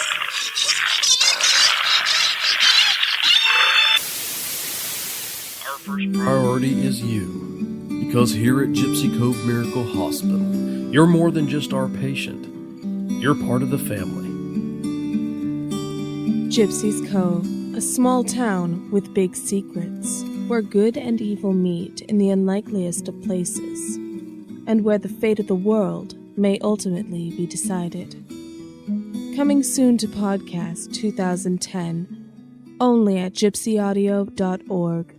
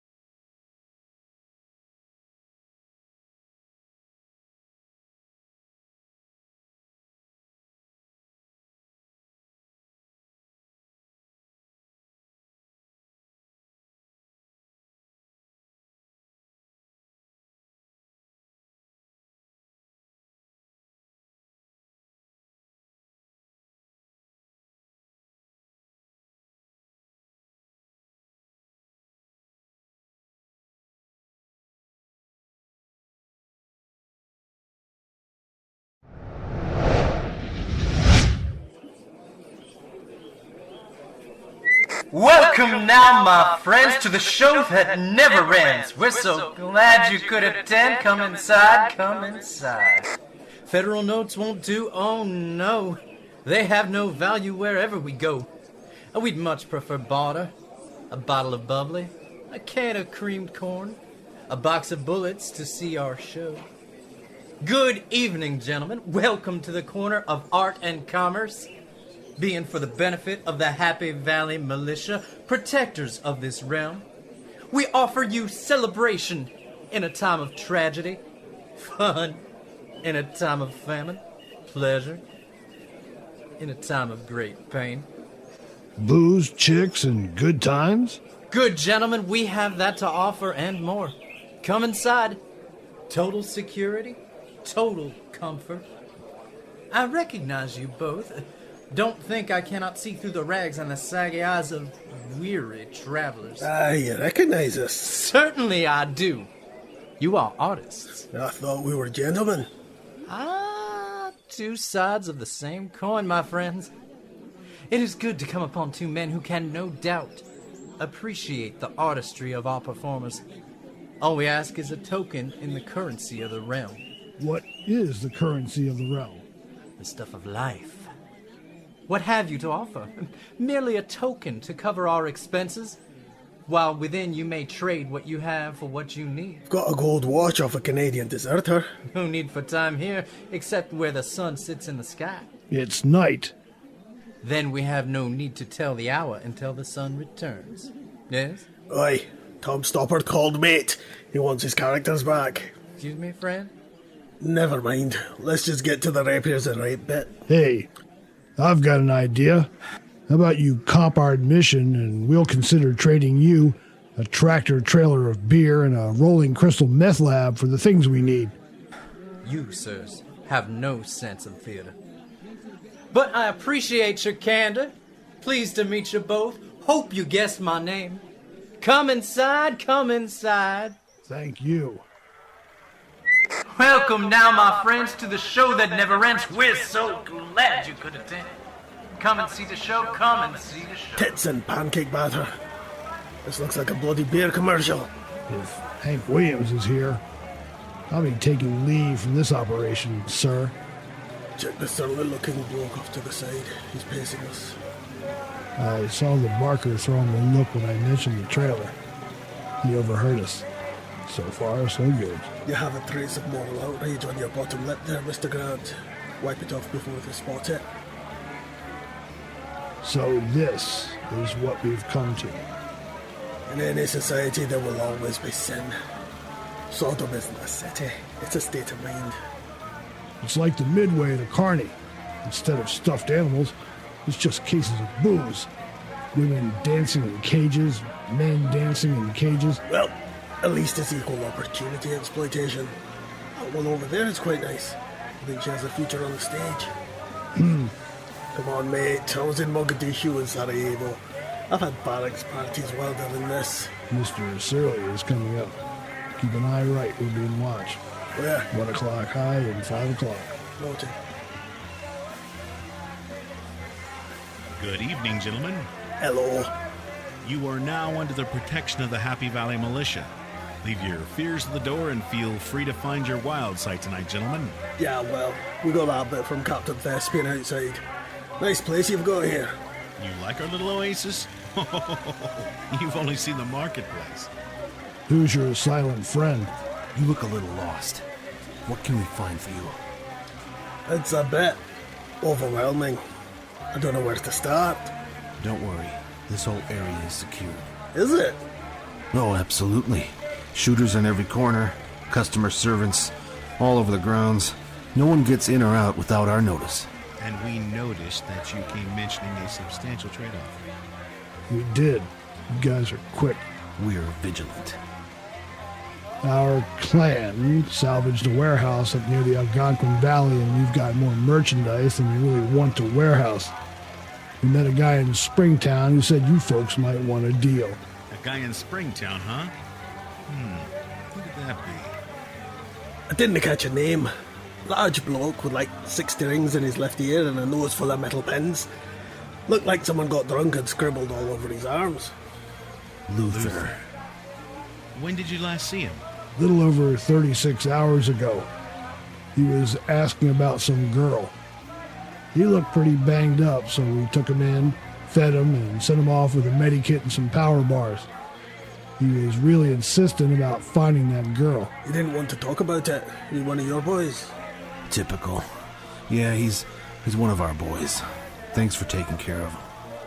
And you said you had beer and rock candy? Aye. Nearby? A day ride north or so. Good beer? Mate, I have a feeling your definition of good beer might be a bit different from mine. Why is that? Because I come from a clan that thinks American beer is what comes out of a good Scotsman the morning after he drinks the real stuff. Oh, you're not American then? Why? Is that necessary? Easy now. It's not important. At least he speaks English. Barely. What are you gentlemen looking for in trade? Ammunition, food, Maybe some office supplies, pens and staplers, that lot. medical supplies. We've got civilians, old folks, kids. Huh. How many? The camp has about 100 total. Interesting. You say this is up near Springtown. Is that near Fairthy? Nearer to that than Wishwell, I guess. But it's probably a half-day walk from Fairthy. Interesting. It sure is. Now listen, it's gonna be dark soon, and that's when the real shows begin. I'm guessing you don't have a place for the night out there. Not yet. We figured that we'd sleep in the trees out near our right. We're not set up for trading. We just wanted to know if that guy was right about there being a circus like this somewhere. You know, I'm a bit peckish, and I smell deep-fried something or other. From the look of it, deep-fried everything. Where did all these people come from? Why don't you and your friend head over to Cheesesteak Eddie's and grab some dinner? Tell them the general sent you, and they'll take care of everything you need. Look around, relax a bit, and we'll talk again. The generals. Got it. Thanks. Cheesesteak Eddie's, eh? I love this country. The only things to survive the zombie apocalypse: drink, drugs, bugs, prostitution, and corporate branding and imaging. Bloody wonderful. You forgot the enduring human spirit. Our capacity to help our fellow humans against a common threat. Your president said that. I think you just read something out of a movie where a giant space turd was going to fall on everybody. Turds falling, mate. Looks like every man for his... Hello, boys. Welcome to the party. My name is Rose. Hello, Rose. I'm the doctor. Oh, a doctor. You're worth your weight in gold around here, handsome. Well, I'm not that kind of doctor. More sciencey things, working with fiddly bits and, you know, those metal balls, like, that make lightning. Interesting. Things that click and whir and bubble and require slide rules and pocket calculator. But are you looking for something, or are you just frisking me? Just keeping warm. I love your accent. I'm quite fond of yours as well.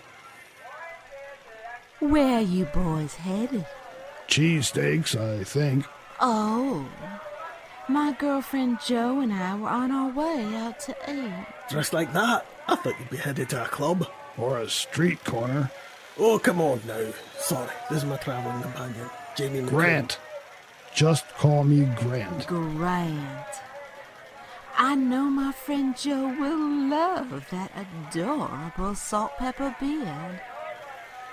You look like you work hard. Yes, ma'am. I do. Listen, boys.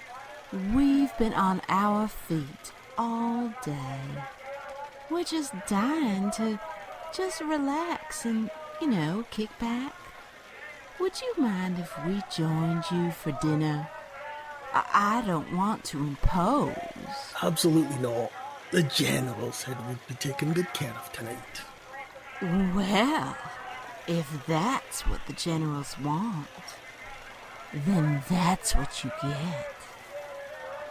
I'm going to go get Jo. Don't you dare start the fun without us. Right, we'll meet up in a bit then. My friend and I need to get flowers and Viagra and disinfectant. The TARDIS called Doctor. It wants its characters back. It's all bloody role-playing, isn't it? She's doing it, we're doing it. You can see it behind their eyes. Nothing about this is real, mate. I know we're here for a reason, but just for a little while. Let's just agree to lie to each other for a bit. It's just not in my programming, sir. May as well just call you K9 then. Come on. Let's get a bite and learn the lay of the land, so to speak.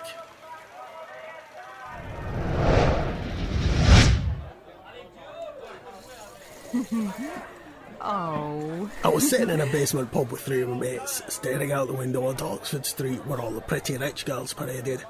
All I could see were these long stalking legs and high heels marching to and fro, swinging ritzy little shopping bags. About 3 pints in or so, I hear this yell from out the way. Next thing, this high-pitched screaming, jumping about, and then I see a shop buggy, shopping cart, rolling up the sidewalk, pushed by some bloke in a clown suit.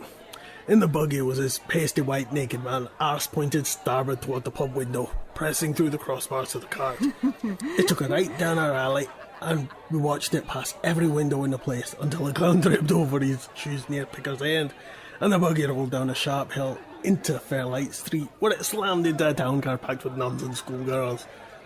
The impact threw the man up out of the basket, folded him over the side of the town car with his freezing twig and berries pressed against Mother Superior's side window. Oh, that's not true. Well, you're sort of right. I was actually the bloke in the buggy. Oh. Like that, did you?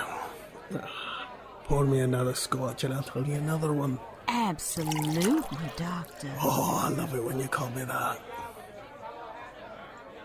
How do you know the doctor, Grant? Oh, we served together in Iraq. I thought you looked GI. North or south? North, actually. We spent most of our time herding Kurds, as they say. I'll bet you'd prefer being back there than stuck in this awful, lawless jungle. Yeah, well... Excuse me. Yes? Sorry to bug you, but I heard you might have seen my brother out there on the road. His name is Luther. They sent him on a mission and they said you might have run into him. Your brother, huh? My older brother. Kinda looks like me without the hair. Bigger, he's got... Lots of metal in his face? You've seen him? Yeah, kid. Briefly. What was he doing out there? He seemed exhausted. He works for the generals. He used to be a tracker in the army, so they sent him out to find someone who got lost. Got lost, huh?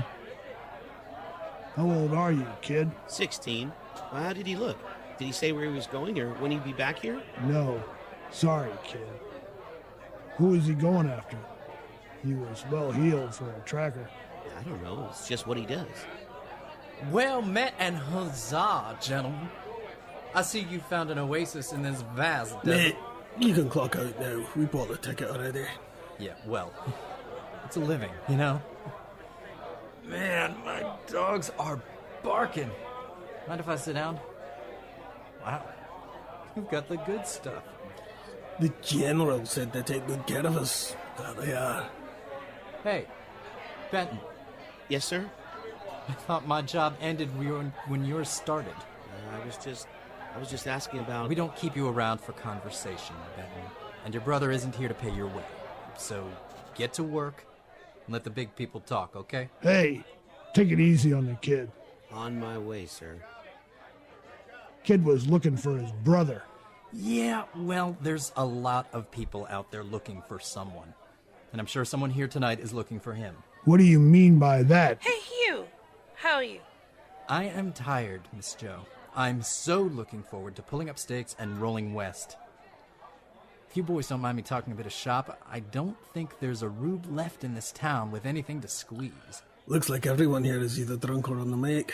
Mostly both. What's not to love? Well, there was a time when we could ask for a case of whatever for a pallet of something else. Now, everything's getting past the expiration date. Times being what they are, I'm only talking cans and auto parts salvage. Oh, and music players. Sex, drugs, and rock and roll. Cheers! Where are you gents staying tonight? We're just gonna head back to our tree fort. Oh.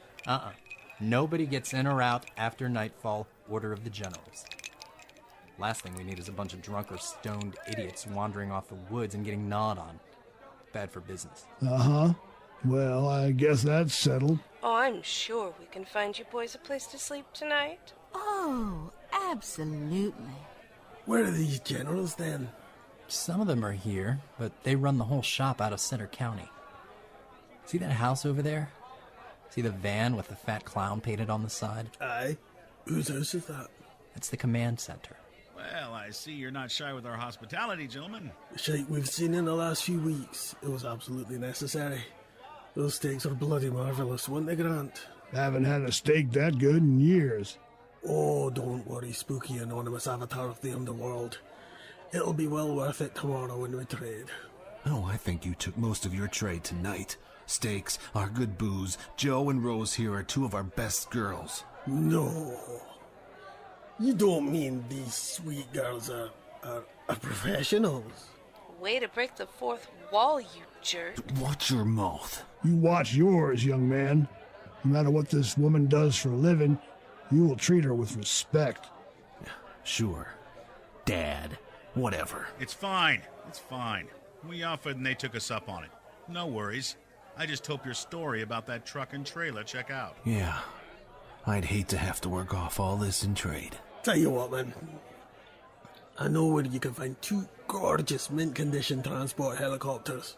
Well, only slightly bloodstained. Full of cargo. My group can't get to it with all the eaters around it. But I'm sure you lot could get them in their cargo. What's the cargo?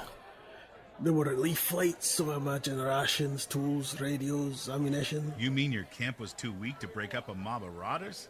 Like I said, mate, civilians mostly. If we asked the children to charge a quarry full of eaters, we'd never hear the end of it from the mothers.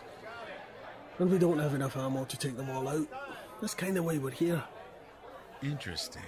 Aye, that we are.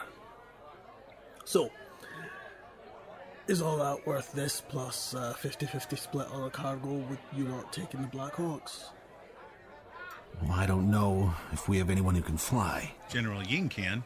Still, if we hauled them back to Center County, it would be a big score. I don't know. This sounds too Monty Hall for my tastes. Let's wait to hear what the generals say. That's why they're here tonight. We'll keep an eye on you guys. Well, not too close, mind you. We know you'll want your privacy. I think in the morning we'd like to drive you guys back to your camp personally and check out the merchandise. I wouldn't have it differently, gentlemen. By the way, I'm the doctor and this is my partner in crime, Mr. Grant. We don't care who you are. We're here to make a deal, not friends. Well said, Mr. Dark and Sinister. I like your John Wayne swagger. I'll call you Duke. You then, sandy-haired and soft. You look like you do more with your head than your back. I'll call you Halbert. Hal. Yeah, I like that. Okay then. I think you've had quite a bit of whiskey. We're gonna have fun, okay? Come on, Duke. Let's go chat with the boss. You. Perhaps you'd like to join us. Of course, sirs. Absolutely. Good evening, ladies. Gentlemen. And artists. Yes. Good night.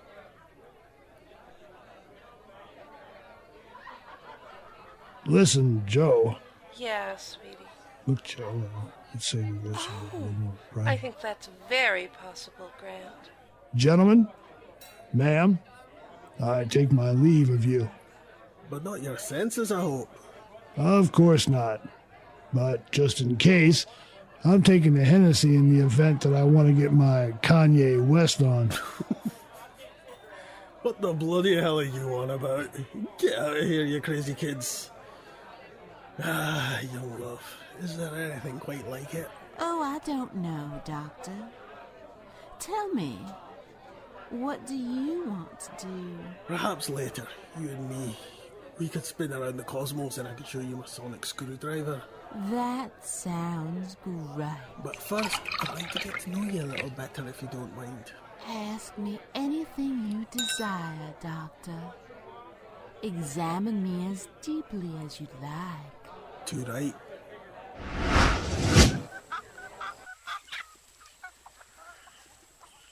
So, Grant, why are we headed out to the barn? Why not? I hear a lot of things happen in the barn. Well, yeah, they do.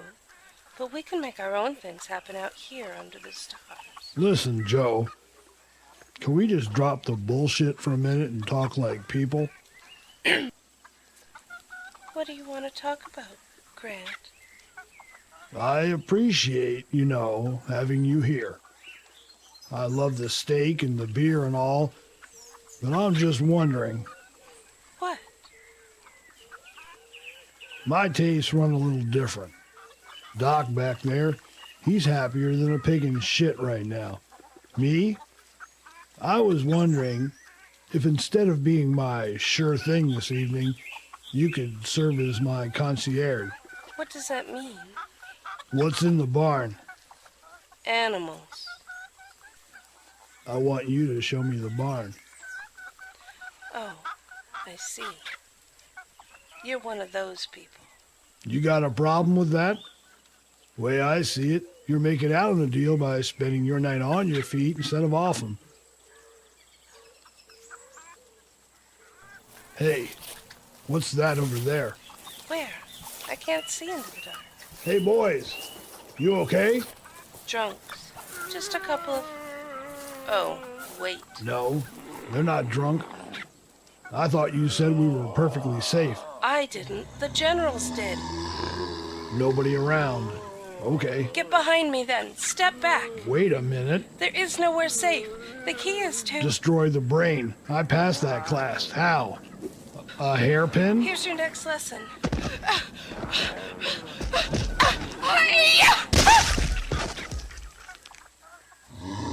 Pretty impressive. How about the other two?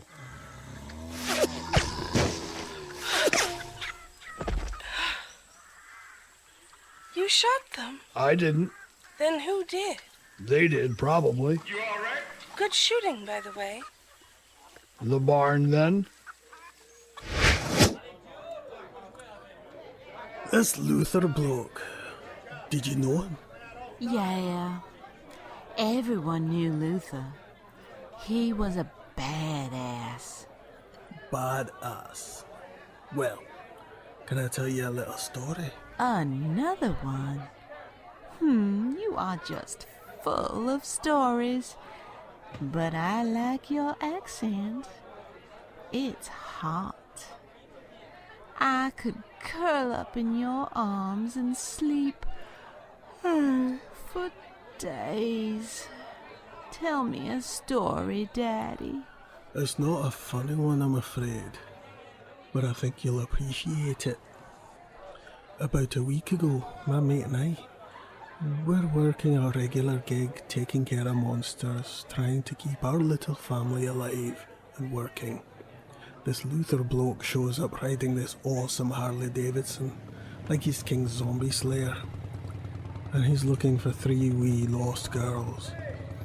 He says he is so sick, and he knows they're around somewhere, likely near Pudwinch, where they grew up.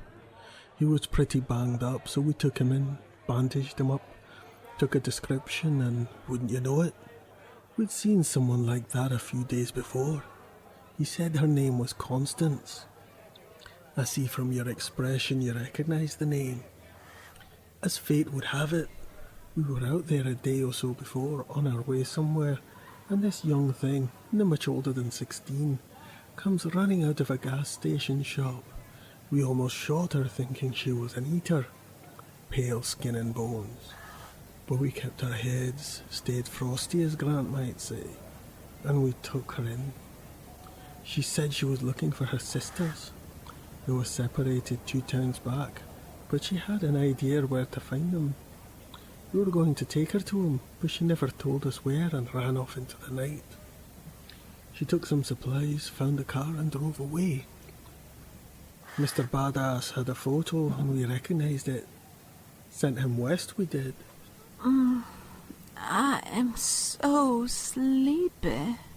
Why? Don't worry, my lovely.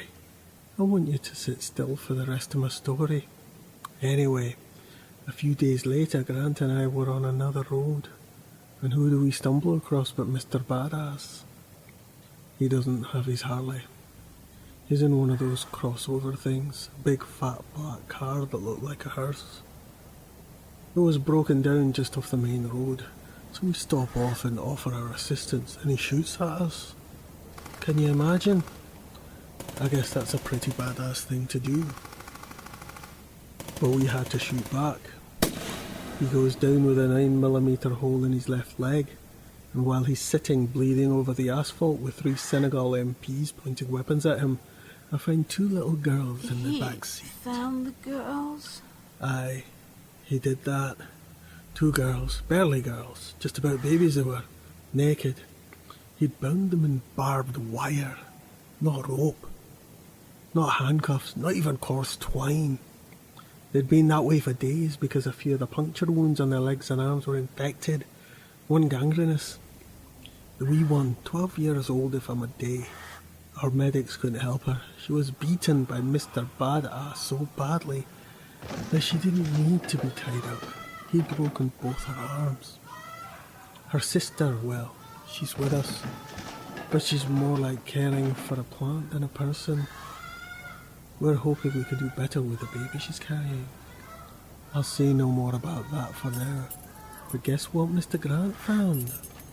Our girl Constance in the trunk. Mr. Badass cut her open from throat to belly button and shoulders to shoulder. When we politely asked Mr. Badass what he did with her insides, he said he used them to set traps for eaters. Oh my God. Oh my God. My dear sweet Rose, I've found many horrible things along these roads in the past 3 months. And what horrifies me most is that the worst monsters in this world still have a pulse. So I'm going to ask you very politely, as a gentleman, to tell me who the generals are. Oh, Doctor, all you had to do was ask. My God. Duke, Oh my God. where's your better half? Peeling the wool from over his eyes. Where's your partner? He and Joe are discussing religion and politics somewhere, but my question still stands for either one of you. Luther Badass was paid to hunt these girls by the generals. I'd like to know why, please. Why? Were they your property? You're saying they're yours? Everything here is. Even you. Control is ownership. So the generals finally set you straight, huh? Shut up. Hey, what's wrong with Rose? A little interrogation technique. Part hypnosis, part of dipograin alcohol. I needed to impress upon her the need to understand the seriousness of my question and remind her what might happen to her, or Joe, and anyone else you say you own. Mr. Doctor, what makes you think she hasn't seen that before? How do you think we keep our whores in line? A good pension, dental? If Rose here is unconscious, sick, or stoned, we can still cash in. Still, we can't abide by people abusing our people like this. You prefer to abuse them yourselves then? Oh, please. They're sheep. And of course, you seem the type to abuse sheep. Oh, yeah, smart mouth on this one. They wouldn't survive without us. Right, so you think because you're good with pointing a metal tube at things and pulling a trigger that you're the elite superman of this tribe? Well, you know, he who has the biggest club is usually the one in charge. And since Rose here did a thorough frisking when you arrived, we know you don't even have a club. Oi, that's quite the double entendre there, mate. Say, I got an idea. Let's go talk to one of the generals. That's why you're here, isn't it? Okay. Okay? No sarcasm? He's drunk, and he's a reasonably intelligent guy. He knows he's beat. I'm sure he'll wait until we're outside, and maybe someone out there will take a few shots at us, but in here, we're in charge. Right, Doc? Well, yeah, right about some of that. I'm a bit pissed, to be honest. But not so much I couldn't get the best of either of you boys. Sure thing, Pops. And you're right that there's someone out there waiting to pick you off when we leave. But it isn't some accountant from Lehigh County who thinks his Gander Mountain discount card makes him some kind of survivalist. You have a hunting party? Oh, that's sweet. The Happy Valley Militia took out a hunting camp of about 50 guys who tried to muscle in an action once. Muscle in? That's so nice. No. But you're right. I'm very agreeable to your terms. You're welcome to what we have out there, if you can take it. Until then, I guess I'm your hostage.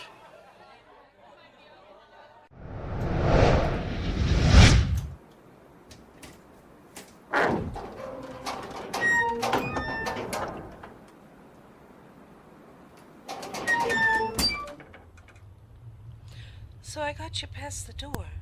Why do you need me again? I need a tour guide. I'm interested in what this place has to offer. Okay, but you don't seem like the kind of guy who wants to be here. Oh, on the contrary, Joe. There's something for everyone here. Hello again. Like you, Joe has no sense of theater. No showmanship, showgirlship, show whatever ship. Allow me to give you the nickel tour at 80% off. And at the end, you can give me your 2 cents, and I might even give you a penny for that. You don't need me then. Oh no, you're here with us. Come along. Welcome to the Barn of Human Delights. Exhibit 1 to our right, as we wander the main hall. These stables have been converted into suites of pleasure, accounting for the most particular clients. To our right, Mr. Grant, the celebrity bondage room. It's hot in here. What is this? What's with the lamps? Wait till you see behind the curtain. Chosen for their impeccable bodies and for the pristine states as we found them in repose. We give you... Gods protect us. Stars of screens big and small. Angelina Jolie. With legs as long as the night and as treacherous and exciting as the winding road. Next to her we have the cheerleader with the power to heal herself from that awful television show. Long blonde hair, tight teenage muscles. They're alive. Undead. Their mouths are sewn shut, and someone's silk-screened faces under the masks they wear. See how they writhe seductively against their restraints? Some clients like that. Regardless, their passion for you promises a night you will never, ever forget. The heat lamps warm their bodies so it almost feels like the real thing. But I promise you, it is a delight. Speaking from experience?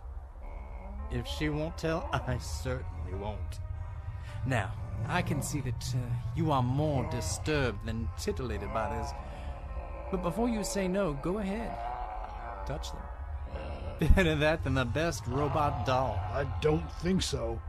That's disgusting. Fine. And before we break the mood, allow me to escort you further down the lane to our next exciting exhibit. Step right up, friends. Behold, the 3-headed zombie. Good Lord. A rare find, a grotesque mutation. Joined by its sickly cousins, the 50-footed zombipede.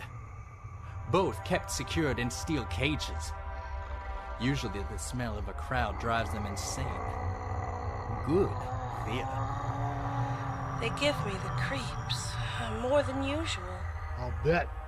So, what? You sewed 2 heads on a 3rd body? And that sick freak down there on the chain leash? The beautiful thing is that the flesh does not rot. Whatever keeps them ticking preserves them like mummies. Speaking of which, we have a few of those wrapped up down the hall.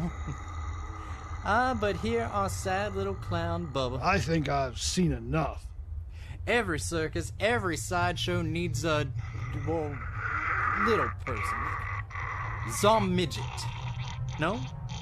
Not to your fancy? People come to you and want to sleep with this? Heavens, heavens, and hells no. That's not what this part of the show is about.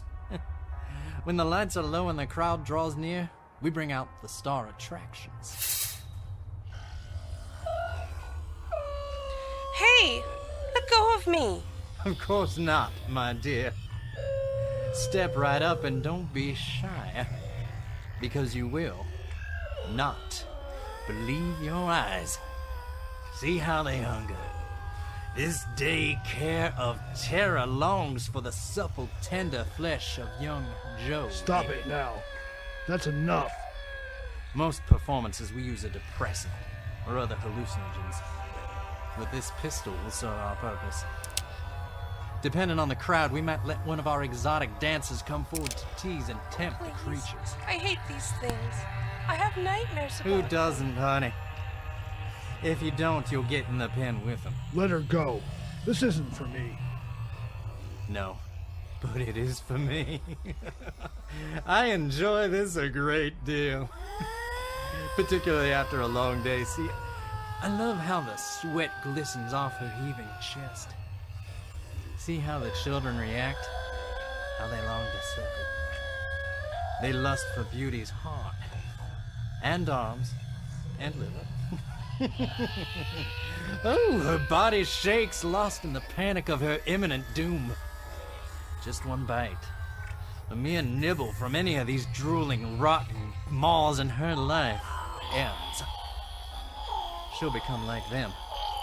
Perhaps to become her own exhibit someday. Stop. Now. We draw closer and closer to the gnashing teeth. Her breaths become shorter. She is helpless in my arms. I alone have the power to condemn or save her. I alone stand where you are.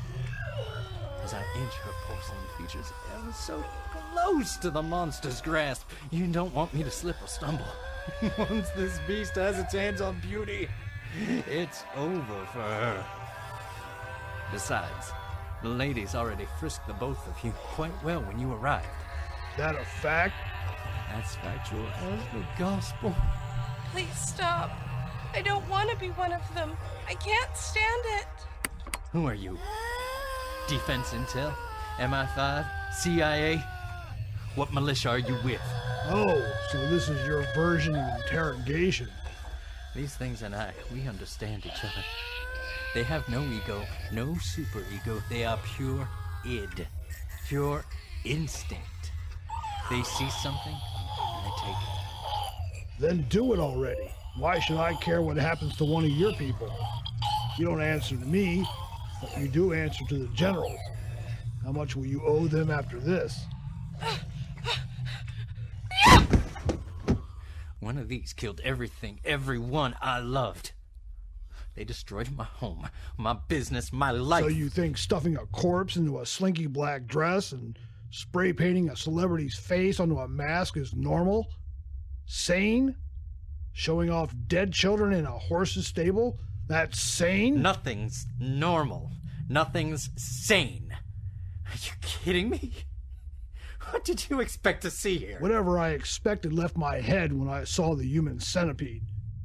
You got human heads stapled to wooden carts. Oh, when we first opened, we had races. We put helmets on them, rolled them down to a slow, shallow stretch of highway. It was incredible. 50 zombie heads in custom wood go-karts, all rolling down the interstate. We had a line of people, thousands cheering for their favorites. They would bang into each other, tip over. Some went off the road into the woods, and it was over. It didn't matter which head won. We took great pleasure in crushing the life out of them at the finish line. I see now. You weren't coming here to see this. You thought you heard Luther talk about the girls and bringing them back. Oh, you saucy customer. You thought you'd find little girls here. Maybe little boys. You were anxious to get young Benton down here. Oh, yes. Well, we don't sell that to just anyone. And he's not here in the barn. I don't know what Luther told you, but that is not what we're about. You think we'll just let any low-sloping forehead mouth breather pay us in canned beets for our special stock? No. That's not what this is about. This is about the future of humankind. Wait, what? He's not here to get some, Hugh. He just doesn't have it in his eyes. It's always the quiet ones.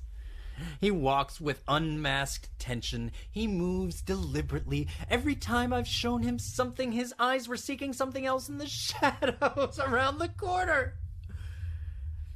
What are you looking for, Mr. Grant? The truth. Elusive and vague. Oh, No. What specifically are you after? Slaves. Slaves? Slaves? Here? This isn't the California plantation in 1800, my friend. I'm aware of my position in time and space, but the fact remains you folks paid a goon to come out into the wild to hunt down 3 little girls with orders to bring 2 back and make an example of the 3rd. We did what? No, that's not right. That can't be right. Are you talking about Constance? Because they said they never found her. They didn't. But evidently Luther did. And then our 2 curious customers found him, right? Yes, he had them. What was the plan? Bring them back to be part of this exhibit? Of course not. I think it's time the generals had words with you and your friend. The others were right to send me down to keep an eye on you. Joe, did you or the others mention that Luther was a serial killer? He had a history of mutilating people. I'm betting his creative mind was behind this exhibit along with you here. Now, sir, I am a gentleman. I earn my toast and jam by selling tickets. Yeah, I know. You seem to enjoy it. Luther Haynes Weston found all 3 girls, Joe. He found them hiding in a small house near Oil City. He did unspeakable things to them, Joe. I found Constance in the trunk of his car. She was what, 17, 18? Why was he bringing them back? They weren't prostitutes. Joe, don't say another word.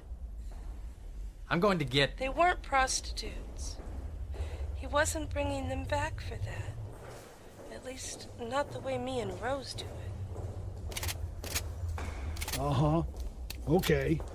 These generals, I do want to meet them. Barker boy, take me to your leaders. Sorry, friend. It doesn't work like that. You gotta work your way up like everybody else. Oh, dear. No, you've done it. Ugh. So who are you? You ain't a curious observer. Captain Grant, United States Army. Former. See, we don't recognize that army. You gotta go west about 1,000 miles for the army to have any juice. Yeah, we're the army here. You're the poser. Who the hell are you?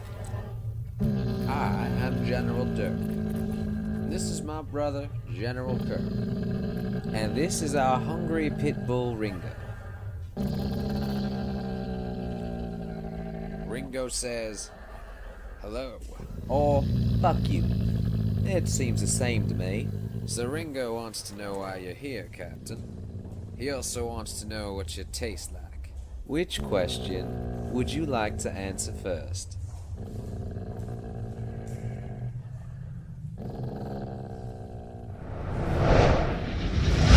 Hello, Doctor. Hello, you? Call me Ying. As in Ying the Merciless? I hope not. Who are you, really? Me? Well, I'm just a doctor. Doctor of what? Human nature, medieval metaphysics. I have a master's in music and a bachelor's degree in the bossa nova. How about you? What's your curriculum vitae? I am a general in the Happy Valley Militia, the largest citizen-led militia in Pennsylvania. I run this facility and control all militiamen in South Clarion County, all of Westmoreland, and north to New York. Here, I am the law. I am the government. That's very nice. You aren't from around here. No. Where? You ever heard of a place called New Lochcastle Bridge upon Hellmouth? Where's that, near Wilkes-Barre? No, Scotland. It's a lovely town about half-day drive north of anywhere civilized. Just off the M8. Small town. It's never been captured on Google Maps because it's always covered by rain clouds. Our main exports are jet pilots with attitude problems. And cheese. So, Doctor, you come here, unarmed, with a friend. Did we find Mr. Grant yet? Under control. You eat our food and drink our wine, cavort with our women, and then threaten us. Why? I don't think there's a threat in there anywhere. See, we're a little concerned about why it is you'd send a convicted serial monster out after 3 wee girls. particularly when there are so many other monsters out there. Why would you risk a bullet to the head just to ask me that question? Can I ask you, what the fecking fuck kind of name is Ying? Do you have a brother Yang? It's short for Yingling, like the beer. It's a very common name in Pennsylvania. Pencil. What? A very common name in Pennsylvania. What did the poor hell ever do to you? Are you stupid or something? Well, at least I can pronounce the name of your bloody Commonwealth correctly. Pennswoods, Pennsylvania. Every primary schooler in my country knows it. Fine, whatever. If you want to be evasive, we'll just stick you in the arm with a syringe full of Clorox and nail you to a phone pole. Oh, that how you attract your mates, Mr. Ying. Listen, sweetums. I don't want to come here and pee in your pond. I came here to make a deal for our people and to find out what you're all about. Now, Mr. Halbert McStickfinger behind you there says there's no deal because he's just going to take what you want and leave us with perhaps a pot a lot of us can piss in. Did he say that? Yes, I did. There's no reason we need to agree to their terms. The two of them emptied half a case of beer, ate 4 steaks, slept with 2 women. Yeah, I heard. It's not like we're low on that stuff. Seriously, unclench, man. You tell us you have a trailer of rock and a truckload of roll. A regional delivery truck with assorted beverages, beer, foo-foo malt bevies, and a snazzy trailer with meth lab inside. I don't want either in my camp. I know from what I see here that you'd have better use for it. Plus 2 Blackhawks as a bonus for not totally buggering us on the deal. And that's fine. See, Doctor, it's a shame that you're not a real doctor, because that would be the biggest bargaining chip of all. We desperately need doctors. We need people like yourself with big brains and sharp wits. Oh, now you're getting cuddly with me. Let me just see if I understand what's happening here. You open your camp to anyone who can pay. You offer them drink, food, entertainment. But you've got some of the fattest freezers and pantries I've seen. You're taking people in for rusty canned yams. But despite the abundant amount of boobage I've seen tonight, it doesn't have that horn dog sailors on leave feel to it. Why is that? Why do you think? A few possibilities. Organ harvesting. Really? Well, see, I wasn't big on that one because I didn't hear the locals complaining about missing family from this place. There's no sign of government operations or early morning express trucks rolling out of here. Rose seemed quite shocked when I dropped a bit of sleepy time juice in her pint of fake wine. Not a lot, but enough to make her more susceptible to my undeniable charm. We only thought that because your boy Luther cut all the organs out of Constance's little body, he didn't dig into her or stab her like some nutter on smack. Nope, he did the right Whitechapel and removed them slowly and precisely where her sisters watched. I really had no idea. I know. It's hard to do background checks on your hired assassins these days. Now that's not fair. We just needed them back. What for? That's a lingering question, isn't it? Figured it out yet? That's why you sent your boy to the barn? See, Grant thinks it's just run-of-the-mill human trafficking. I mean, it's horrifying and loathsome, but again, I don't know. How about I just tell you? Would that save us time? Wait for it. We're almost at the Matlock moment when all is revealed. Fine, I see you're impatient. You snatch up teenage girls and boys and make them reproduce. So you do know. Propagating the species. The one thing I didn't mention to Rose was that when we met Constance on the road, we knew she was pregnant. About 5 months, we reckon. When we found her body in the trunk, we knew she wasn't pregnant anymore. So we thought to ourselves, maybe we should go meet these new neighbours and find out for sure how sick and twisted they are. Not that it matters much to me, but I hope you realize that we're not all psychotic serial murderers. This is why you let us in. Mainly because we had a trade, but also because there was a chance that being a doctor meant we could help. Strong backs and smarties were ushered to lovely ladies for a second interview, while you lot tossed about the idea of a trade. So how many kids do you have? And where are they? Scotland Yard for the win. Sorry, Doctor, it's a private matter. But I assure you, it's all consensual. Sorry, not buying that one. Please, think about it. Teenagers, we pay them to play. They'd be doing it anyway in the back of cars. Come on. Do you want these teenage girls out there without supervision? We take in pregnant women all the time. I'm surprised your investigation didn't turn that up. We did hear about 2 local girls picked up by Red Cross trucks and sent to Centre County. And who runs the Red Cross these days? Hi there. Listen, Scotty, we have equal opportunity employment opportunities in our little concern. You're smart. I don't want to insult you with threats. If you're a cop, you have no juice here. If you're a preacher, leave your literature and go get farked. If you're with the government, we no longer recognize the Commonwealth, county, or feds here until we see legal, legitimate elections held. So what are you? I'm United Nations, brother. I'm the voice that's left of the whole civilized world. And on their behalf, I'm telling you we don't much like what you're doing here. Mike? Yeah, boss. I charge and find this man guilty of conducting military incursions into this territory under Article 2 of the Happy Valley Militia Articles of Confederation. I sentence him to death by beating. Do me a favor. Take him out back and beat him to death. I don't have a gavel, mate, so this empty beer bottle will do. As much as I'd like to. Shouldn't someone else do this? Aye, lad's clock would be so perfectly clean by me you could do lab work between the gears. Fine, get your pal What's-His-Face to do it. Oh, the Duke! Excellent. But I was hoping it would be you, Sunshine Ying. It would be nice going out taking the teeth out of the tin-plated knight with delusions of relevance. Sorry, that's not the way the storybook ends, Doctor. Hey, maybe you'll regenerate into someone a little more reasonable. Yeah, I got the reference. We're not all hillbilly NASCAR freaks. Some of us watched PBS growing up. Bye-bye, Invader. What do you think, General Kirk? I think Ringo's hungry, General Dirk.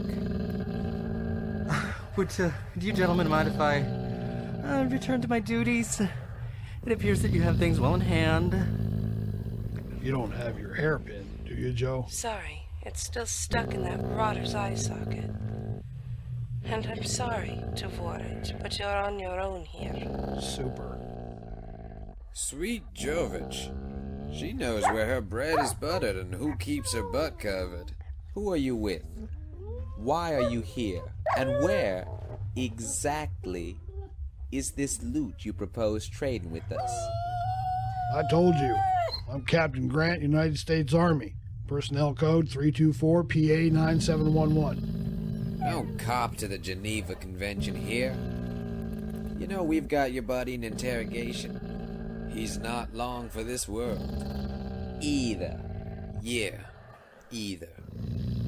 But the way we can do this won't involve blood, pain, and slaughter. You know, Dirk, he just doesn't realize how generous we're being. I think we need to show instead of tell, Kirk.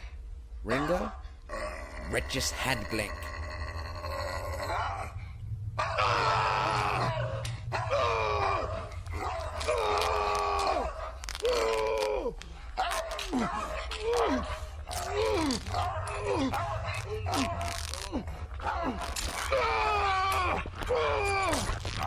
Bite down hard, Ringo.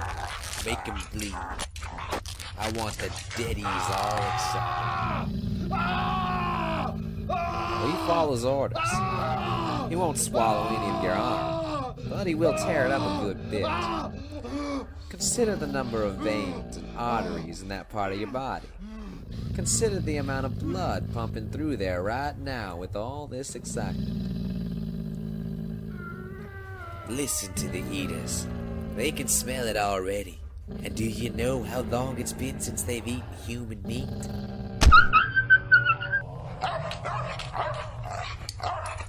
Oh, sorry. But when you kick or punch Ringo, he gets upset and targets the soft flesh bits of your belly. Should have mentioned it.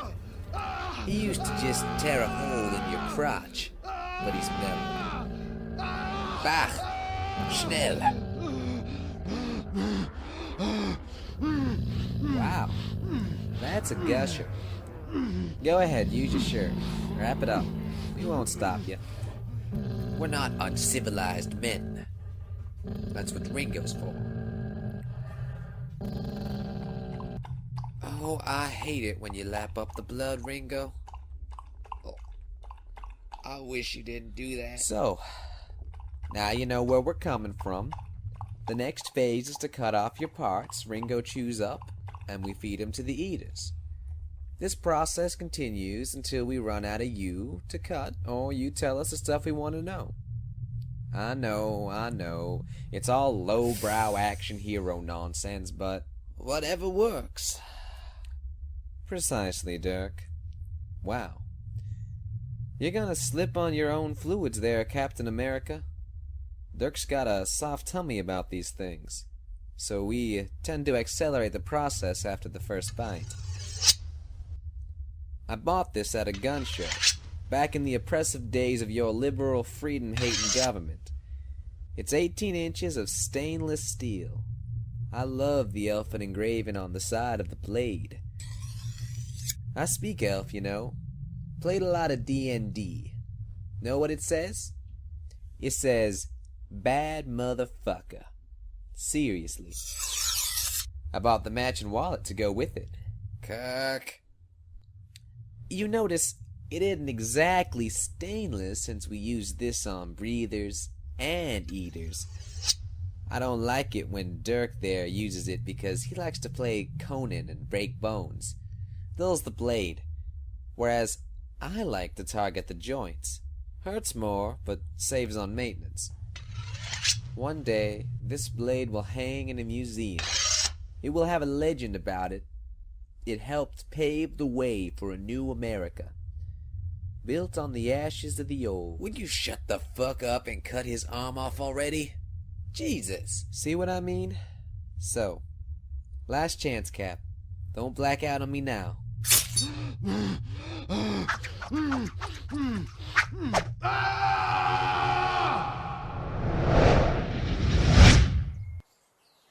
You could put up a fight if you want.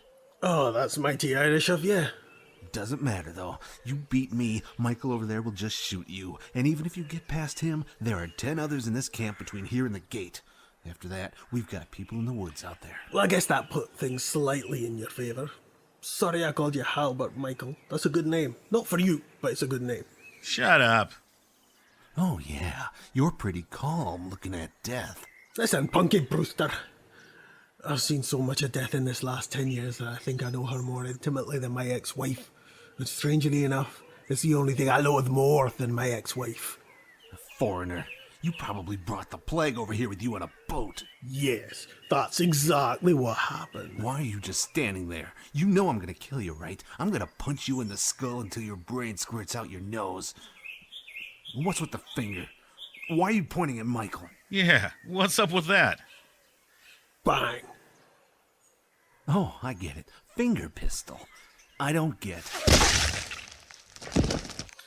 Well, so much for your armed guard. Makes things a little more even.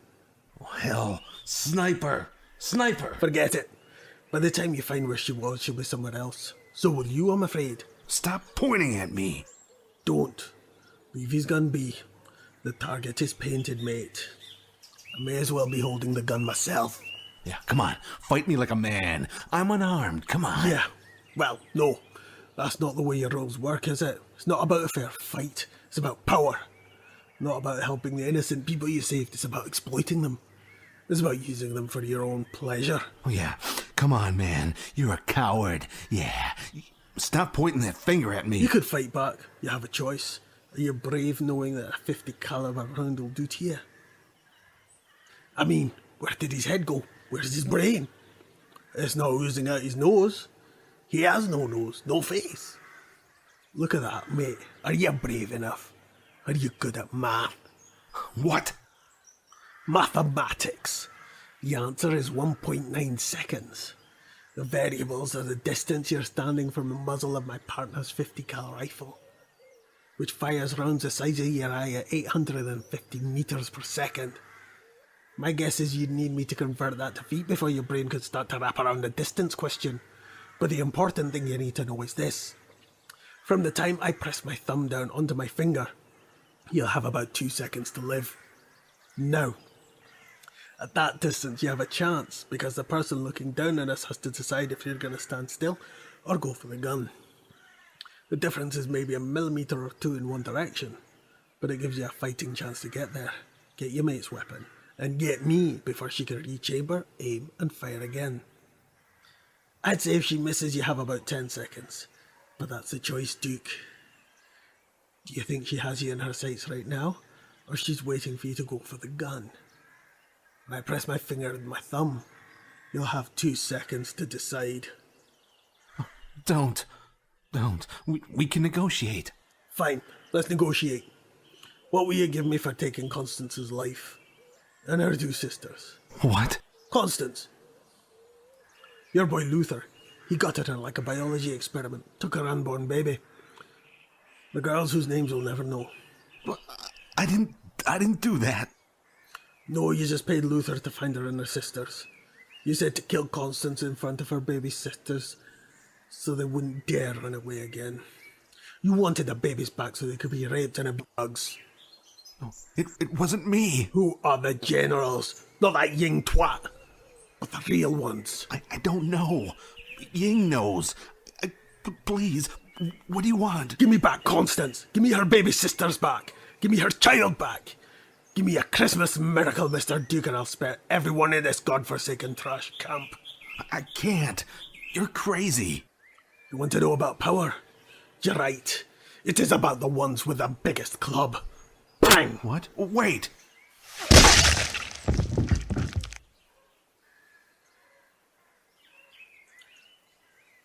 Well done, Sarge. You're a right angel. Oh, look, a rifle. Now let's see about getting out of here. Not tonight, Limey.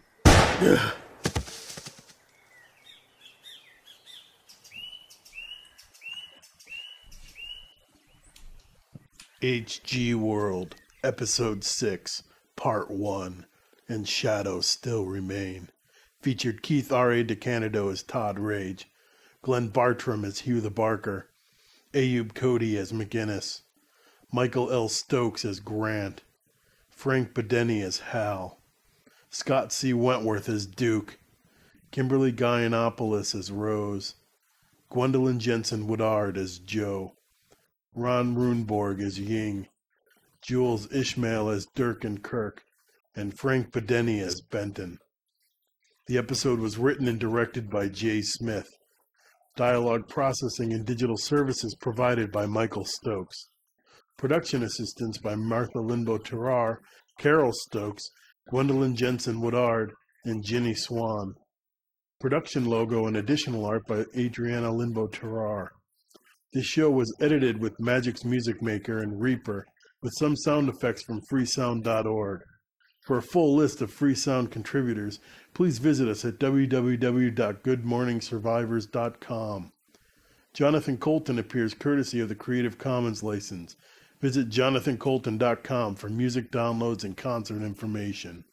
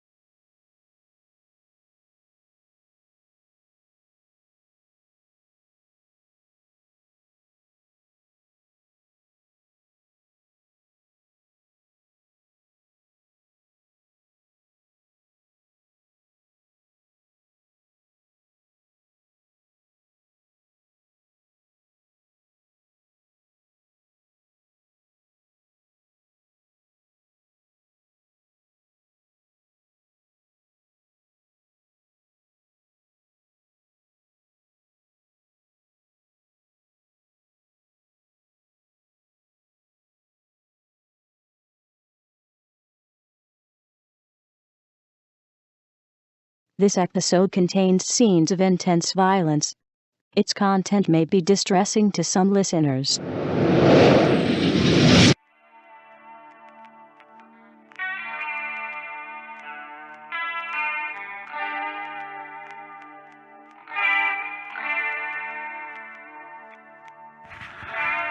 And the universe continues unabated.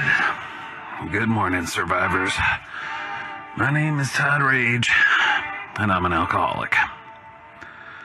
Those of you following my annex for a while know about this, and I'm pretty sure even you newcomers have pretty much gotten the idea that I tend to spend my off-air times feeding the plants with the recycled golden goodness, cheap moonshine, and scavenged boozles. Yeah, great picture there, Todd. It's been 35 years of me barking into this microphone, hoping to keep this town together with information. Trouble is, there ain't none no more. All I'm getting is static from the outside radio bands, from television, from SATCOM, even from HG World. There's no airplanes, there's no citizens band, there's no military, I ain't got nothing. And here comes that sweet Algonquin winter. Our happy little elves are going to try one more run and get us some stocking stuffers for the season. After that, I'm guessing they're going to be huddled up nice and close in their North Pole shelter until the thaw. Me, I'm putting about 50-50 odds on making it through the winter. I got this mental image of me looking like Nicholson at the end of The Shining by the time we get our first 2-foot dumper this winter. If it ain't the eaters, then it's going to be the cold. And if it ain't the cold, then it's going to be the flu. And if it ain't the flu, it's going to be hunger. And if you ain't hungry, well, my liver and kidneys will probably just give up. Great tidings, I know. But, well, it's realism. Now, if you want to avoid these fates, well, do something about it. And what I'm going to do about it is pick one of those options and, well, run with it. And I pick scoliosis. Yeah, kids, my name is Todd Roginski of Wishwell, Pennsylvania, and I am an unrepentant, penting alcoholic. So here's to the guy who taught me how to build a shine still back in Nam. Same guy who taught me to keep my powder dry, keep my weapon clean, and which bugs and berries was edible and which wasn't. So Sergeant Yanchez, here's to you. Oh, boy. I'm tired. I'm tired of not drinking. I'm tired of drinking. I'm just tired. I know somebody out there can hear me, and I know most of you can't talk back, but I got this space in my heart that used to believe in Jesus and Uncle Sam and the Beatles and Zimmerman. But I cleared all that out. I cleared it out because I believe in you. That set of ears huddled out there in the wilderness. You're who I believe in. I'm hoping my words bring you some comfort and some perspective and maybe even some hope. Wish I could pull you up a stool and pour you a glass of this here white lightning and we could sing 2 or maybe 4 or maybe even 10-part harmony across the valley and raise a real FU to the brainless crowbaggers out there. I hope that if there's anyone out beyond this valley listening to my voice that they got better news than we got. I hope they're faring better than we are. So, okay, I forget which buttons to push, and that is definitely a sign for me to wrap it up for Isaac's time. Whiskey Tango Foxtrot, and don't forget to bring the cat in. Good night.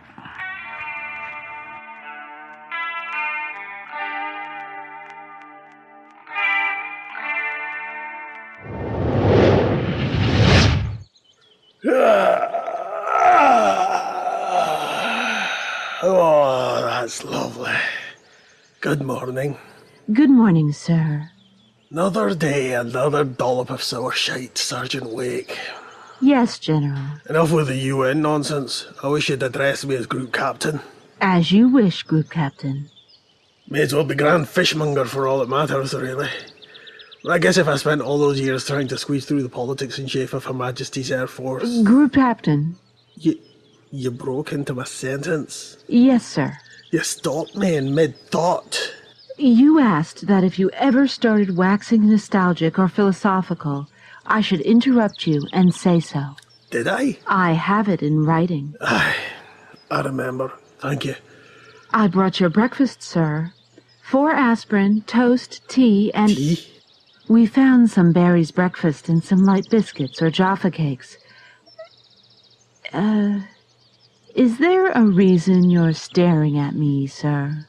Aye, you're not Captain Grant. No, sir. He is still on assignment. Thank you.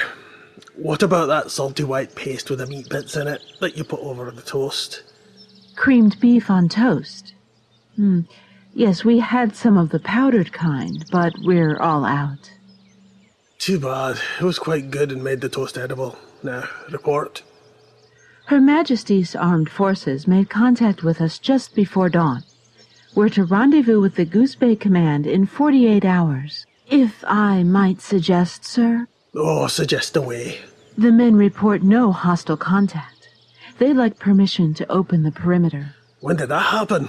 Last report there were at least 3,000 heading up the interstate. Sergeant Umbali is showing the men how to dress and prepare wild animals.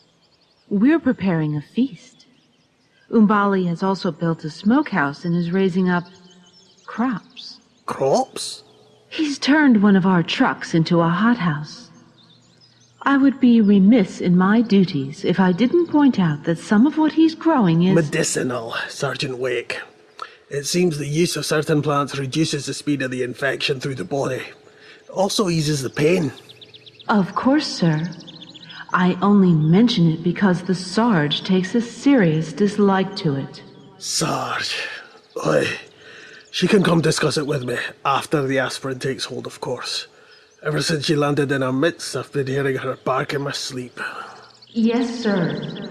She's actually speaking to you right now through sub-key radio. What? She wants you to wake up. You are in great danger. The message is, wake up, you stupid fuck. Wake up. Wake up, you stupid fuck. Wake up or you'll go into shock. Wake up. Fuck a duck. Wake up, Captain Jack. If I gotta sit this out, so do you. Seriously, that was refreshing.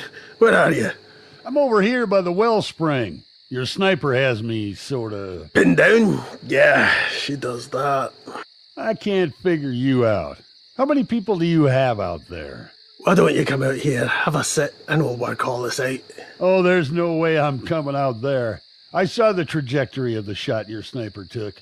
I'm quite happy where I am, so sorry. I guess you're gonna have to bleed to death. Or you can crawl back toward me and I'll beat you to death with my rifle. That might be an honorable way to carry out your original sentence. Or I hope these ores get a little more helpful. Well, you can call off your sniper, declare surrender, and bring him in from the cold. Or I can shoot you right in the head from here. Nah, not a good choice either. You have an option where we all get together, patch up a leg, drink some wine, and watch some American football bloopers. I love those videos. Jesus, you're just unreasonable. Aye, I am at that. But hey, I think your recon people are due to check in soon. You might want to see how many of them are left. How many men do you have out there? That's not the right question you want to be asking me, Mr. Ying. I'm really tired of this, man. Obviously they can see you. They know you are well and totally screwed. Well, they never did like me much. You know how it is. There's always somebody out there who wants your job. General Olson, give me General Leatham. Now. Hey now, lay back there, Spartacus. I hear you, mate. So, while I'm bleeding into your finely tended dirt lawn, you mind if I ask you something else? Since I've got nothing better to do than watch you bleed to death, go ahead. You're in the baby-making business, you said. Putting aside the obvious question, why? Tell me, what do you do with the wee buggers once they're born? We keep them milked and warm until the Googies come for them. General, you need to take this one. Throw me the radio. Nice arm, Nancy. This is General Ying. Report, please. Hello, General. Who is this? I work for the 2 men you're holding, one of whom is bleeding all over your lawn. Good. Then you know you should surrender before something very bad happens to him. Once he goes, we'll go to work on the other one. General, please do not assume that I'm operating under any obligation to keep them alive. I'm simply saying that if either of them is harmed, I will be put out. and irritated. Your little ghillie show here, that's no concern of mine. But if you do anything to either of them, I'll turn it into a pile of debris right over your remains. How, by playing hide and seek with your pea shooter? No. Indirect fire. Nerve gas. Maybe I'll catapult a few eaters into your camp. Or just some rotting animal carcass like they did in the olden times. Oh, see, then we have a problem. See, I'm morally neutral on this whole thing. But if you can find your way to open fire on a camp full of civilians, women and babies, then there's nothing I can say or do to negotiate with you because you're just too damned evil. I take it you've eliminated one or more of my men? Not sure how many you sent out, but I've eliminated a Steve, a Bob, a Pat, there was Ed, and then some other guy whose name I didn't get, but he kind of looked like a Patton Oswalt. That's unfortunate. Olson, I want a team of 6 out there. I want our boys brought back, and I want this woman mounted to a phone pole by morning. General, those men are in an abandoned toilet about 50 yards south of your main gate. Surrounded by eaters now, and hello there, handsome. What? Oh, shit! Poked your nose out there, didn't you? The key to successful negotiation is to not antagonize the aggrieved party. No, the key is to keep the advantage. I could have just dropped you, but you seem like you're still in the mood to negotiate. I don't negotiate. I'm disappointed. Oh, now you don't sound like the man in charge of this nut hut. Who should I really be talking to? I'm it. Hello?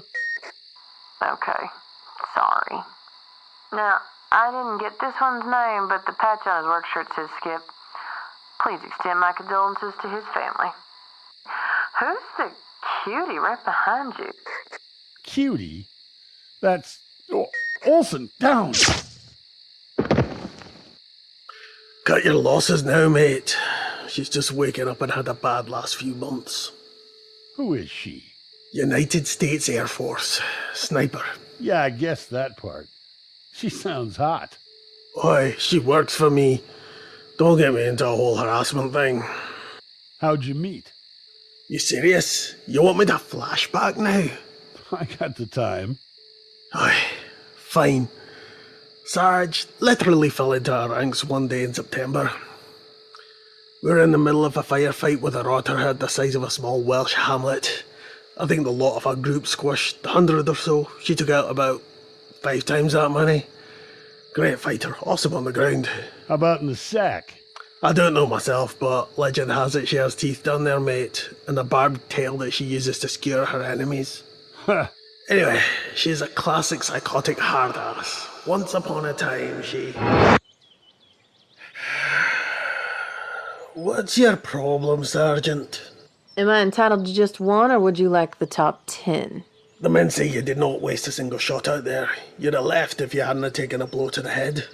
Yeah, I gotta thank one of your men for his dexterity. Why'd you want to run?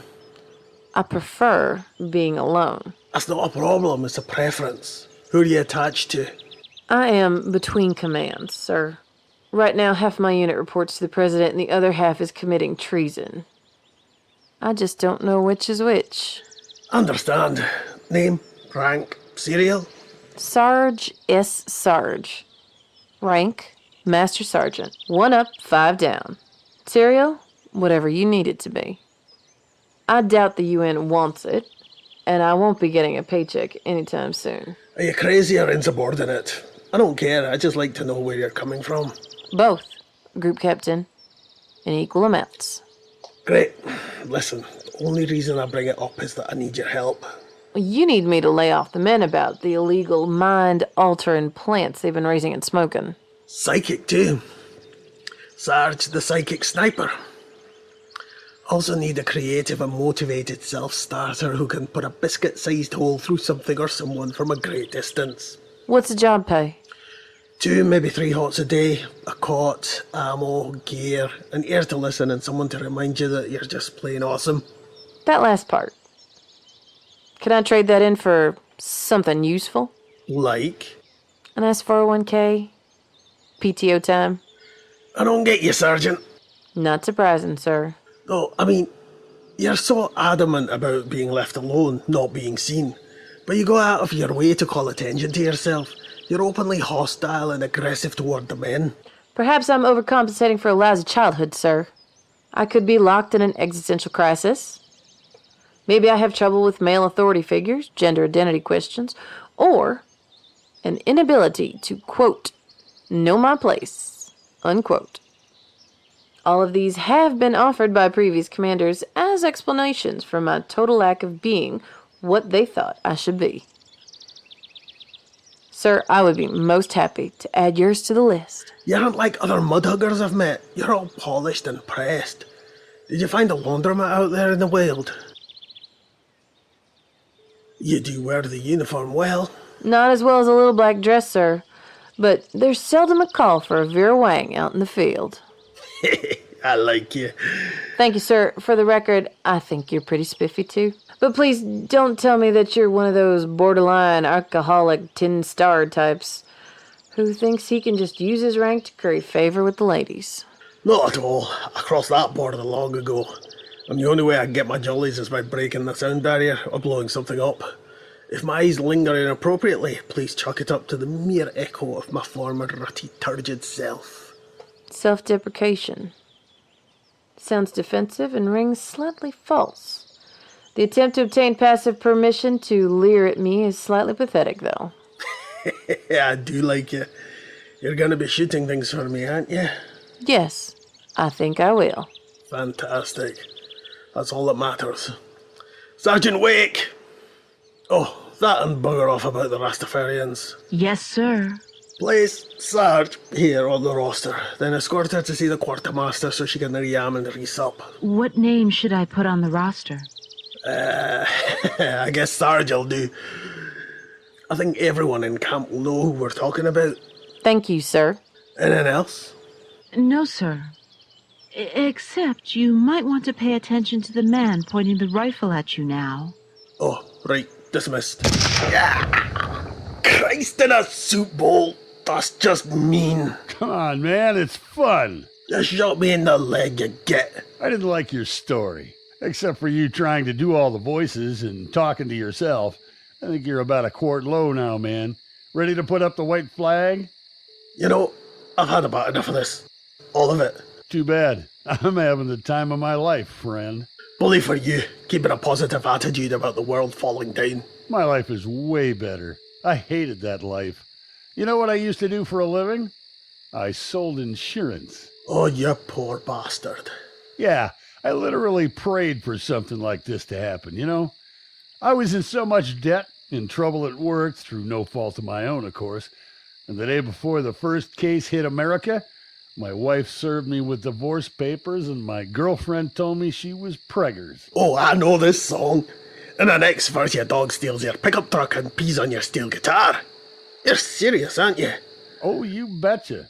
So you can skip the whole let's all come together and rebuild the world nonsense. I like this world. It fits me like an old pair of jeans. Fuck! Again! I guess she didn't like your story either. What? She can hear us? As close as she is, she can probably smell you. What? Hi there. This is about as close to a woman as you'll get for a while, so I wouldn't go ruining the moment. Okay, partner? Are you sure you want to do this? He's not moving, okay? Just stop looking at me like that. It's my dad. He made it up there. I'm taking up some water and a first aid kit. Take this too. What? Why would I need that? Think, Ronnie. Fine. Okay, you got about a 2-minute window before they mob us. Get up there. I think the last time they punctured the radiator. If I idle too long, the truck starts to overheat. Don't leave us, Hicks. Not planning on it. The truck might have other ideas, so be prepared to brain our way out of that. Go! It's just high enough they can't reach. Lucky these things can't climb. I'm coming, Dad, I'm coming. Where the hell are they all coming from? Come on, girl. One more time around the tornado magnet.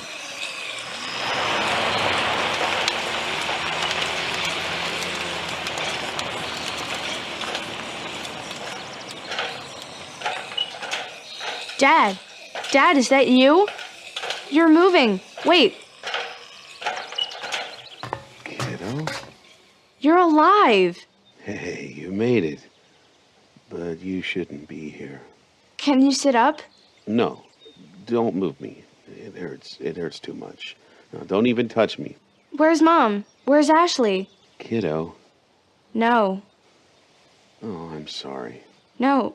You were supposed to get everyone out. You didn't answer my calls. You should have gone. I'm so glad to see you. I'm sorry. I know you did everything you could to... No. I deserve it. We locked ourselves in, but we had a visitor. Visitor? One of your friends. That Gray character. Gray came to the house? Yeah, he showed up banging on the door. Said he was hurt. So we let him in. No! Oh my God. He said he had news about you and Hicks. Said you were up in the mountain. You should have stayed there, kid. What did Gray do? As soon as he got inside, we knew something was wrong. Your mom was trying to bandage him up when she realized he wasn't bleeding. Before she could do anything, he... Oh, God, kiddo. Ashley and Vance, they got in the van and were headed your way, but they got stuck down on Gulch Road inside a mob of those things, and that was it. I tried to shoot off as many as I could, kid, but only so many bullets. Why didn't you go with them? Gray punched my ticket when I tried to get him away from your mother. Your shoulder. I just saw. He was talking, Pumpkin. I ain't seen none of them do that before, you know what I mean? Save your strength, Daddy. Look, kiddo, I know I'm not your real daddy, but I tried. I did really. You did fine. A few screaming matches aside, it's been... Wait. Something's wrong. Yeah. I figured I'd go out with a bang on top of the world. My family always thought I'd end it all on top of a water tower with a rifle. Stop it. Stop talking like that. What's the matter, kiddo? You look like you've seen a ghoul. Not again. Daddy! I'm sorry it had to be you to climb up into the web. I'm really hungry. Let go of me, Daddy! No! I'm just gathering up my strength here. I'll make you a deal, Pumpkin. You get me that other boy and bring him up here, and I'll do him instead, okay? You're horrible! Horrible! Let go of me! Oh, I never pictured you ever pointing a gun at me. Now waggling your finger and telling me you're smarter than me and better than me, but a gun? You're not yourself. I'm so sorry. You know what Ronnie needs? Ronnie needs a hug. Stay there. Gray controlled it. You can control this. Right. Absolutely. I think I saw your mother wandering around down there. You give me what I want and we can be a family again. You're not my father. I don't care what you are. You killed my daddy. Aw, boo fucking who, Pumpkin? Boo fucking!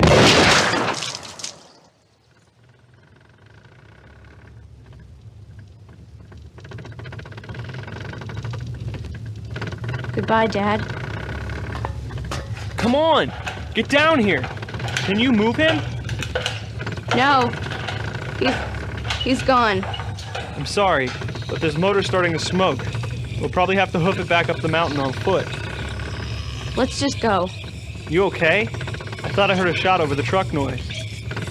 Let's just go.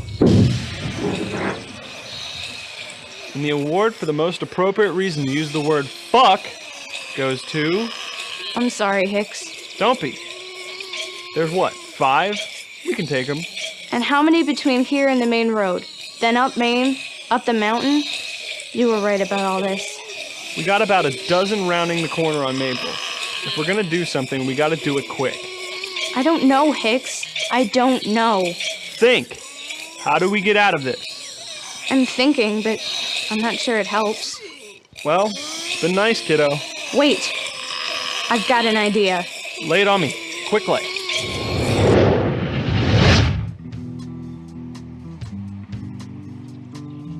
Hello, Head. Let me get that pillowcase off your weird little buggy eyeballs.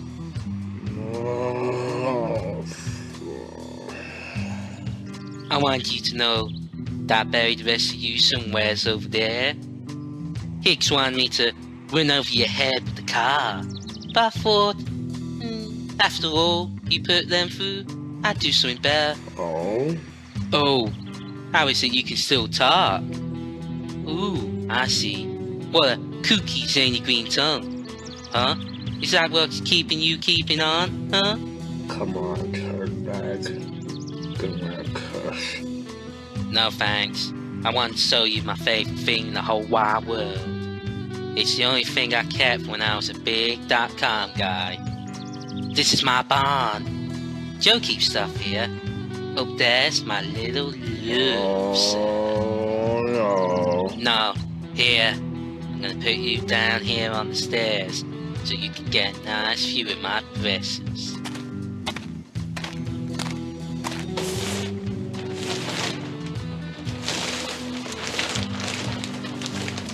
Looky that. You know I was once a millionaire? Of course you didn't. See the goose egg. But yeppers, I was a millionaire. My buds in the city were buying Porsches and Beamers. Me, I bought this cherry. Isn't she pretty? What the fuck is that? Oh, Mr. Gray. This is a 1973 Oldsmobile Delta 88. Not just any. It's dirty yellow, 4-door, 455 rocket V8 with 4-barrel carburetor and 250 horses. Dual exhaust, hardtop, cloth interior, autographed by the Chin, his own bad self. You know who that is? Oh, no. And the one thing it's been missing all this time I never thought I'd find. Mr. Gray on a steak.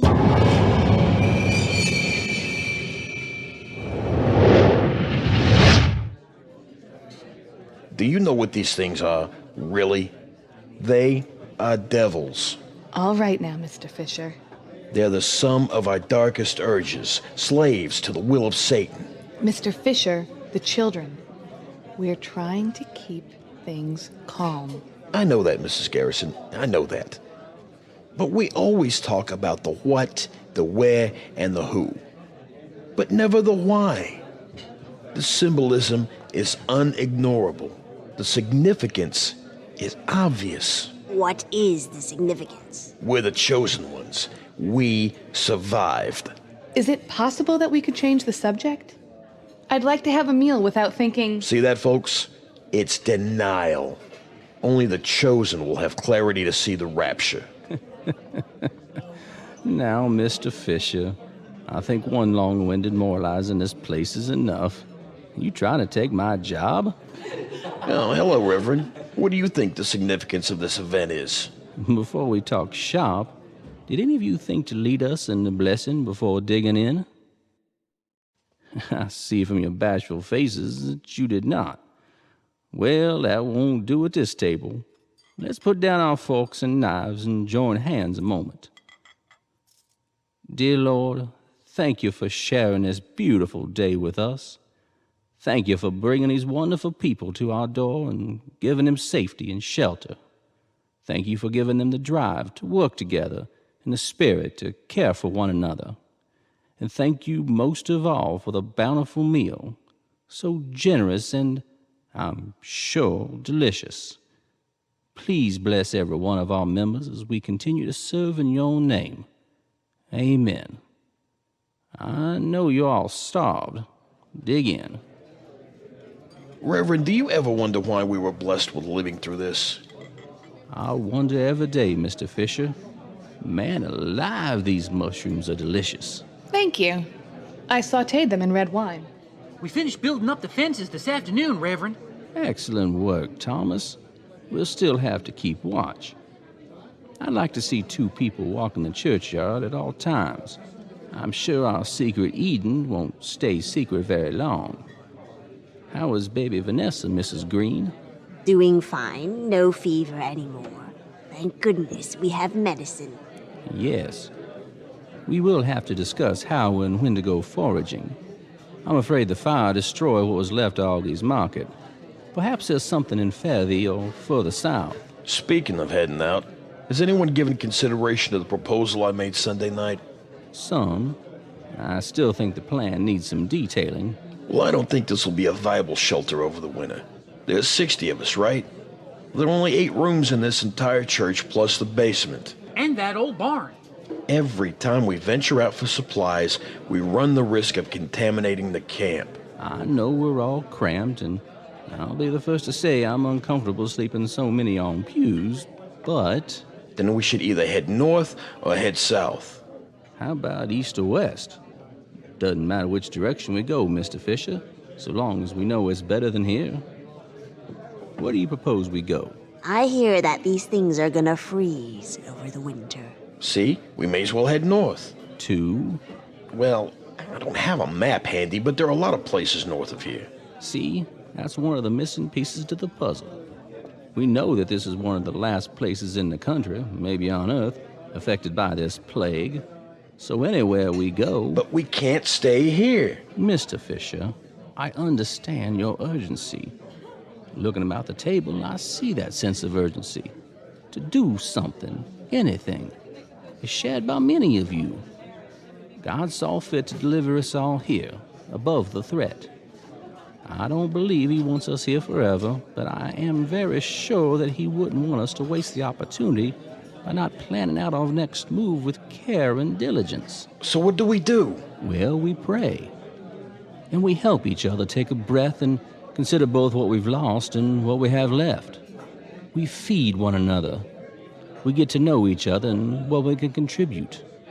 Meanwhile, we can scan the airwaves for signs of life elsewhere and continue to secure our safe house. The devil is in idle hands, Reverend. The devil is also in the heart of the impulsive.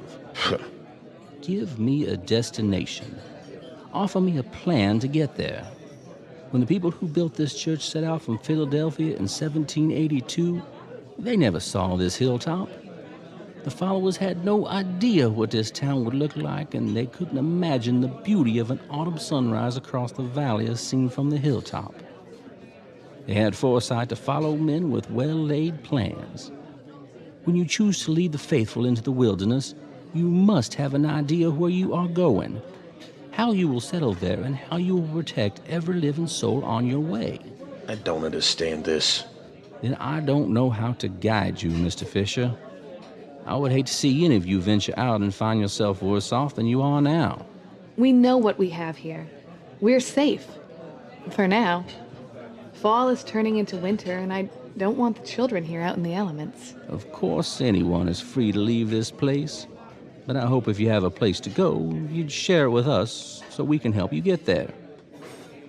This fish. Trout, isn't it? Oh, it is excellent. Well done, Kevin and Jane. Douglas? Hello, Doreen. Thank you for your help with dinner tonight. Where's Aaron? You're welcome. And he's playing with that boy, Thomas. How is he holding up after... He's coping. That's about it. The biggest thing is not hearing from Frank, his father. I'd feel very uncomfortable leaving here without him. He's up at HG World, right? I think so. But he thinks we left with that group of soldiers we met after we were split up. I have to get word to him. Well, I know Thomas lost quite a few people. Perhaps the two of them together will help them both with the grief. I just hope we can keep it together for the next few days. Caldwell and Mr. Fisher's going to head out soon, taking a few of the younger folks with him. That has me very concerned. We could use the strong backs and the young eyes, but... You said we're all free to go as we choose. I guess sometimes we have to let people make bad decisions. That's not what we're about. We're supposed to help people make the right decisions. If he leaves by himself, that's one thing. But if he convinces anyone else to go, I just pray he has more of an understanding where he's going. But you're right. Fences and gates are there to keep things out, not people in. I'd like to take a ride back up to the warehouse again, perhaps at the start of the week, to give them time to calm down. Oh, Pastor Dawkins, did you have a chance to check out the barn to see if we can move some of the older boys out there tonight? Oh, yes, I forgot, Mrs. Green. I'm so behind in my work. Give me a few minutes. I can do it. I just finished on kitchen. You just need to get a space count, right? Yes, and check for rats, beehives. I don't want to put a bunch of teens in there without scoping it first. We may need to move out a few things. Please, let me. I know you've got a lot on your plate. Thank you, Doreen. What's next on the hit parade, Mrs. Green? Mr. Urich wants to know if you do a confessional or something. Or something. Not my thing, but I can do a wicked sermon on absolution. Think there's an audience? They're waiting to hear something, Pastor. Let's be off, then. No rest for the weary. Or the wicked, Doreen. Thanks again. Hello? It's really dark in here. Can someone please tell me what's going on? Please? All the lights are out. Dirk? Kirk? Cujo? Hello? Anyone? Hello, Hugh. Who are you? You cannot tell by my touch. You were so intimate with my touch, hanging me over the corpses. Joe? What's with the accent? Is that the question foremost in your mind? You disappoint. Kirk! Dirk! She's over here! She's... I don't want to discourage you from shouting, but you know that they dislike you a great deal. They wouldn't mind putting holes through you to get to me. What do you want? Nothing. But the children do. What? They are so hungry. Can't you see them? It's pitch black, you crazy bitch! Ah, of course. Children, come say hello to dinner.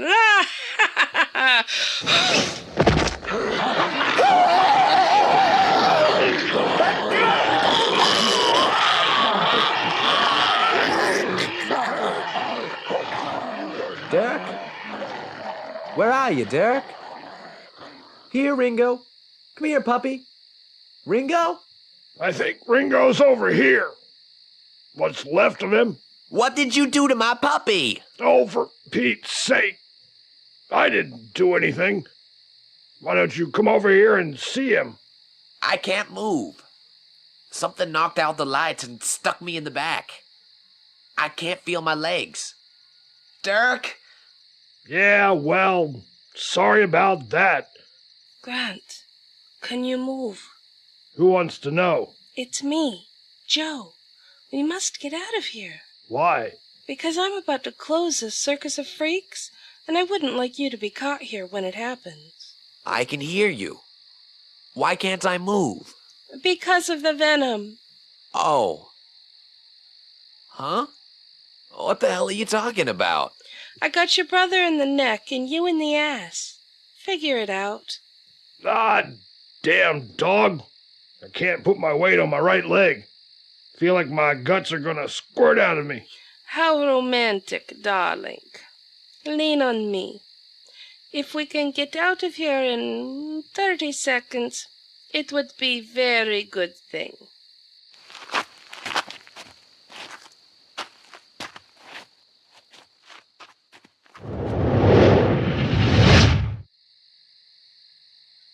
Is this the command center? For real? There doesn't seem to be much commanding here, is all I'm saying.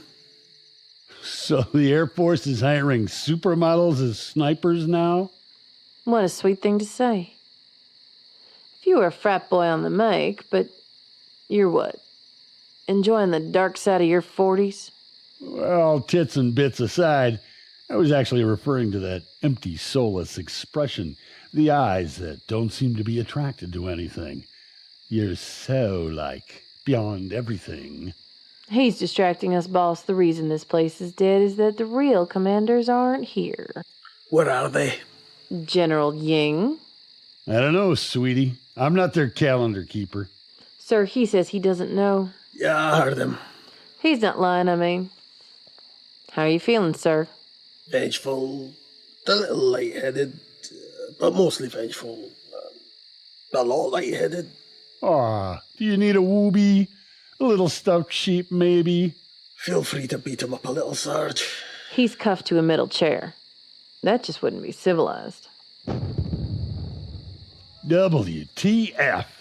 Oh, sounds like the fun is starting. Okay, what is it you people want? Where are the babies? Sorry, none are here. We're between shipments. Shipments? We sent them along with the Googies to their new home. There's that word again. Who are the Googies? I'm not authorized to tell you that. How about this? I'm gonna grab a paint scraper, peel the skin right off your face, and write you a new authorization on it. With your penis. Wow, subtle. Now, this is a free market economy, completely deregulated. We can make a deal, Robin Hood. You take some of our stores, blow them up on some of our trucks, and take your show on the road, delivering good cheer and dietary supplements to those people holed up in office buildings or shopping malls around the country. Bring your men in. I'll make sure my men, what's left of them, back off. Redirect. Who are the Googies? There's a boning knife in the upper right-hand drawer of my desk.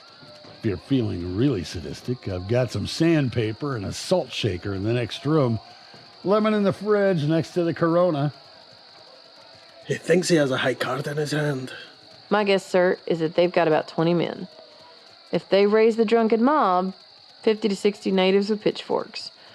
Not a big thing, but I'm not a fan of shooting up civilians. Like I said, no strings. Keep me here with a gun to my head. I'll radio Dirk or Kirk and make sure they open the gates. Unless, of course, everybody in your team is already inside. We can't go shooting up the place if it really is a baby farm. Sorry, I can't help you there. I guess you'll just have to either make good on your threats or grab a chair and stick around until they come back. They who? The Googies, of course. I've got the time. Do you?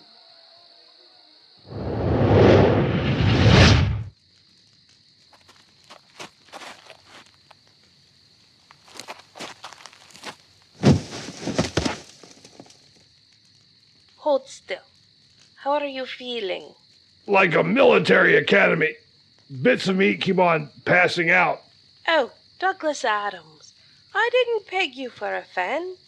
Ow! Who the hell are you, and what did you do with Joe, or at least her accent? Darling, I am like onion. I have many layers. Would you prefer Betty Sue round the world for a bottle of shine, sweetie? Maybe you like tiny geisha with strong hands and soft skin? That's enough. Which one is the real you? I think this one, Tovorich, for your purposes anyway. Settle down, Mr. Grant. A few minutes more. These bites are deep. Did you have to kill the dog? Da. Are you gonna kill the moose and squirrel too? What moose and squirrel? Never mind. Damn, lady. Are you using yarn to stitch me up? No, but you could keep moving and make me poke you somewhere very unfortunate. Fine. Keep my mind off things. What the hell did you just do? I put kerosene tank in the barn, an improvised explosive charge. Where did you learn that? KGB? No, my sorority at Northwestern University. God! Did that damn dog break a tooth off in my leg? Stop crying, you big baby. There's something digging into the nerve. Okay. What's our opposition? 20 armed men. About 10 are dangerous. 6 are very dangerous. And the rest? Easily distracted by shiny objects. You don't think these other guys laying about will cause a problem? The customers? Yet, we have the advantage. They are mostly intoxicated and distracted by the bonfire. We should make our way to command center, locate your friend, the doctor, and, as you say, get the fuck out of Dodge. Who are you? I am Baba Yaga Kostiana Noga. I am a fox inventor. Put the mask on me and I am the Lactrodectus pallidus, the white spider of the Caucasus steppes. A white widow. That's great.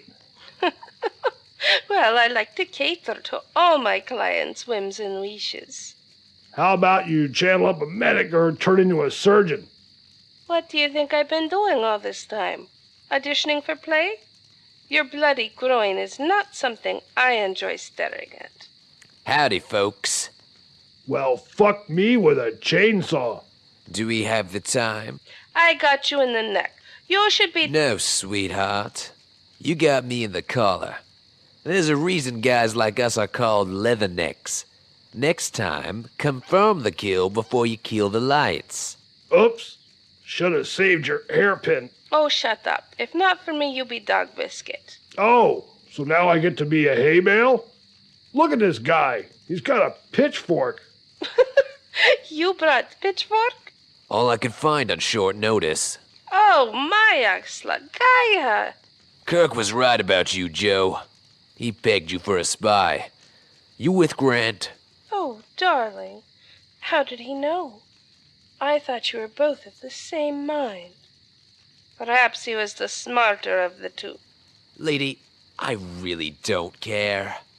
You move, the old man on the ground gets 4 more holes. You just hang out. Guards! Mrs. G? Hey, I thought I saw you come in here. Hello, Tom. How are you holding up? Okay, I guess. I finished up my chores in the kitchen and Reverend D sent me out to check the fences. What are you up to? Well, the church is getting a little cramped and crowded, so I thought I'd come out and see if we could put some people out here. But even if we could, it will be getting cold soon. How many people are there now? I don't know. Close to 50? It's a small church. Works for me. It's private and got a great view of the sunset. Oh, is all this your stuff? You've got a pretty nice little bachelor pad out here. Are you sure you want to sleep out here this far from the church? It's fine. Besides, it's good to have someone up here in case something gets through the fence. I keep my dad's Colt and one of the rifles up here in case. Does Pastor Dawkins know you have those guns? They aren't his. I'm keeping them for protection. Your protection. Is there something on your mind, Tom? I was talking to Aaron. What is it, Tom? He keeps calling me Ryan. That's his brother, isn't it? Yes. Yes, it was. I'm very sorry. It's been a rough month or so for us. All of us. Yeah. He seems like a good kid is all. I know what it's like to lose somebody. You were married, right? Am.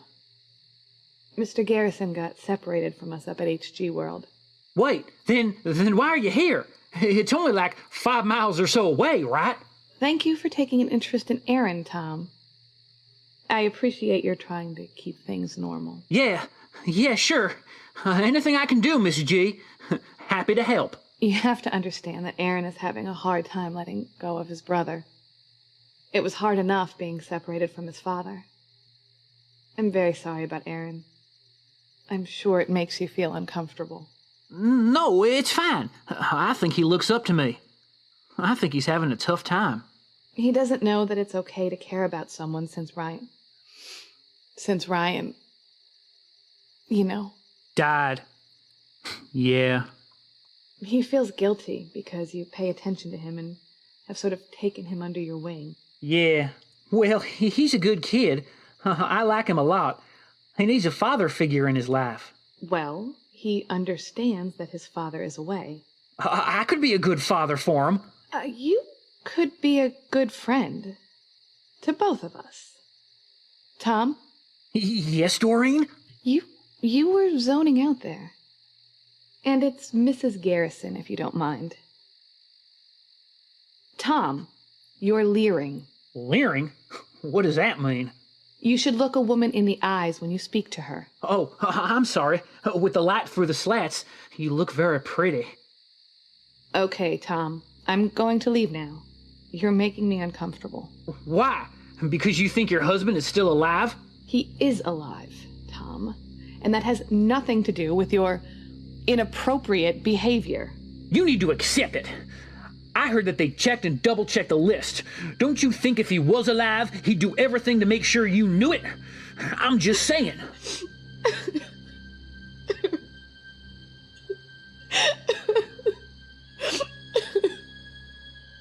You weren't there. You do not know what you're talking about or how hurtful you're being. Just leave me alone. It's okay. It's better once you accept it. I know it was for me. And I lost my whole family. Some of them tried to get into Augie's market to eat me before I escaped. And here, it's gonna be okay. Let me hold you and... Stop. This discussion is finished. You're being vulgar and offensive. I'm just telling you the truth. The truth you can't see yourself right now. You presume much. Too much. This whole world is inappropriate. Look, Doreen, this place has become a new Eden. Like Pastor D said, we need to think about the future. I lost everyone I ever had. I don't feel guilty being there for Aaron. I already asked him if he'd be okay with me seeing his mom. That was not a question you should have asked him. Completely out of bounds. As much as I hate to say so, you are to stay away from Aaron until you can discuss this behavior with Pastor Dawkins. You think he'll be a better man than me? Step back, Tom. Step... I know you're upset. You're not thinking. Don't touch me. Stop it. I know your life is on hold. You're older, I know, but I like mature women.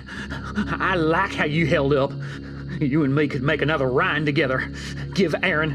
Shut your mouth! I just want to help you move on. Look at me. I'm in great shape. Do you really think anyone else in this Jesus party could take care of you like me? Where do you think you're going? To get Pastor Dawkins. You're not yourself. It'll be fine, but you need to... Oh! I'm sorry, Doreen. You're not going anywhere. You're not thinking clear. Help! Listen to me, you selfish bitch. You need to believe. I can love you. You can love me. It's allowed. Don't feel guilty. No!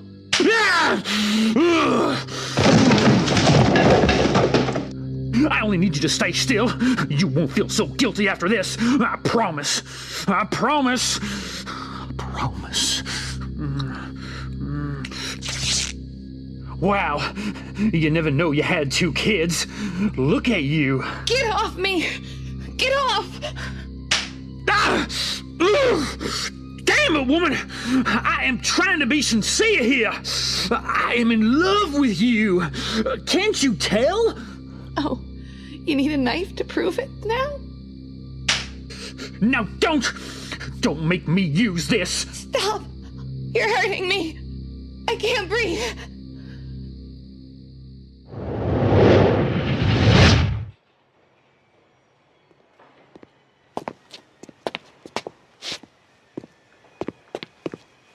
Hey, Harris. Jebediah. Hero of the hour. Where'd you get the hooch? Some carny shill named Hank up on top. Says he's a go-to guy for anything we need. You better keep an eye on him, Hero. Wow, you're pretty well lit. Nah. One thing I wanted to know, Captain America. Why does everybody seem to like you? Maybe it's because I don't stomp around here with a big scowl on my face barking orders to everybody. Maybe it's because I ask them how they're doing, what they need. Heh, fair enough. So why aren't you nice to me? I am nice to you. You remind me of the guys I used to travel with in the show. Oh yeah, you were all big and bad in pro wrestling or whatever. That fake sport where men grease each other up and dry hump each other. Yes, that's exactly it. And boys like you pay half their week's wage to come out, get drunk, and watch us. Pretty awesome job, if you ask me. Why'd you quit? Jebediah, why do you even care? Jack told me to make nice with people, so I thought I'd fake interest and take notes for small talk down the road. At least you're honest. You probably don't give a shit about these things, but I was a 4-time regional middleweight champion. I was an A-list draw for the Fair and Carney circuit. Right up there with White Snake or Loverboy. Smile when you say that. I like Loverboy. I spent a lot of time with B-listers on their way up trying to impress the scouts for the big league. Every time there was a scout in town, I'd get big money for some promoter to play this big heel, put on a show, and take these nasty bumps. I've had more people land on me than an airport man. So you enjoyed being the has-been that everybody dumped on? See, that's why I'm not sharing my hooch with you, Jeb. You're not a nice person. What's the real reason you're asking me? Harris? Hey! I was wondering where you wandered off to. Hello, Jeb. Ma'am, I was just about to cite Mr. Harris here for public drinking and possession of contraband. Where are you now? Yeah, I just needed a witness, and here she is. Oh, come on now. We're in a storeroom. There's nobody here. It's not even remotely public. Yeah, well, I think his heroism in the face of abject stupidity has gone to Jeb's head. After what he did in lockdown, I'm guessing he's trying to keep up his reputation for failing upwards. Very funny. Okay, dear husband. I think I'll take the bottle now. Let's get you home. No, you're not. Come on, babe. Home? To a shelf in the plumbing section. You call that a home? We got walls made of cardboard and drywall. There's no privacy. There's like 50 people on our shelf. Ellen, I think you might want to take your boy home before he makes a fool of himself. Harris, baby, calm down. The mayor's going to have a little town hall. Maybe we can get some answers about the long term. Do you know how many people died outside when we shut the gates? Do you know how many people we left outside? Hey there, Harris. Easy. You know what Jack said. I don't care what that idiot said. We made a mistake. What are we doing here? Ellen? We've got to get Zeke. Get our things and go. Why would we do that? There's food. There are supplies. You said yourself those militiamen couldn't get inside here. And the helicopters are coming. Right? Don't, Harris. I swear. No, Ellen. They aren't. These people are just spinning wheels trying to figure out what to do. All right. You're going to spend some time upstairs to dry out and cool off. Like you did with Garrison. You're going to lock me away to cover up your stupidity. Let's go. Get your hands off me, rodent. You want to see what I'm capable of? You just try and move me. Harris, please, knock it off. We've got to get back. Regina's with Zeke. She's expecting us. You and me are going to have words with Jack and the manager. We'll see how this goes down. Yeah. Until then, get the fuck out of my face. Go find us all a way out of here. Hero. Unbelievable. You're drinking again, picking a fight with Jeb. What is your problem? Did you hear me? They're lying to us about a way out. They want to keep us here, Ellen, with people like Jebediah watching out for us. I don't like this at all. Come on, settle down. Everyone is at their breaking point. I'm barely holding it together. Don't ask me to hold you together as well. I can't fucking do it, Harris. Come on. Let's go listen to the mayor.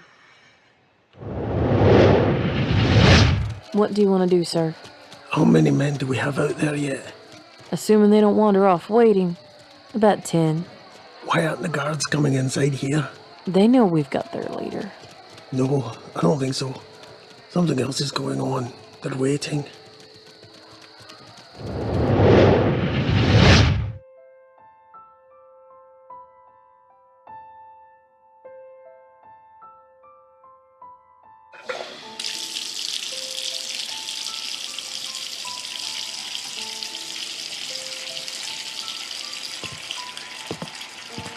Mrs. Garrison? Doreen? Mr. Fisher, I'm sorry, What are you doing in here? You're half naked. It's indecent and... Are you all right, dear? Your arms. What happened? Please, just stay back. I borrowed a shirt from Just let me get cleaned up here. You're bleeding. You're filthy. Mr. Fisher, I would appreciate it if you would turn your back until I can get cleaned up. If you must know, I was out looking for Thomas. He said something about running off. I apologize, Mrs. Garrison. I thought it might be Thomas out here sneaking food from the pantry again. Is that how you got so dirty? I tried to persuade him to stay, but he insisted on running off. I even chased him to the fence, but I toppled over and, well, there we are. Another outfit ruined. And underwear too, apparently. Mr. Fisher, that's lewd. Mrs. Garrison, I couldn't help but notice your hands. What about them? You have quite a bit of blood on them. Are you sure you don't need medical attention? I can fetch the pastor. No! Mr. Fisher, I would appreciate it if you would stop leering. I'm just concerned. Was Thomas injured? No. Those marks on your arms, Doreen, it looked like he was trying to keep you from going somewhere. What? You think I would leave my son here alone with you strangers? What kind of person do you think... Mrs. Garrison, please. That's not what I'm implying at all. Please, calm down. Do not touch me! What's going on in here? Mr. Fisher, what is the meaning of this? Pastor, I... Doreen, what's happened to you? You've been in an accident. I'm fine. Please stop looking at me. Get those people away from the door. Okay, folks. Nothing to see here. Let's get back to the chapel. Pastor D is not quite ready for his sermon. Who did this to you? It doesn't matter. It's done. He's gone. Who's gone? Mrs. Garrison, I'm sorry. Please, put this on. I hope you don't mind, Reverend. I got it from the vestment closet. It's fine. Fine. Reverend, Thomas is gone. Mr. Fisher! Thomas? Where's he gone? He moved on. He was tired of waiting. Damn it, Fisher. I knew you'd provoke someone to do something like this. In the middle of the night. On his own. He's only a child. I did no such thing. Thomas didn't want to leave here. Please. I would like you two to shut up and get out. If you want to help me, please find me something more to wear than this robe. It's like you fell down the entire mountainside. Just about. So I'd like to clean up without an audience. If you don't mind. Of course. Mr. Fisher, would you ask Mrs. Betts if she has anything in the repurposed closet? Of course. Please don't look at me like that. I want to help. What happened? One of the sheep left the flock. That's all. And? That is all. Of course. Please, I'll latch the door.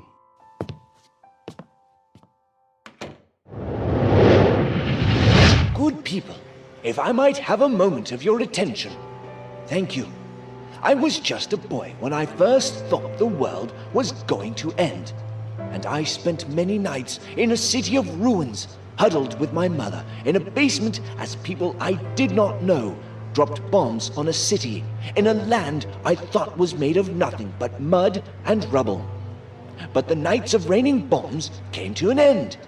Men like my father returned home to help sweep away the debris and rebuild. The sun rose, and the rains fell, and seasons arrived in cycle. Year after year, that memory of dark times melted back into the shadows of an old man's memory. And then we had that darkest of nights several months ago. Locked down in a great concrete shelter. Bullets flying. Concrete and stone shattering. The sound of children weeping into the sleeve of their parents. Young ones, I remember a time like that, and felt so blessed by the warmth of my mother, her soothing voice, and her firm hand across my shoulder.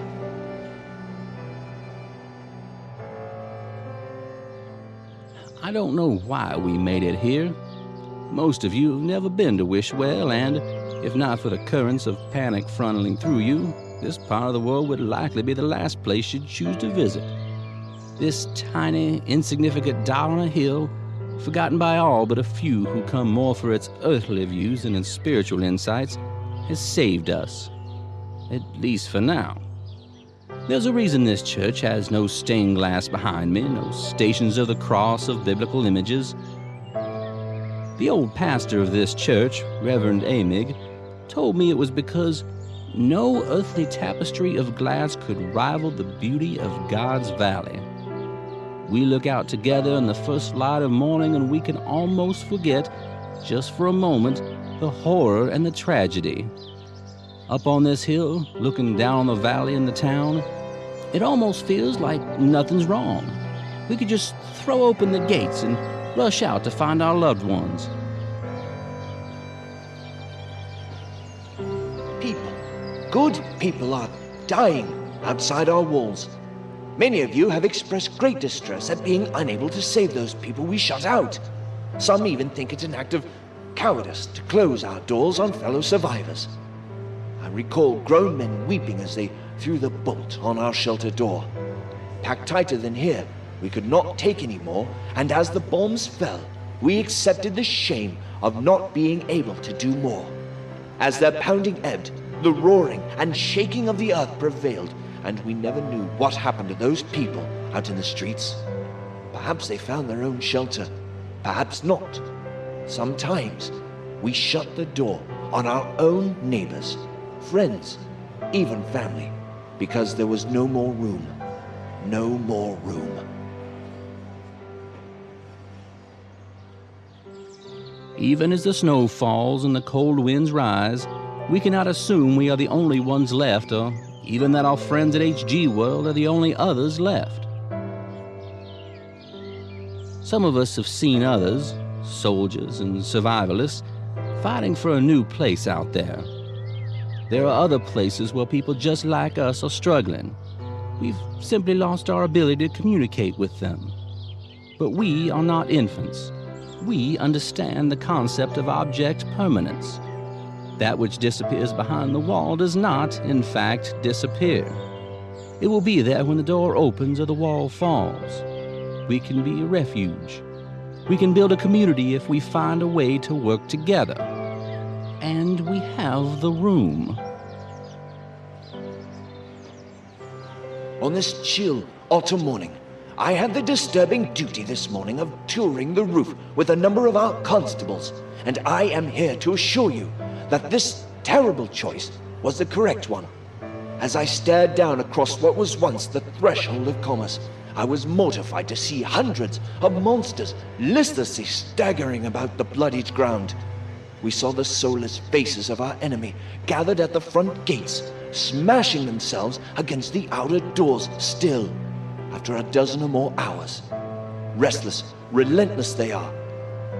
So here I am, 67 years after the last bomb fell on a London city street, frightened by what might emerge from the darkness, and huddled with strangers in a cold darkness. And I am reminded of what got me through those days. The morning broke. Just as this morning, I could smell bacon cooking on a makeshift stove. I could see these strangers had transformed in the night into friends and neighbors, strengthened and bound together by their common threat, united against the outsiders who would do them harm. And I am reminded of those qualities in all of you, in the admirable and selfless ways you've supported one another. I am sure that, for the duration at least, we could make a go of it here in this place. As God or fate would have it, we have supplies and the knowledge to protect, provide, and shelter us. We have allies on the outside who will help us. And someday, when the righteous and the strong turn the tide against these monsters, we will have preserved man's greatest qualities, and we can open that gate and greet our fellow survivors to rebuild this world in his name. Let us pray.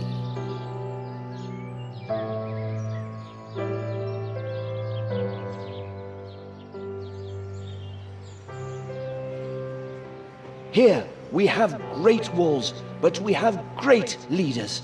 Leaders who have organized and taken action, and who have given unto us a world where we can see those greatest traits in ourselves and share them. We might share them and rebuild the world we always dreamed could be, with the values we choose and the ideals we have struggled to protect. And once the doors are open once more, and the faces we see below are of men and women and children who've survived, we can bring unto them this bravest of new worlds. Not only survivors, my friends, but conquerors. Conquerors of death, of undeath, and torchbearers emerging from the blackest night to reignite the world in our image. Yes, friends, good will come of this.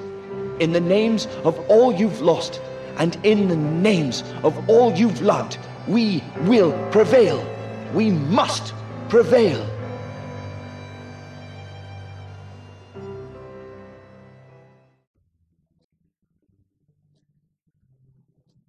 HG World Episode 6, Part 2, It's a World of Dread and Fear, featured Frank Bedeni as Dad, Mark Zarakor as Dawkins, Jules Ishmael as Dirk and Kirk, Lee Sands as Dogberry, Tracy Hall as Doreen, Steve Cox as Fish, Michael L. Stokes as Grant, Audio Elon as Green, Ryan Smith as Hicks, Glenn Bartram as Hugh, D.T. Kelly as Jeb, Shane Harris as the Mayor, Ayub Cody as McInnes, Dedrick Jensen Woodard as Olson, Becca Reines as Ronnie, Gwendolyn Jensen Woodard as Joe, Kimberly Giannopoulos as Sergeant Wake, Eric Avedition as Thomas, Keith R.A. DeCandido as Todd Rage,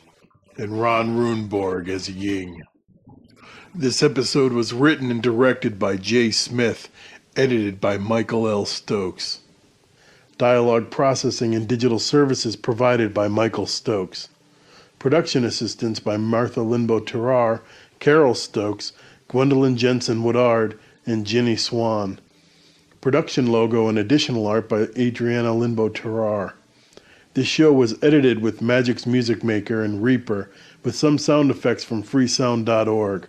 For a full list of free sound contributors, please visit us at www.goodmorningsurvivors.com.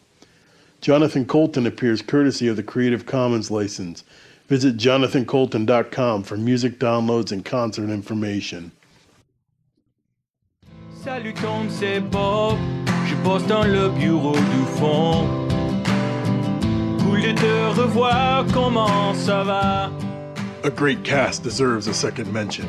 Featured in Season 0 were Eric Avedition, Glenn Bartram, Frank Bedeni, DJ Bro, Steve Cox, Keith R.A. DeCandido, Stacy Dukes, John S. Drew, Tracy Angelina Evans, UG Foster, M. Sierra Garcia, Kimberly Giannopoulos, Tracy Hall, Shane Harris, Jules Ishmael, Dedrick Jensen Woodard, Gwendolyn Jensen Woodard, D.T. Kelly, Ayub Cody, Martha Linbo-Terrar, Cheryl Malcolm, Becca Reines, Ron Runeborg, Lee Sands, Dustin Shanafelter, Lance Schoenberg, Ryan Smith, Carol Stokes, Michael L. Stokes, Ginny Swan, Dayton Ward, Scott C. Wentworth, Roy Winger, Mark Zarakor, Audio Elon.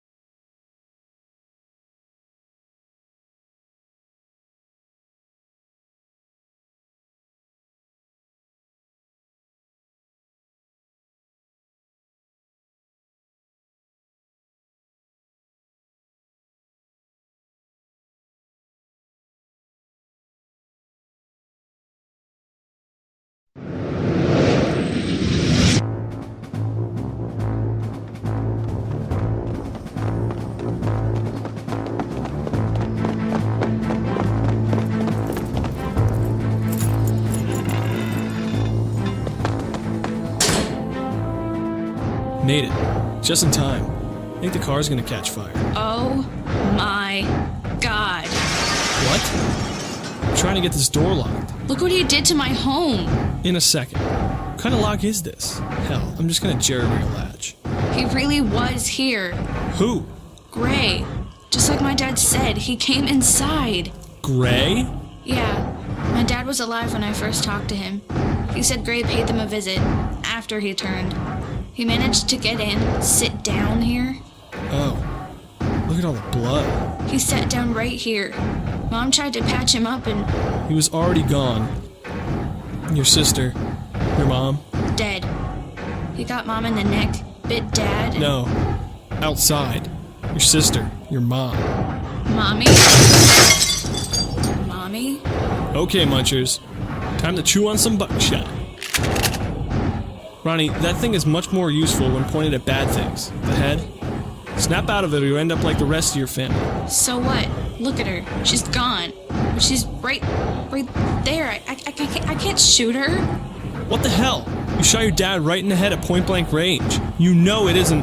Ah, hell. Hicks, no! Shoot them! No! Come on, they're gonna get inside.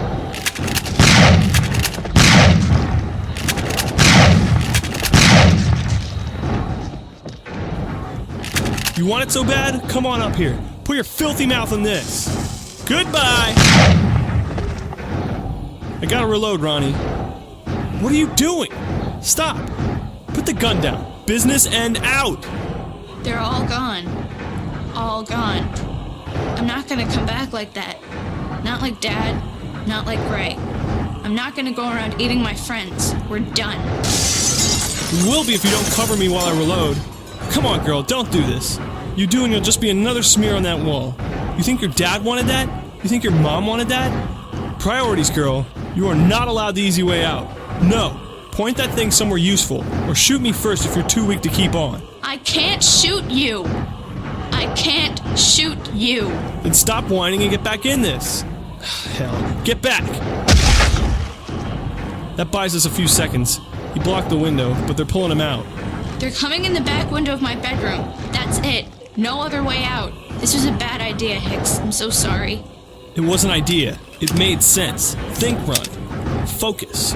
We need a plan. We need a miracle. You keep those under the sink? Come on, kiddo. You brought us here for a reason.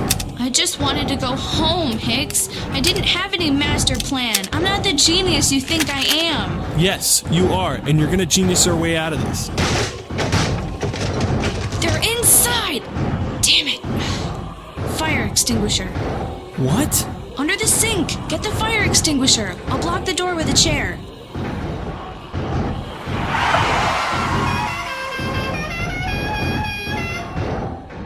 Hello there, ugly zombie to peoples. You guys see my friends Ronnie and Hicks? They was coming here to kill you real dead. Oh, hello there, guys. You in that trailer over yonder the bars? Or trying to buy my street types? Hey, Dogberry, over here. We're in the trailer. Hey! Dogberry! Hello. I know you watch what I got. Meaty beasties. I'm just gonna circle here, real slow like. That's it, come on over.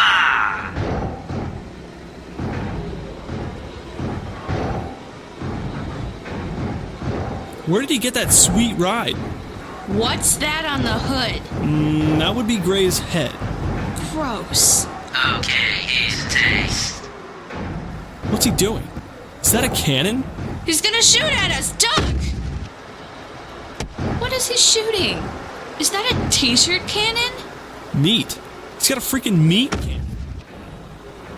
With hamburger from Augie's Market. That crafty little troll. They're leaving us alone, for the most part. I see what he's doing. He's circling. He's throwing the meat. To one side. They're all going that way. We'll just wait until he circles back around and then... Get behind me. Stop. Wait.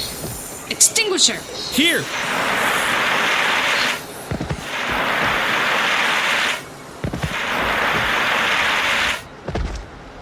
How'd that happen? I think the chemical froze the brain. It might just be temporary, but they're blocking that door for now. Great. What's it look like out there? He's heading towards the swings again. We gotta go now. I should take... Now! Come on!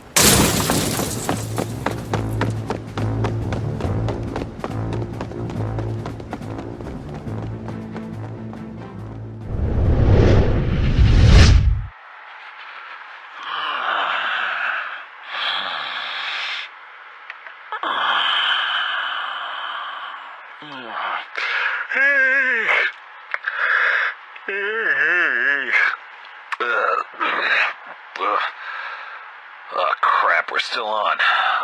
Sorry about that. Good afternoon, survivors. Must have left my microphone on during my nap. Sorry. Hope I don't snore. Anyhow, not used to this wireless doohickey. Keeps me from being stuck in the studio, but sometimes I forget the damn thing's on, which is why you all heard me singing from the Todd Rundgren songbook earlier today. Sorry about that. Anyway, trained to transmitter to shut off after a certain number of hours, but, what? Oh, yeah, hello, Felchkin. I fed you already. You can go away now. Yeah. For those of you paying attention, the war between Felchkin and the rats is continuing on. Made her a little battle helmet and a lance you could strap to her back, but she doesn't want none of it. She kinda prefers the old school method of stalking and pouncing. Well, last night I was treated to a performance of the opening dance number from West Side Story with Felchkin as riff and a fat 10-inch long Ratosaurus in the role of Bernardo. The only thing was missing was the finger snapping. Anyway, I got me some news from the emergency broadcast bands, and the government, I don't know which government, but it's whichever one is in charge of the emergency broadcast bands these days. The government's announcing a last-ditch effort to move people north to Canada. Now, not Alaska, which is part of the Western Confederation or some other such nonsense, but I've been advised that every military and commercial airliner still skyworthy will be moving bodies to bases above the Arctic Circle. All you gotta do is get yourself to the nearest site. Where, you ask? Well, strangely enough, the closest one to us is Harrisburg. About 3 hours drive from here on a good day. And by good day, I mean when the interstates ain't clogged with wrecks and the countryside ain't clogged with mutant cannibals. 2 weeks from today, well, I don't have a calendar, but in about 2 weeks anyway, there's going to be airlifts out of the Air National Guard base in Harrisburg. First come, first serve, and the serious-sounding man on the radio says that shenanigans will not be tolerated. That's right, he actually used the word shenanigans. Show up, shut up, and wait for your turn. Otherwise, take 2 rounds and call it a life. So it's time that we once again unlock the mysteries of Todd Rage's lunch. Today I got me a big brown plastic sack from FEMA, and I'm about to open it. What's it gonna be today, I wonder? Dehydrated lasagna? Cubes o' turkey? Chicken-esque fillets? Ooh, it's rice. At least I think it's rice. I don't know. And I also got what looks like a cat food can filled with... Is that barbecued chicken? Let's see. Oh, actually tastes like General Tso's. Not bad, neither. Yeah. No, yeah, not bad at all. Oh, yeah. Goes great with vodka. Anyhow, if you'd like to get your hands on some of these tasty packs, I got me some good news for you. Coming up after the break, I'm going to tell you where to find small caches of these packs all across the valley. Stay tuned. Hey, Felchkin, no. Your tummy ain't going to like this. Go find yourself another Ratosaurus or something.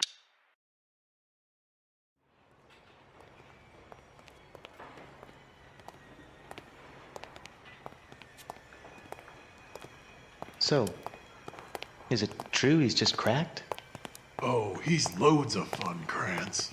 He puts up a fight every time I go in there. Yeah, but does he start the fights, Jeb? What are you saying, Krantz? My job is to check on him every day, keep him watered, give him a little sunlight, and make sure he never forgets why he's here.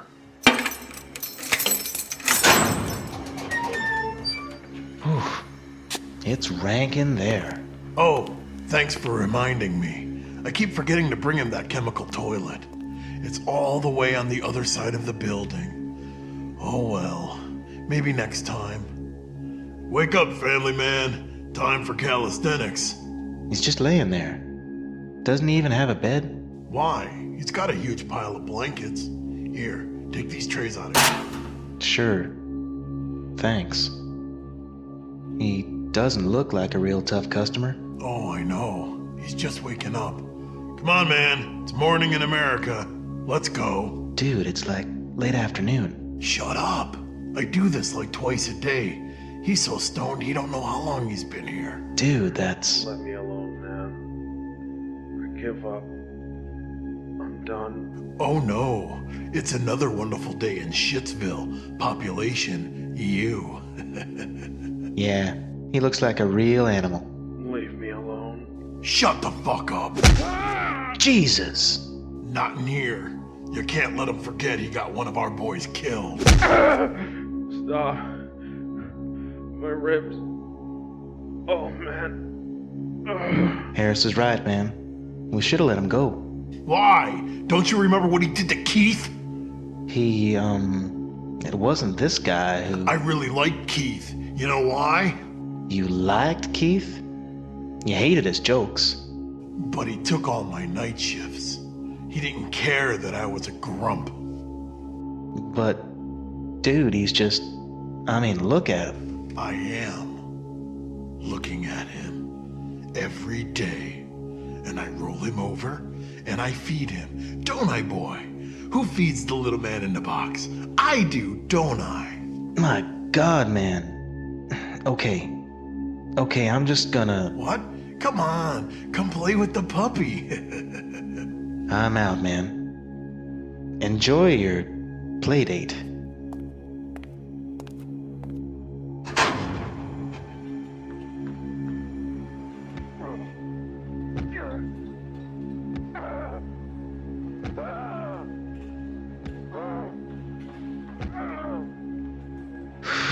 Shit.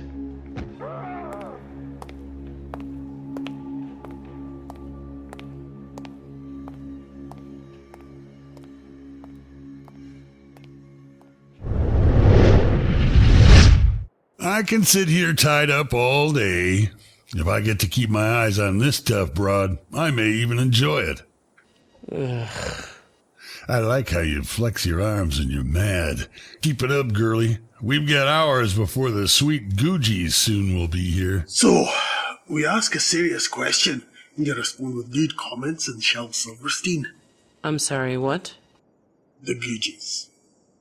Are you playing with us, Mr. Ying? Not at all. Curious strategy bringing your sniper out of hiding and into a nest of shooters. You realize that their lives, not just their livelihoods, depend on this site continuing to operate. Heck, we might even inspire a few of the addicts and drunks to roll out of bed and take up a pitchfork against you. Well, we like to think outside the box, as they say. Well, that's just super. I think he's drunk. Did you notice the bar in the corner there? Bringing your drink to work is a sure sign of alcohol abuse, or so I'm told.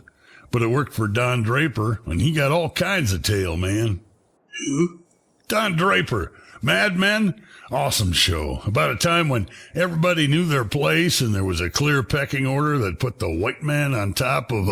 I think you might have missed the point of the show. The artery I'm clamping down on will put you out in 10 more seconds. Hurts too, doesn't it? Yeah. Play nice, and I won't go full sleep on you. Geez, lady, do I gotta pay extra for that kind of treatment?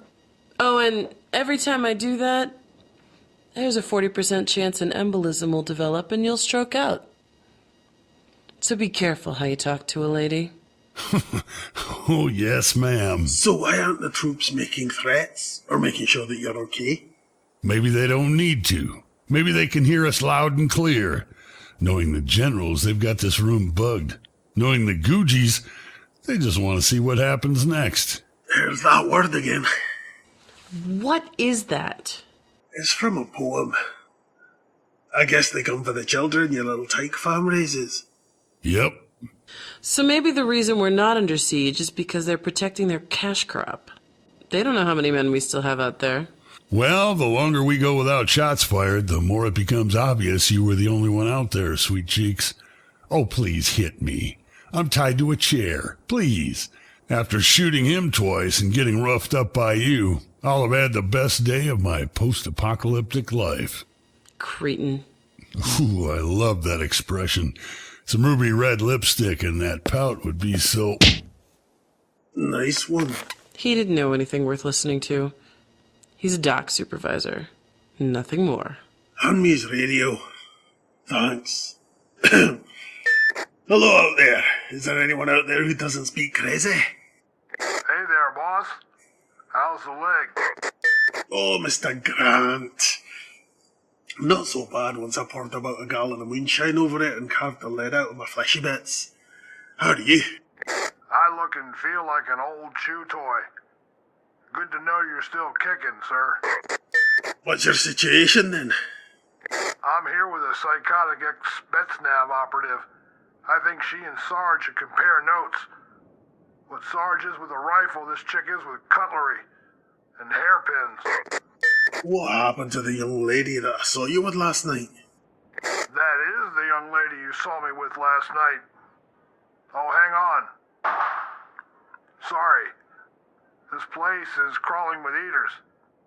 We ran into an eater last night, and apparently it slipped in through a gap in the fence.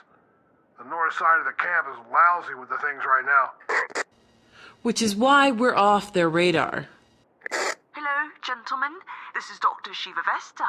I'm enjoying your little chat, but perhaps I can interest you in an ongoing issue I'm having here in the NATO unit. Uh-oh. Now you've done it. Now things get saucy. Hello there, Dr. Shiva Vesta. What can we do for you?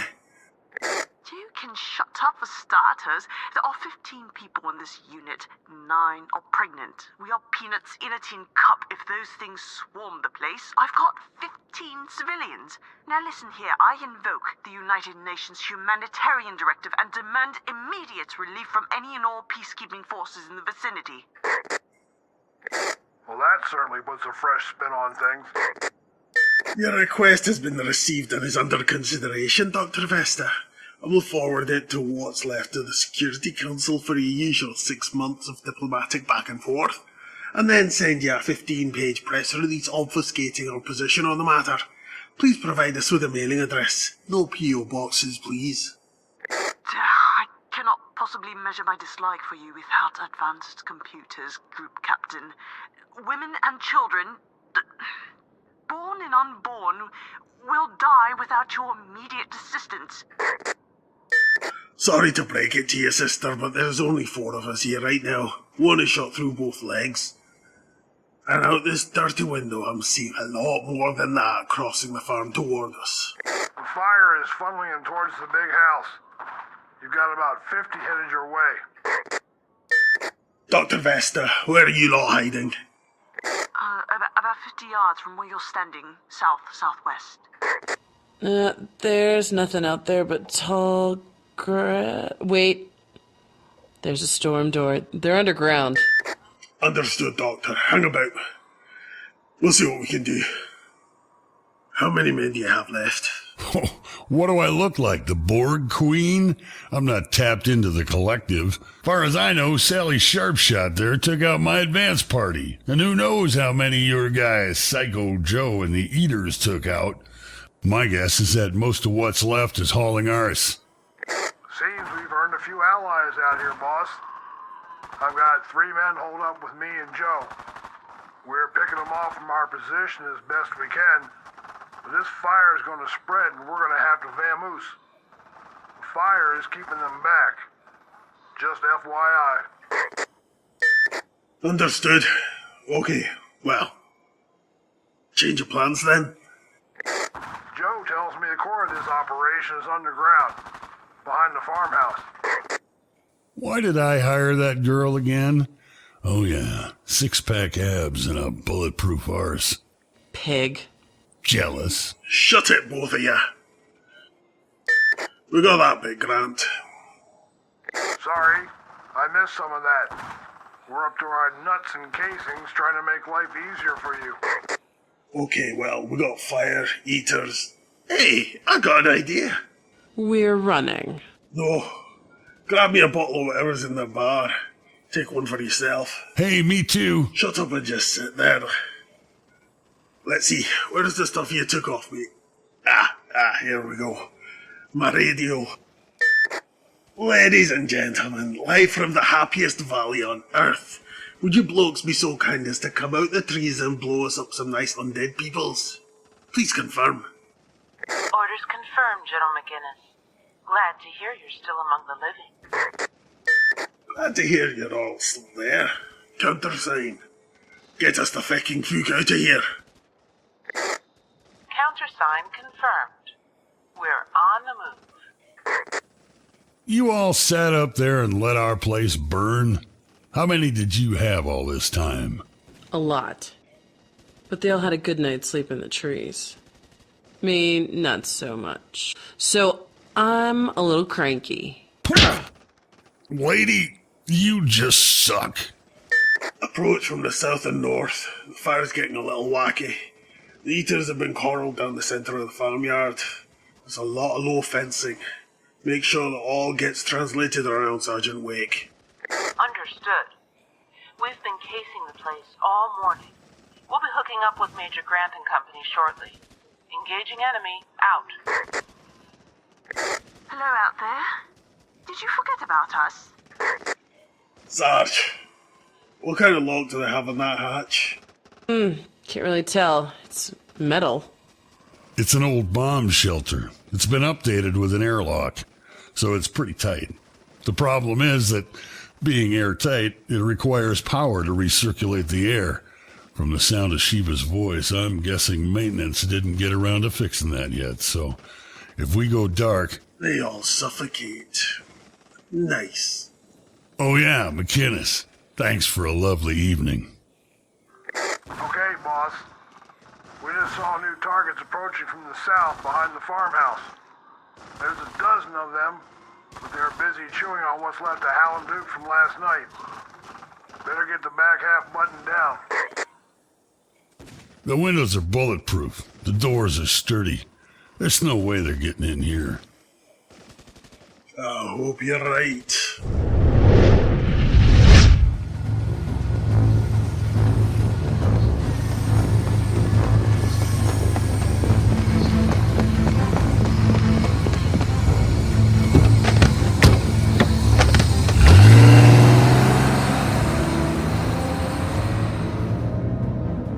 Just move that crap around back there. Sorry about the cooler and stuff. Didn't have anything else to bring the meat. Man, I'm glad to see you. Sweet ride. Thank you, Mr. Higgs. It was cherry till I had to run over some eaters on the way. Why is Gray's head mounted to your hood? An excellent question, Miss Wani. I wanted to take him for a ride. Revisiting the scene of the crime? What's that, Miss Wani? Look out! Woo, doggy doo-doo, making in my pants time. Hang on! Uh-oh, no. We lost Gray's head. Oh well. Get us back up the mountain, Dogberry. No, wait. Dogberry? I want his head. Huh? Who's it? I want his head. Circle back. The eaters aren't that far back. And you rolled off into the grass. You want to go on an Easter egg hunt? Crazy. Dogberry, do it.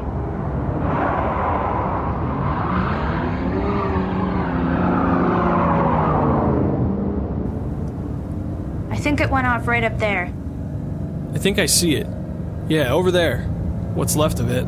Get me in there. Uh-oh, guys. He ain't alone. It's not far. Slow down. Okay.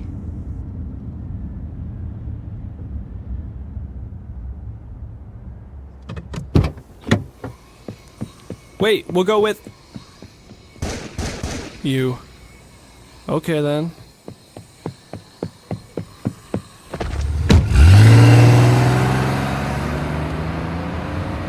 Woo! That was a big crap in my pants. Put him in the cooler. Careful, he might be still alive. Oh, I hope so. Ew. Hello, Gray. Hello, once above. Jeebus, that creeps me out. How's Daddy?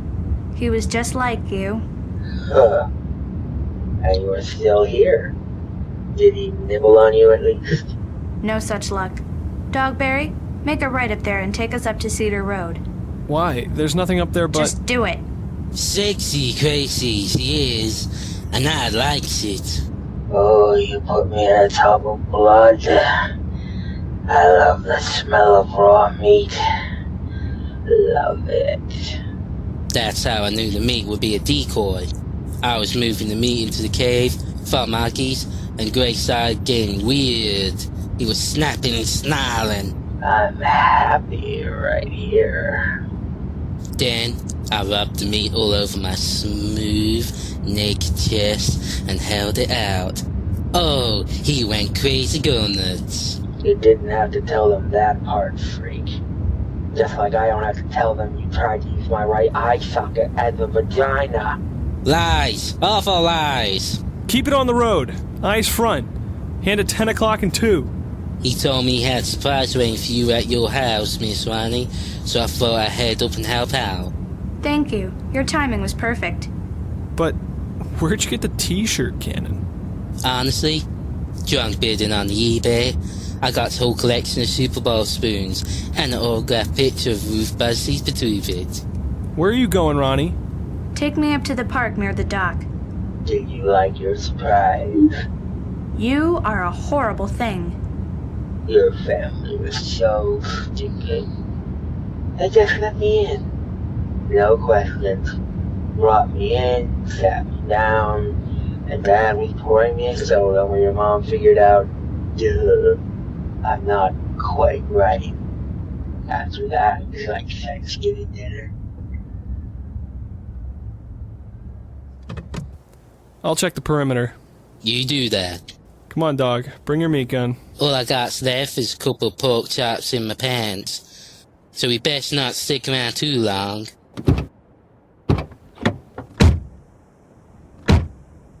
You know, Gray, I won't tell Hicks, but I lied about my dad. He wasn't like you. Oh, he was just dumb and fat and creaky like all the other zoners. No. He tried to fight it. He couldn't in the end, and that's why I shot him. But he climbed up onto the water tower. He was writing something, or trying to, in his own blood. Was it nom nom nom? No. Stay away. He fought it. He almost beat it, but he was so hungry like you. So I shot him in the forehead. I shot my own father in the forehead. I watched my mother and sister claw at me to get me. Nothing but hunger and fury in their faces. I saw your bite marks. I saw what you did to them. Yes, I even put my pistol into my own mouth because you took everyone I love away from me. If Hicks hadn't talked sense and Dogberry hadn't come to the rescue, I'd probably be just like you right now. So what now? Even just ahead, I'm more of a man than Hicks. So how about a kiss? You didn't even try. You didn't even want to fight it. Hey, easy there. Wait, oh, not good. I can take goodbye. Oh, stop it. All these years, I just kind of accepted them being there. Even after losing my real dad, then the house. I always had them. They were doing okay. I might have seen them again. A few days earlier, I might have been able to save them. I was so busy. I listened to Hicks and went with him, and you knew. Oh, I didn't know.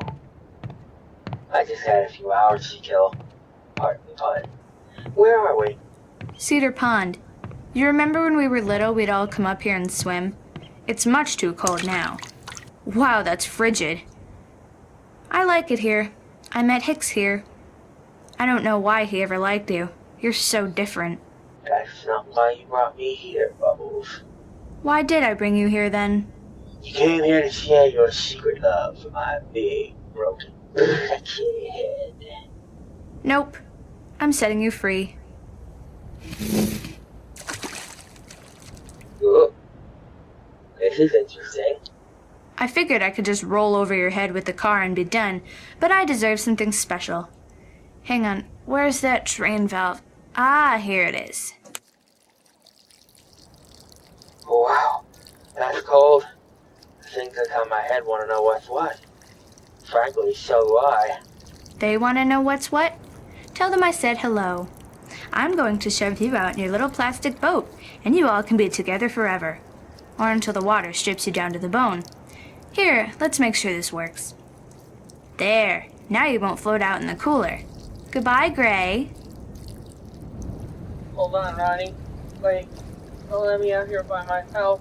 I can't swim. That's kind of the point, genius.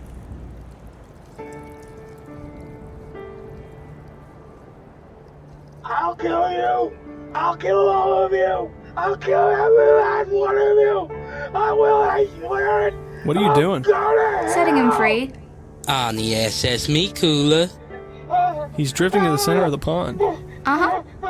It's on sync. Yep. That I didn't expect from you. Nope. How deep is the pond? I don't know. 20 feet where he is. You know that won't kill him. Not right away, at least. Didn't plan on it. I believe in heaven, but I don't buy into a hell. Someplace where God lets you suffer forever and ever.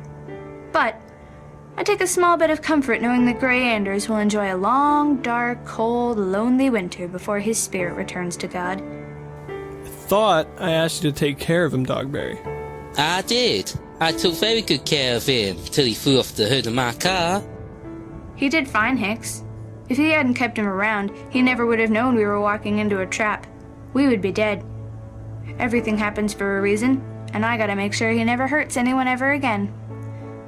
What is it, Dogberry? You look like you have to pee. I did good. You want me to rub your head, don't you? It's very smooth. Tick-free, too. Come here, you freaky troll. Goody, goody. Oh, that's nice. That's so very nice. Hey, easy there. No noogies. No noogies. Ow, ow, ow.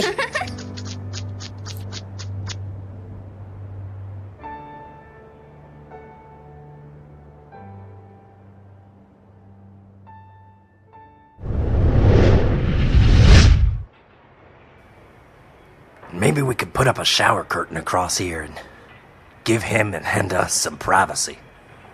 I tried. All the shower curtains are being held back because they're working on this big water collection system. They're using regular curtains over in that tent city they built for the new folks in the showcase aisle. How's the bean doing? Zeke's played out. He found some new friends and they played for hours on the little playground they built near the showcase house. He's keeping busy. He keeps asking about Christmas and where we're going for New Year's.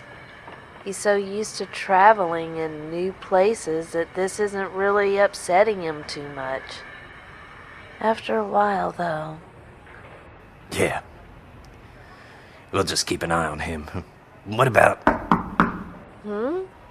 Let me get that. Oh, okay. I wish you'd show that kind of enthusiasm about the other jobs around here. Oh, Krantz. What is it this time? Did I cough at the wrong time during the huddle this... Dude. You okay? Can I come in? Yeah. Come on in. You know Ellie. Ma'am? Hey, Krantz. That Zeke over there sawing logs? Uh-huh. What's going on? Oh, I just came by to say hello and thank you for switching shifts with me last night. Jeb pulled me upstairs to go through the security office stuff. Whew. Gave me a tour of the whole suite. Yeah, no problem. You okay? You want something to drink? You know, my dad used to tell me the measure of a man's importance and integrity was the number of keys he carried with him. Oh? He was just a night janitor at a high school, but he had a point. People have to trust you to give you access to places others can't go, but sometimes you just know you don't want to go there. Some doors shouldn't be opened, you know? No, not really, Krantz. I asked Jack to take me off constable duty. There's a need for guys who can install and fix plumbing. As much as I like hanging out on the roof drinking beer and watching the corpses wander, I think I could be more useful helping those guys. I just wanted you to know that I'm real sorry you got the business end of the snake on the whole Keith thing. Yeah, well, just watch your back, okay? I don't want to hear you've been thrown out the fire door one of these days. Huh. Yeah. Well, speaking of which, I'm supposed to tell you from Jack that you need to take my place tonight in court. The mayor is going to be carrying out the sentence of exile on that guy we caught stealing from folks. They're putting him out today. Right after the dinner bell, so everyone else is busy in the chow hall. Oh. Okay. Security suite. Be there before the dinner bell. And watch your own back, Harris. Some doors just shouldn't be opened. Well, thanks for stopping by, Krantz. Good luck with plumbing and all. I hear there's a really awesome aqueduct project going on. Yeah, I heard. Collecting runoff from the rain and snow that's mixed with the ashes of everyone who didn't make it. Well, I'm sure there'll be one hell of a filtration system on it. Take care, guys. Yeah, you too. Because I cannot think of another way to end this weird conversation. I didn't know Krantz all that well, but he didn't strike me as emo McMoodswing. No, but with everything going on, when's the dinner bell? Half an hour, I'm thinking. Guess I better find a uniform. What are we gonna do with Zeke? You're working the tray line. I'll shout over to Regina. He likes her. If not, then I'll take him with and give him some comic books to read. Great. Okay. What did he mean by watch your back, hon? You think Jack and Jeb still hold a grudge? Of course I do. Some people hold on to power. Those guys can't help but try and strangle it. But don't worry. We dealt with worse.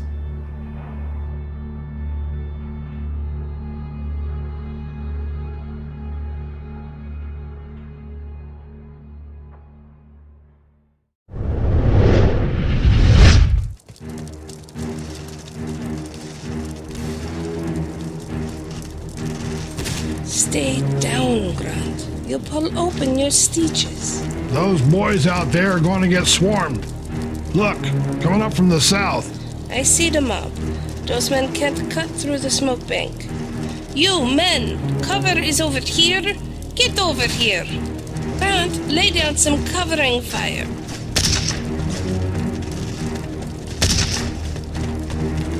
Looks like they brought their own cover fire. Excellent. It's okay. He's here to help. We've received reinforcements from outside the camp. Shoot to clear out as much of the courtyard as possible. Take careful shots. Head only. Joe and I will cover strays and ones heading our way.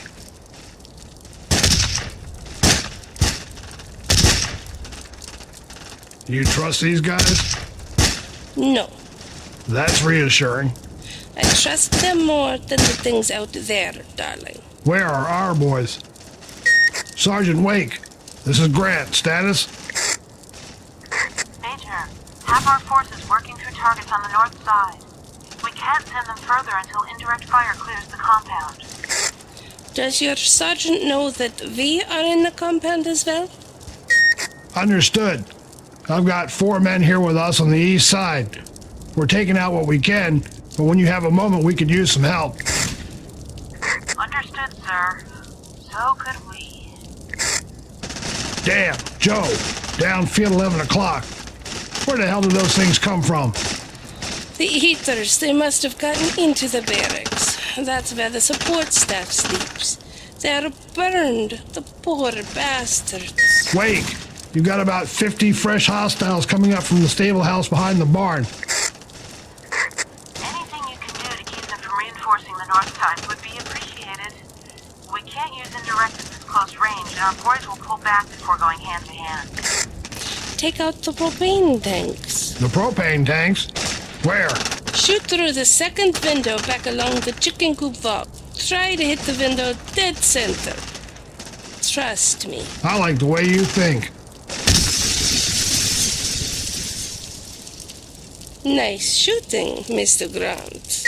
Wake! Those new hostiles are toasted. Looks like anything on your side of the barn and coop is off its feet. Confirmed, Major. But the fire is blocking our approach. We'll clean up and see if we can spin round to the east. We can easily pick off what's left on this end. Gentlemen, would you like to take this fight to the monsters?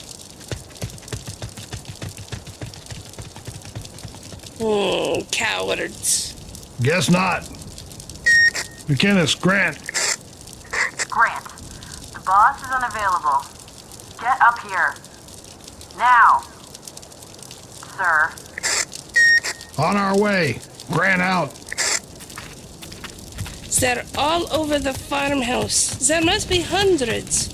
There is no way we can get inside.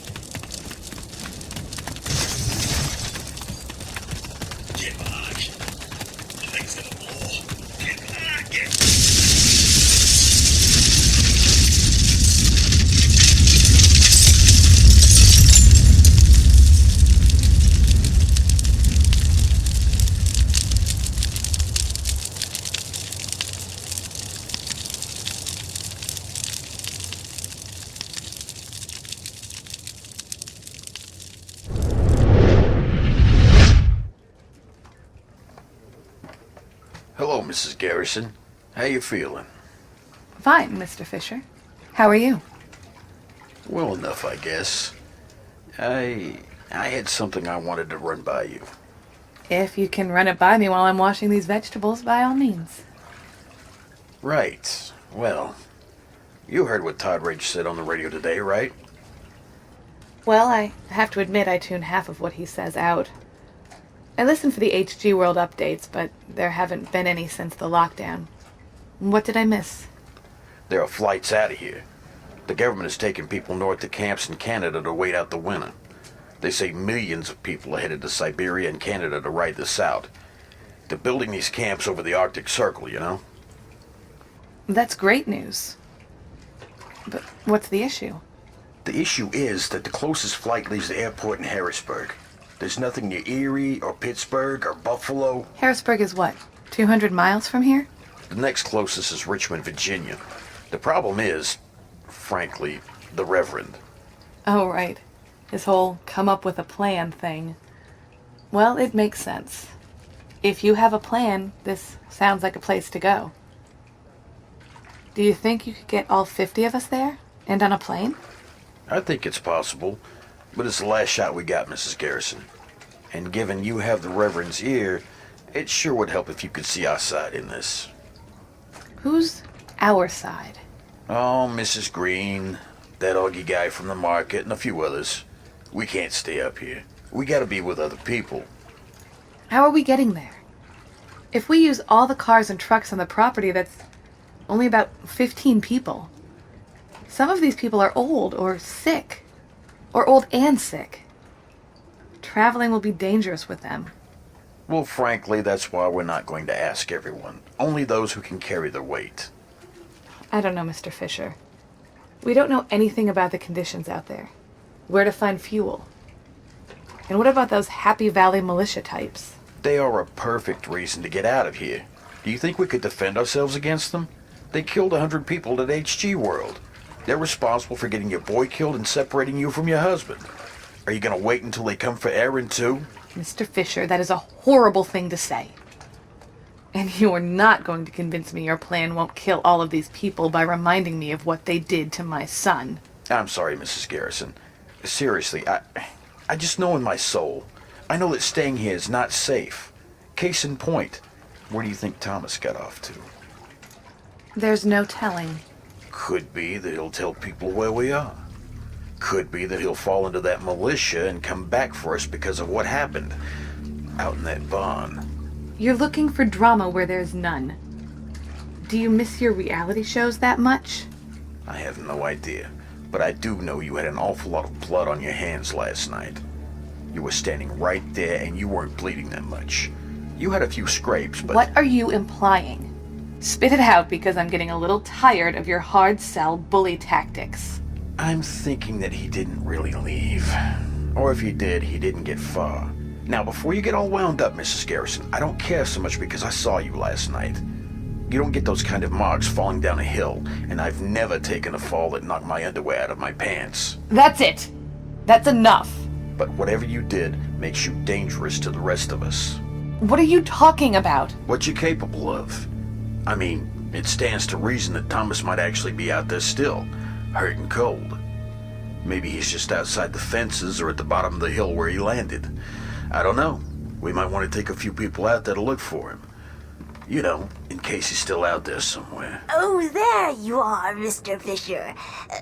Mrs. Garrison. Mrs. Green? Excellent timing. I was just telling Mrs. Garrison about the wonderful opportunity we have to get out of here. Oh, yes. Mr. Fisher was saying how wonderful it would be to be free of those things at the fences and not have to do these chores day after day. What do you think, Mrs. Garrison? Are you prepared to take young Erin and join us on our flight to freedom? Yes, Mrs. Garrison. What do you think?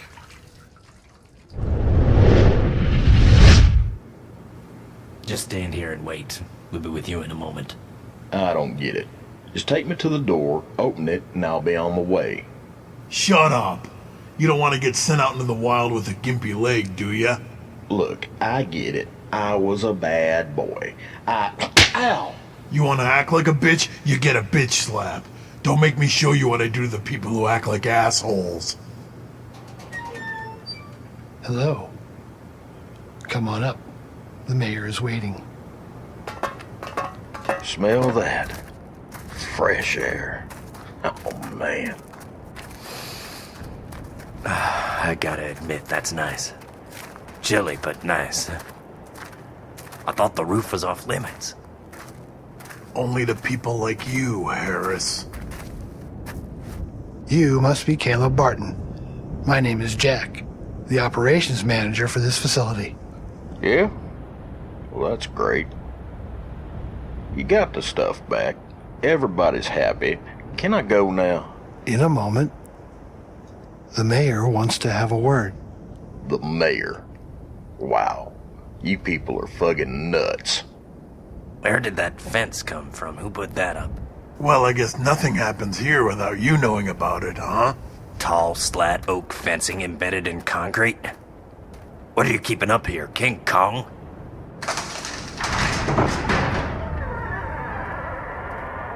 You've all been busy beavers. Shut your beaver, Harris. Good afternoon, gentlemen.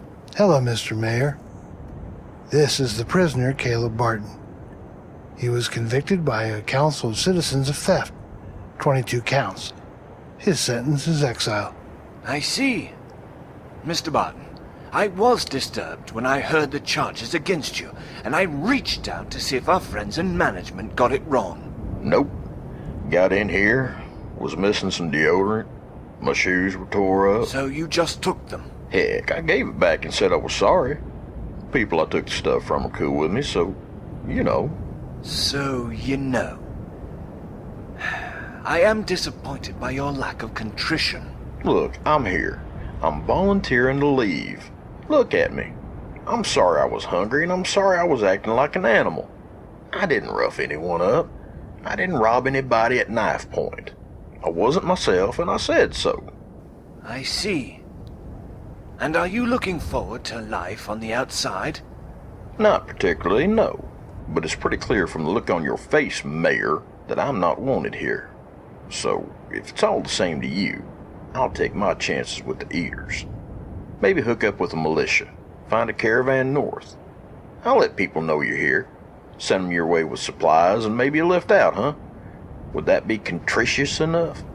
How disappointing. I don't get it. You are not of the body. It means we're all disappointed that you no longer want to be part of the family. We were hoping you would ask for a stay of exile to remain with us, But alas, you are just not part of the family anymore. Please take this. A backpack? Wow, that's downright humane of you. It's got a day's worth of rations and water. After that... Yeah. I'm on my own. Story of my life, chump. It's heavy. Just one day? Step over here if you would, please, Caleb. I want to show you what my friends have constructed. Hey, I don't want to take up too much of your time. How about you just show me the ladder and you go back to speeching and baby kissing, whatever. But this is your exit, Caleb. Look over there. From that crane, we've suspended a strong nylon rope over the edge of the roof. A wonderful design, I must say. Expertly executed. Wait a minute. I gotta say I'm not too keen on the look of that loop you got going on the end there. It's the raised platform that really sets it off, don't it? What the? Harris, what's the matter, Caleb? You ain't hanging me. No way. No way. The sentence was exile, as in letting me out of here. Indeed, we are letting you out of here, Caleb. Oh. The hell you laughing at, old man? Watch your tone with the mayor. No, it's all right, Jack. You think we were going to hang you by that rope? Of course not. Oh, dear boy.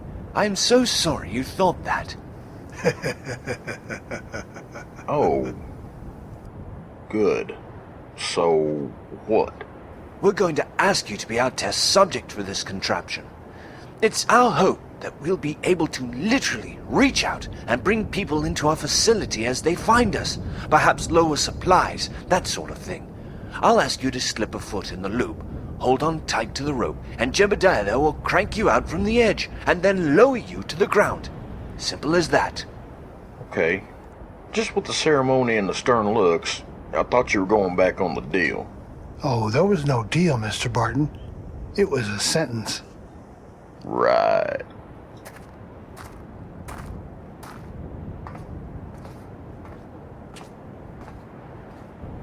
Put my foot through there and, whoa, we're high up here. About 45 feet, I'm guessing. Hold still while Jeb swings you out. Go ahead, Jeb. Wait, whoa! Sorry, man. I thought you had a good grip there. I do now, thanks. Wow, this is high. Do you see any eaters about?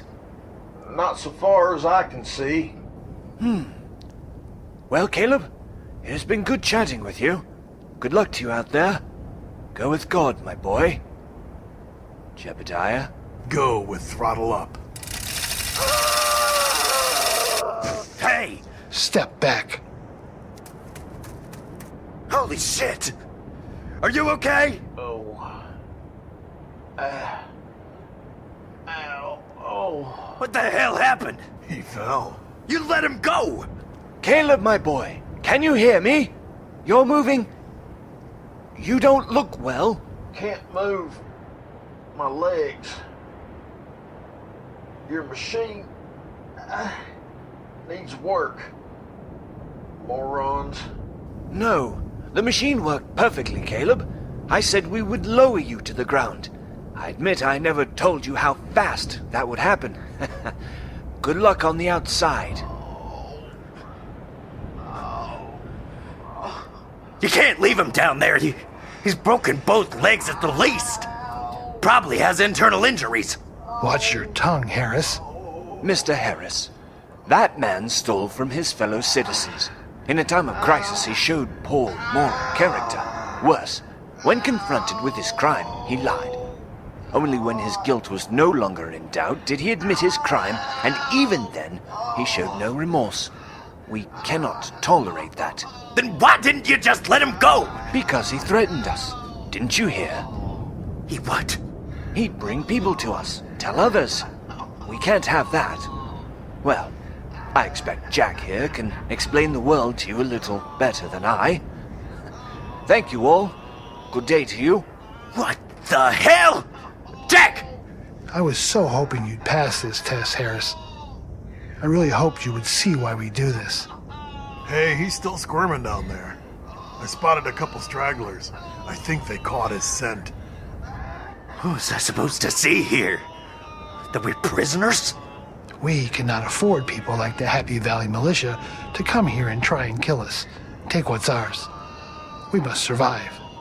We can't have someone like him to go out and... What are you doing? Put your weapon away. There's no reason such a man should draw attention to himself, right? We wouldn't want anybody coming out of the woods and seeing him all busted up there on the ground. Something like that might tarnish the brand. Scuff our image, wouldn't it, Jack? No need to be uncivilized just because there ain't no more civilization. Right, Jeb? That was an awesome shot. Right through the frickin' forehead. So yeah, Jack, I get it. I'll play along because you got me. I don't want to see my family on the end of that rope, and I know you do it with a smile on your stupid, fat fucking face. I would, but that doesn't mean I would be happy to do it. It's just one of the 5 S's. We do everything here with a smile, even the stuff we don't like doing.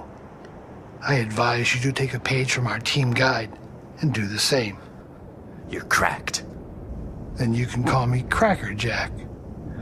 Welcome back to the team, Constable Harris. Welcome back.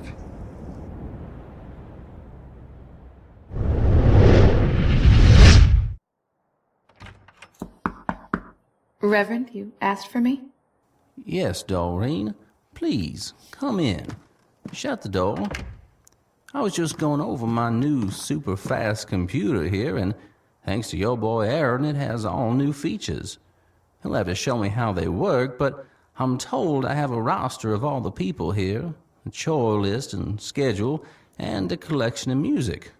I can even pipe different music to different rooms in the church right here from this computer.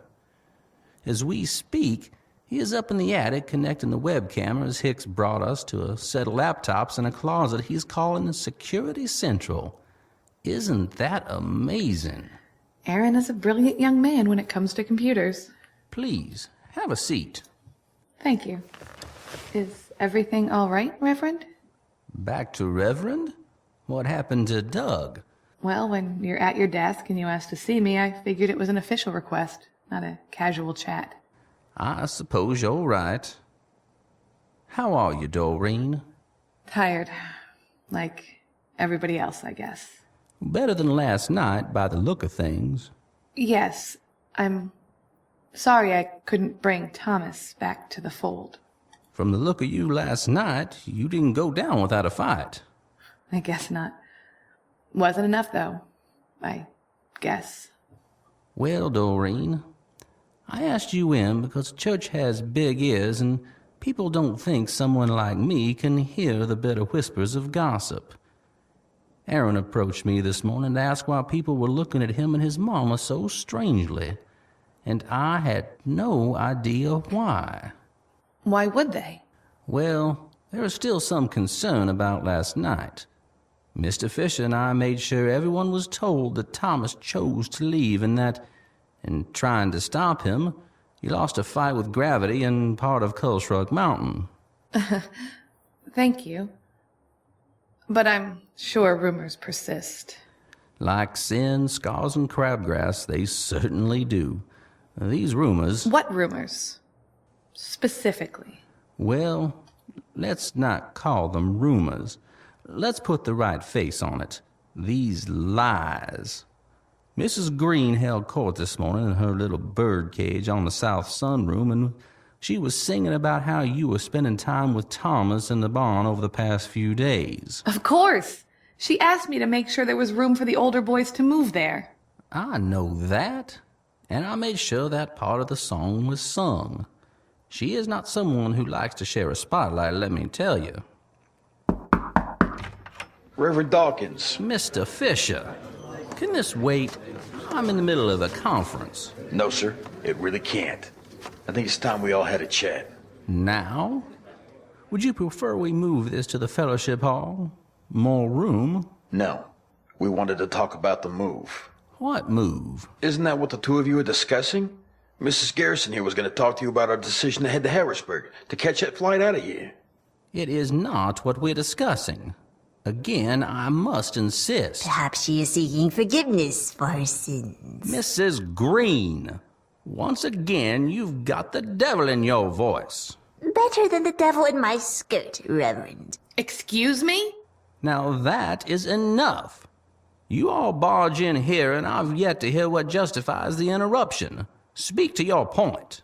We all agree, that is, the 25 of us here and in the hall, that we should go to Harrisburg. We should try and make a go of it. I see. Winter's coming, and there's a lot of people here. When it snows, we won't be able to go nowhere for food. We'll be stuck up here until spring. Frankly, a lot of us won't make it that far. So you've devised a plan to get all of us from here to Harrisburg safely, with assurance that when we arrive, there will be a spot for all of us? Of course not. Nothing's certain. But if there are places where the government is taking care of people, they gotta be warm, with food and clothes. We can try and retake the world in the spring, live to fight another season, you know? And it ain't all of us.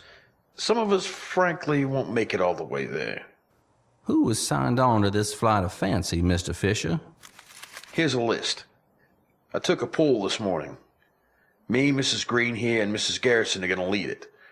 We figure we got to 25, and that's almost a majority. All we need's your okay, and that's more than half. Really, Doreen? You didn't mention anything about this to me. I don't want to be in the middle of this. Come on, Mrs. G. You said... I said something I didn't believe because you threatened to spread a vile rumor about me if I didn't. And since that rumor has made its way around the church, your blackmail won't work anymore. I'm not leaving my husband here. Why? You seem to forget all about him in the barn. I'll be happy to see riding out of here, Mrs. Green. And that goes for anyone stupid enough to listen to anything that comes out of your twisted pig mouth. See? She is a vulgar one. People, please. Mrs. Garrison, I didn't say that you had relations with that boy, and you know it. I did suggest that you might have had more to do with his disappearance than you claimed. Then fine. Send any volunteers you like out there.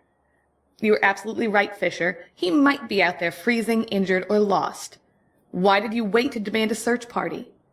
Surely if you were concerned about poor Thomas, you'd be out there right now. Unless you just wanted to see me squirm. Go. Find Thomas. Get the hell out of here. I'm not going. It doesn't matter. I'll give her seat to Mrs. Unger. She's more intellectual and keeps her legs closed. Mrs. Green, please. What of it, Reverend? Why are you even bothering to ask my permission? Why do you care what I think? If you want to leave, the gate is that away. I will take notice here of a few things.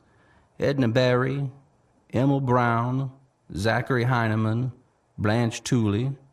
What do all these people have in common? They'll slow you down. That's what you said, isn't it, Mr. Fisher? You only want people who can carry their own weight. All of them are over 60, and all but one have medical conditions. You put them on buses and put them through that kind of trip, you'll lose them on the road. Better to leave them here, huh?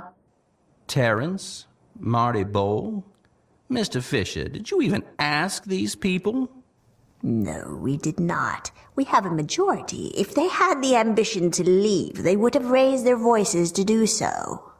These people are still traumatized by what happened to them. My God, people! They don't want to go out there and face it again. You leave these people here and there's not a single able-bodied person on this list who is staying. There is no one on this list to help do what needs to be done. That's why they need your permission. But it isn't permission. It's absolution. Go on, Mrs. Green. Say what you're thinking and I'll make sure you tell your lies through broken teeth. You're right. We don't need your permission. We can just go. Can't we, Mr. Fisher? We'll leave you the truck. You can have those two kids help you bring back the trucks we take down to the city docks. We'll gas up the buses and drive them out of here. I see. Well, So it's settled then. Before you go, I would like to talk to you and Mrs. Garrison. Alone. Don't do it, Mr. Fisher. He's going to try and guilt you into staying.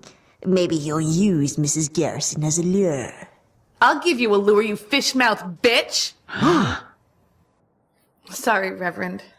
I don't know why you think I'm so cunning and devious.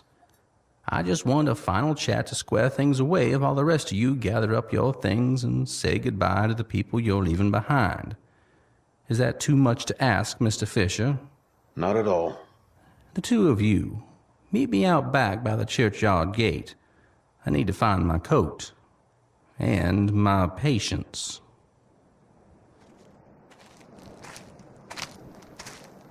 What are you doing out here, Padre? I thought we might come out and cool off a bit. It was getting a bit heated. Mrs. Green is a bitter woman, Mr. Fisher. Oh, I know. But she's got her head on straight about this issue. Does she? Do you? Do you really want to leave all those people on this list behind? No, but we stand a better chance if they stay here with you. If Doreen is staying... Even if Frank were here with me, we'd stay. Because you don't know what's between here and there. You don't know where you'll find fuel. And unless you plan to plunder the kitchen, you'll need food on the way. Which roads are open? Where are the eaters out of control? And what about the militias? Did you think of them? Imagine a busload, no, 2 busloads of unarmed civilians. I saw what they did to unarmed civilians up at HG World, and I lost a son and husband because of it. No. Aaron and I will stay here. If only to protect the people you're leaving behind. That's nice. Maybe if you were this passionate with Thomas, he wouldn't have left, huh? I tried my best. Oh, I'm sure you threw everything you had at him, Mrs. Garrison. Jesus effing Christ on a bicycle. Shut up, both of you. I'm guessing you think me something of a zealot, Mr. Fisher. You think I want my own little cult of survivors up here on my mountaintop. Moses to some new chosen people, safe from the plagues. On the run for 40 years and all that nonsense, right? No, I don't. You think I choose to be surrounded by people like you who think the worst of authority, or Mrs. Green, who simply wants to be taken care of and feel superior to all others, or any of you who act like this escape is some political movement. My place, Mr. Fisher, is here, with them, and here, with my wife. This is your wife's plot. Yes, she died last year. MS. She fought it for 10 years. She even thought she had it licked a few years back, and we planned on this great sabbatical. Cancun, really, but there's a lot a man can learn there, too. But it resurged with a vengeance about this time 2 years back. After that, she lived with her body shorting out and shutting down, all at random. Some days she'd be in a chair all day, or I'd bring in something to wheel her about. Sometimes a cane or crutches would work. Other days she'd dance with the grace and joy of someone who, well, someone who knew she may never dance again. When she smiled, it was like the first warm day of spring. I'd wake up and see that smile and know it would be a good day. Even on the bad days, she'd greet me with that thin sliver of a smile. She would say she was blessed just for another day. Gee, Reverend, I'm sorry. Shut up. Just listen. The thing about Emily Dawkins that the world will never know, that the world should know, is that she got up every day and she made people's lives better. It didn't matter if her head ached or her arms were like jelly. She would do whatever she needed to do because people came here to us. They didn't come here for social hour. This is Wishwell, Pennsylvania. Even before this plague, 60% unemployment. An older community of people scared about the future. I did more funerals in this place in the last 3 years than weddings and baptisms combined. These people did their share of the work, and Now they live in the only place they know. Politicians, people on the TV, they couldn't tell them anything about this world, but Emily could. Emily would be there. She'd say, if they can make it up the mountain on Sunday morning to praise God, then I can get out of bed, put on a dress, and meet them. If they were hungry, she'd feed them. If they had troubles with the bank, she'd help mediate. She read tax forms and helped with homework. She read the Sunday paper and read to the kids. She conducted a choir from the foot of her bed sometimes. She was there for them, even on her worst days, even on her last day. Mr. Fisher, for what it's worth, I'm not staying here to build a little godly empire. I'm not even staying here because of this headstone. I'm staying because every day of my life since she passed, I've tried to be more like Emily Sierra Dawkins. And frankly, less like you running from something to somewhere else unknown. So get thee hence, Mr. Fisher. I hope you and the others find what you're looking for. One way or another, we'll meet again before our God, and we'll both be asked to answer for our choices.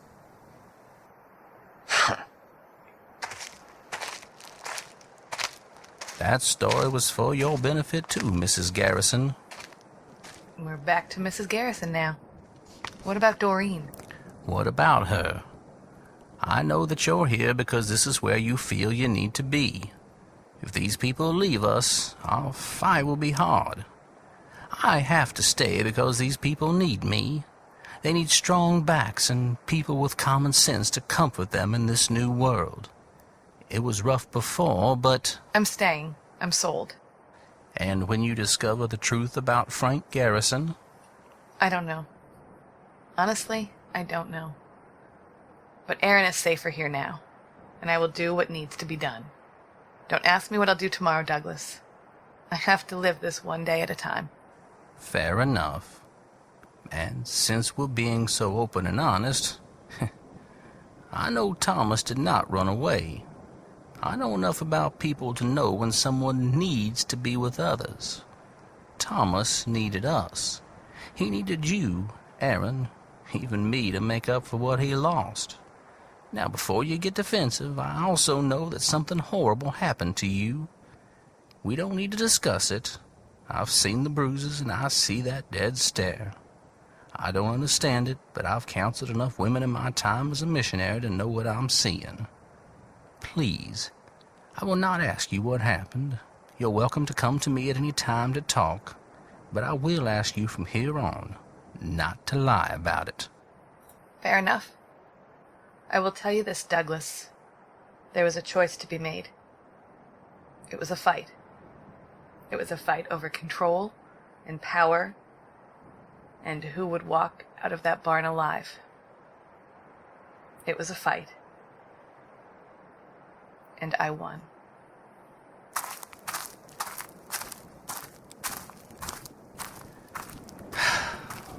Well, Emily, I'm kind of glad you're not around for all this. I could use your advice, though. It's gonna be a long, cold, lonely winter. You got anything for me? Well, that's good enough, I guess. I'll see you soon, Emmy. See you soon.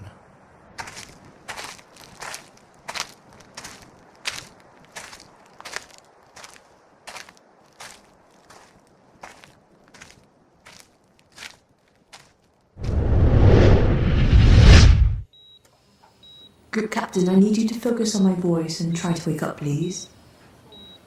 Oh, hello, God. I'll be right with you. I just have to make sure I brought my arse with me. Yep, there it is. Hey, this is interesting. The world feels a little like... morphine. Hello? Hello, you are Group Captain Neil McInnes, Royal Air Force? I am? Good for me. My hallucinations are getting prettier. Tell me, which part of my subconscious are you from? Group Captain, do you know what happened to you? I think I ate too many curried paneers and drank a wee too much McCallum's before bedtime, then fell asleep watching an Indian musical starring a gorgeous woman who looked like you, and now I'm transferring that image onto one that helps me visualize my recovery. There were 46 words in that sentence, and I didn't hear a comma between any of them. Is that good news or bad? What is your name, oh Muse? Group Captain, do you know where you are? White room, bright lights. If my brain is rebooting, I'm guessing it's a minimalist rendering of a comfortable clinical environment. Yes, you're in a hospital. You have two of the most beautiful eyes I've ever seen on a woman. Not sure which I like more. They're almost identical, but the way you arch your eyebrow and squint, I'm leaning toward the right one. I love the brainy specs, by the way. They frame your eyes beautifully. That's the morphine talking. Do you have any questions for me? Aye. What's your name? For me, not about me. Aye. Are my soldiers safe? Yes, for the most part. Which is the part I'm not gonna like. Your Major Grant reports at least 5 dead. Ah, so my Major Grant is okay. He refuses to be sedated. The woman he's with won't let any of us near him. Tell me your name, and I'll call her off. My name is Dr. Shiva Vesta. Oh, so that's you. I didn't recognize the nagging voice. By the by, what the hell are peanuts in a tin cup? What? Peanuts, tin cup. You used that expression on the radio. What's that mean? It means the circus elephant is going to suck us up and spit us into his mouth. Now, if you're done, we For can... a second, I thought you'd said penis in a tin cup, which made even less sense. But then I've lost a lot of blood and I've got a dirty mind. Group Captain, you need to relax a bit. Dr. Lovely, I'm in a nice warm bed, pumped full of narcotics, talking to one of God's most beautiful creatures. I'm quite relaxed. I'm your doctor, not some dockside bar streetwalker. You are in an underground facility insulated from the outside conflict. I am not authorized to tell you much anything, but apart from that, we've patched up your legs from the gunshot wounds. You almost lost the left leg, but were spared the agony due to your brilliant and creative surgeon. You did lose quite a bit of blood on top of the broken bones in your arm and such, but I think that... You suddenly got boring, so I guess I'm awake. Sorry, I'm a little slow catching up. I was waiting for you to dissolve into a nightmare of guns and rotters. Let me see, I'm recovering. I remember a big house blowing up behind me. Where's Mr. Ying? I don't know. Am I under arrest or to consider myself a prisoner? Not officially. Sarge, Wake, Imala, Ishmahabi. I'll get you a roster of your men shortly. Sergeant Wake is working with us to ensure everyone is accounted for on your team and ours. Sorry, who's your team again? Oh, we'll tell you in a while. Just relax. I'm going to turn up your meds here a bit tender. Here you go. Oh, you didn't have to do that. Oh, that's... How'd he do? How do you think? He's an idiot. Get Dr. Stan and General Ellick. When he wakes up in 2 hours, I'd like him to focus more on their questions than on my breasts. He's a creepy, hormone-saturated frat boy. No, he's not. He's playing with you. I'll bring the others in, but only if I have to tell them you failed. If that's what you want. Of course not. His injuries will keep him off his feet a few days. I have time. We don't have a few days. We need to know how many of them he commands and how we can get them on board with our plans. Think of the children, Dr. Vesta. Yes, of course, General. I will try again in a few hours.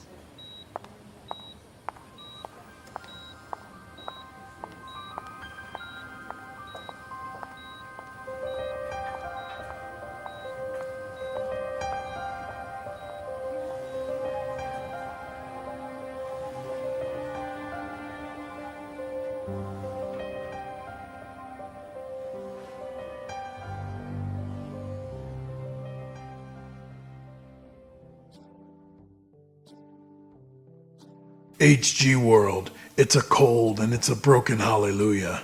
Featured Audio Elan as Mrs. Green and Shiva Vesta. Eric Avedishin as Caleb. Glenn Bartram as Harris. Steve Cox as Mr. Fisher. Keith R.A. DeCandido as Todd Rage. Stacy Dukes as Garrison and Gray. M. Sierra Garcia as Sarge. Kim Giannopoulos as Wake. Tracy Hall as Doreen. Shane Harris as the Mayor. Gwendolyn Jensen Woodard as Joe. D.T. Kelly as Jeb. Ayub Cody as McInnes. Cheryl Malcolm as Ellen. Becca Reines as Ronnie. Ron Runeborg as Ying. Lee Sands as Dogberry. Lance Schoenberg as Krantz. Brian Smith as Hicks. Michael L. Stokes as Grant and Jack. And Mark Zarakor as Reverend Dawkins. The episode was written and directed by Jay Smith, produced and edited by Michael L. Stokes, with production assistance by Carol Stokes, Gwendolyn Jensen Woodard, Martha Linbo Terrar, and Dustin Shanafelter. Jonathan Colton appears courtesy of the Creative Commons license. HG World is a production of 3015 North Studios. Visit us on the web at www.goodmorningsurvivors.com.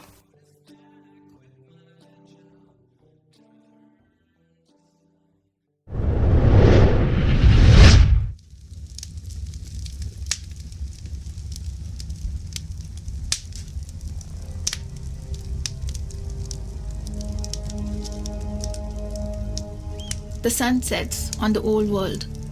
Change is inevitable. It took a year for the virus to take over the world, and a day for it to change mine completely. For nearly a year, I have lived out here, among the dead, running and hiding from their insatiable appetites. I have seen and done things that will haunt me for as long as I live. I pray on the day my sun sets that I can enter the twilight free of the disease that would make me rise again, so I don't come for you in the night. Join me as I fight to survive in Season 1 of HG World, coming this spring from 3015th North Studios, available on iTunes, Zune, and through Podomatic.com. Join the struggle at www.goodmorningsurvivors.com.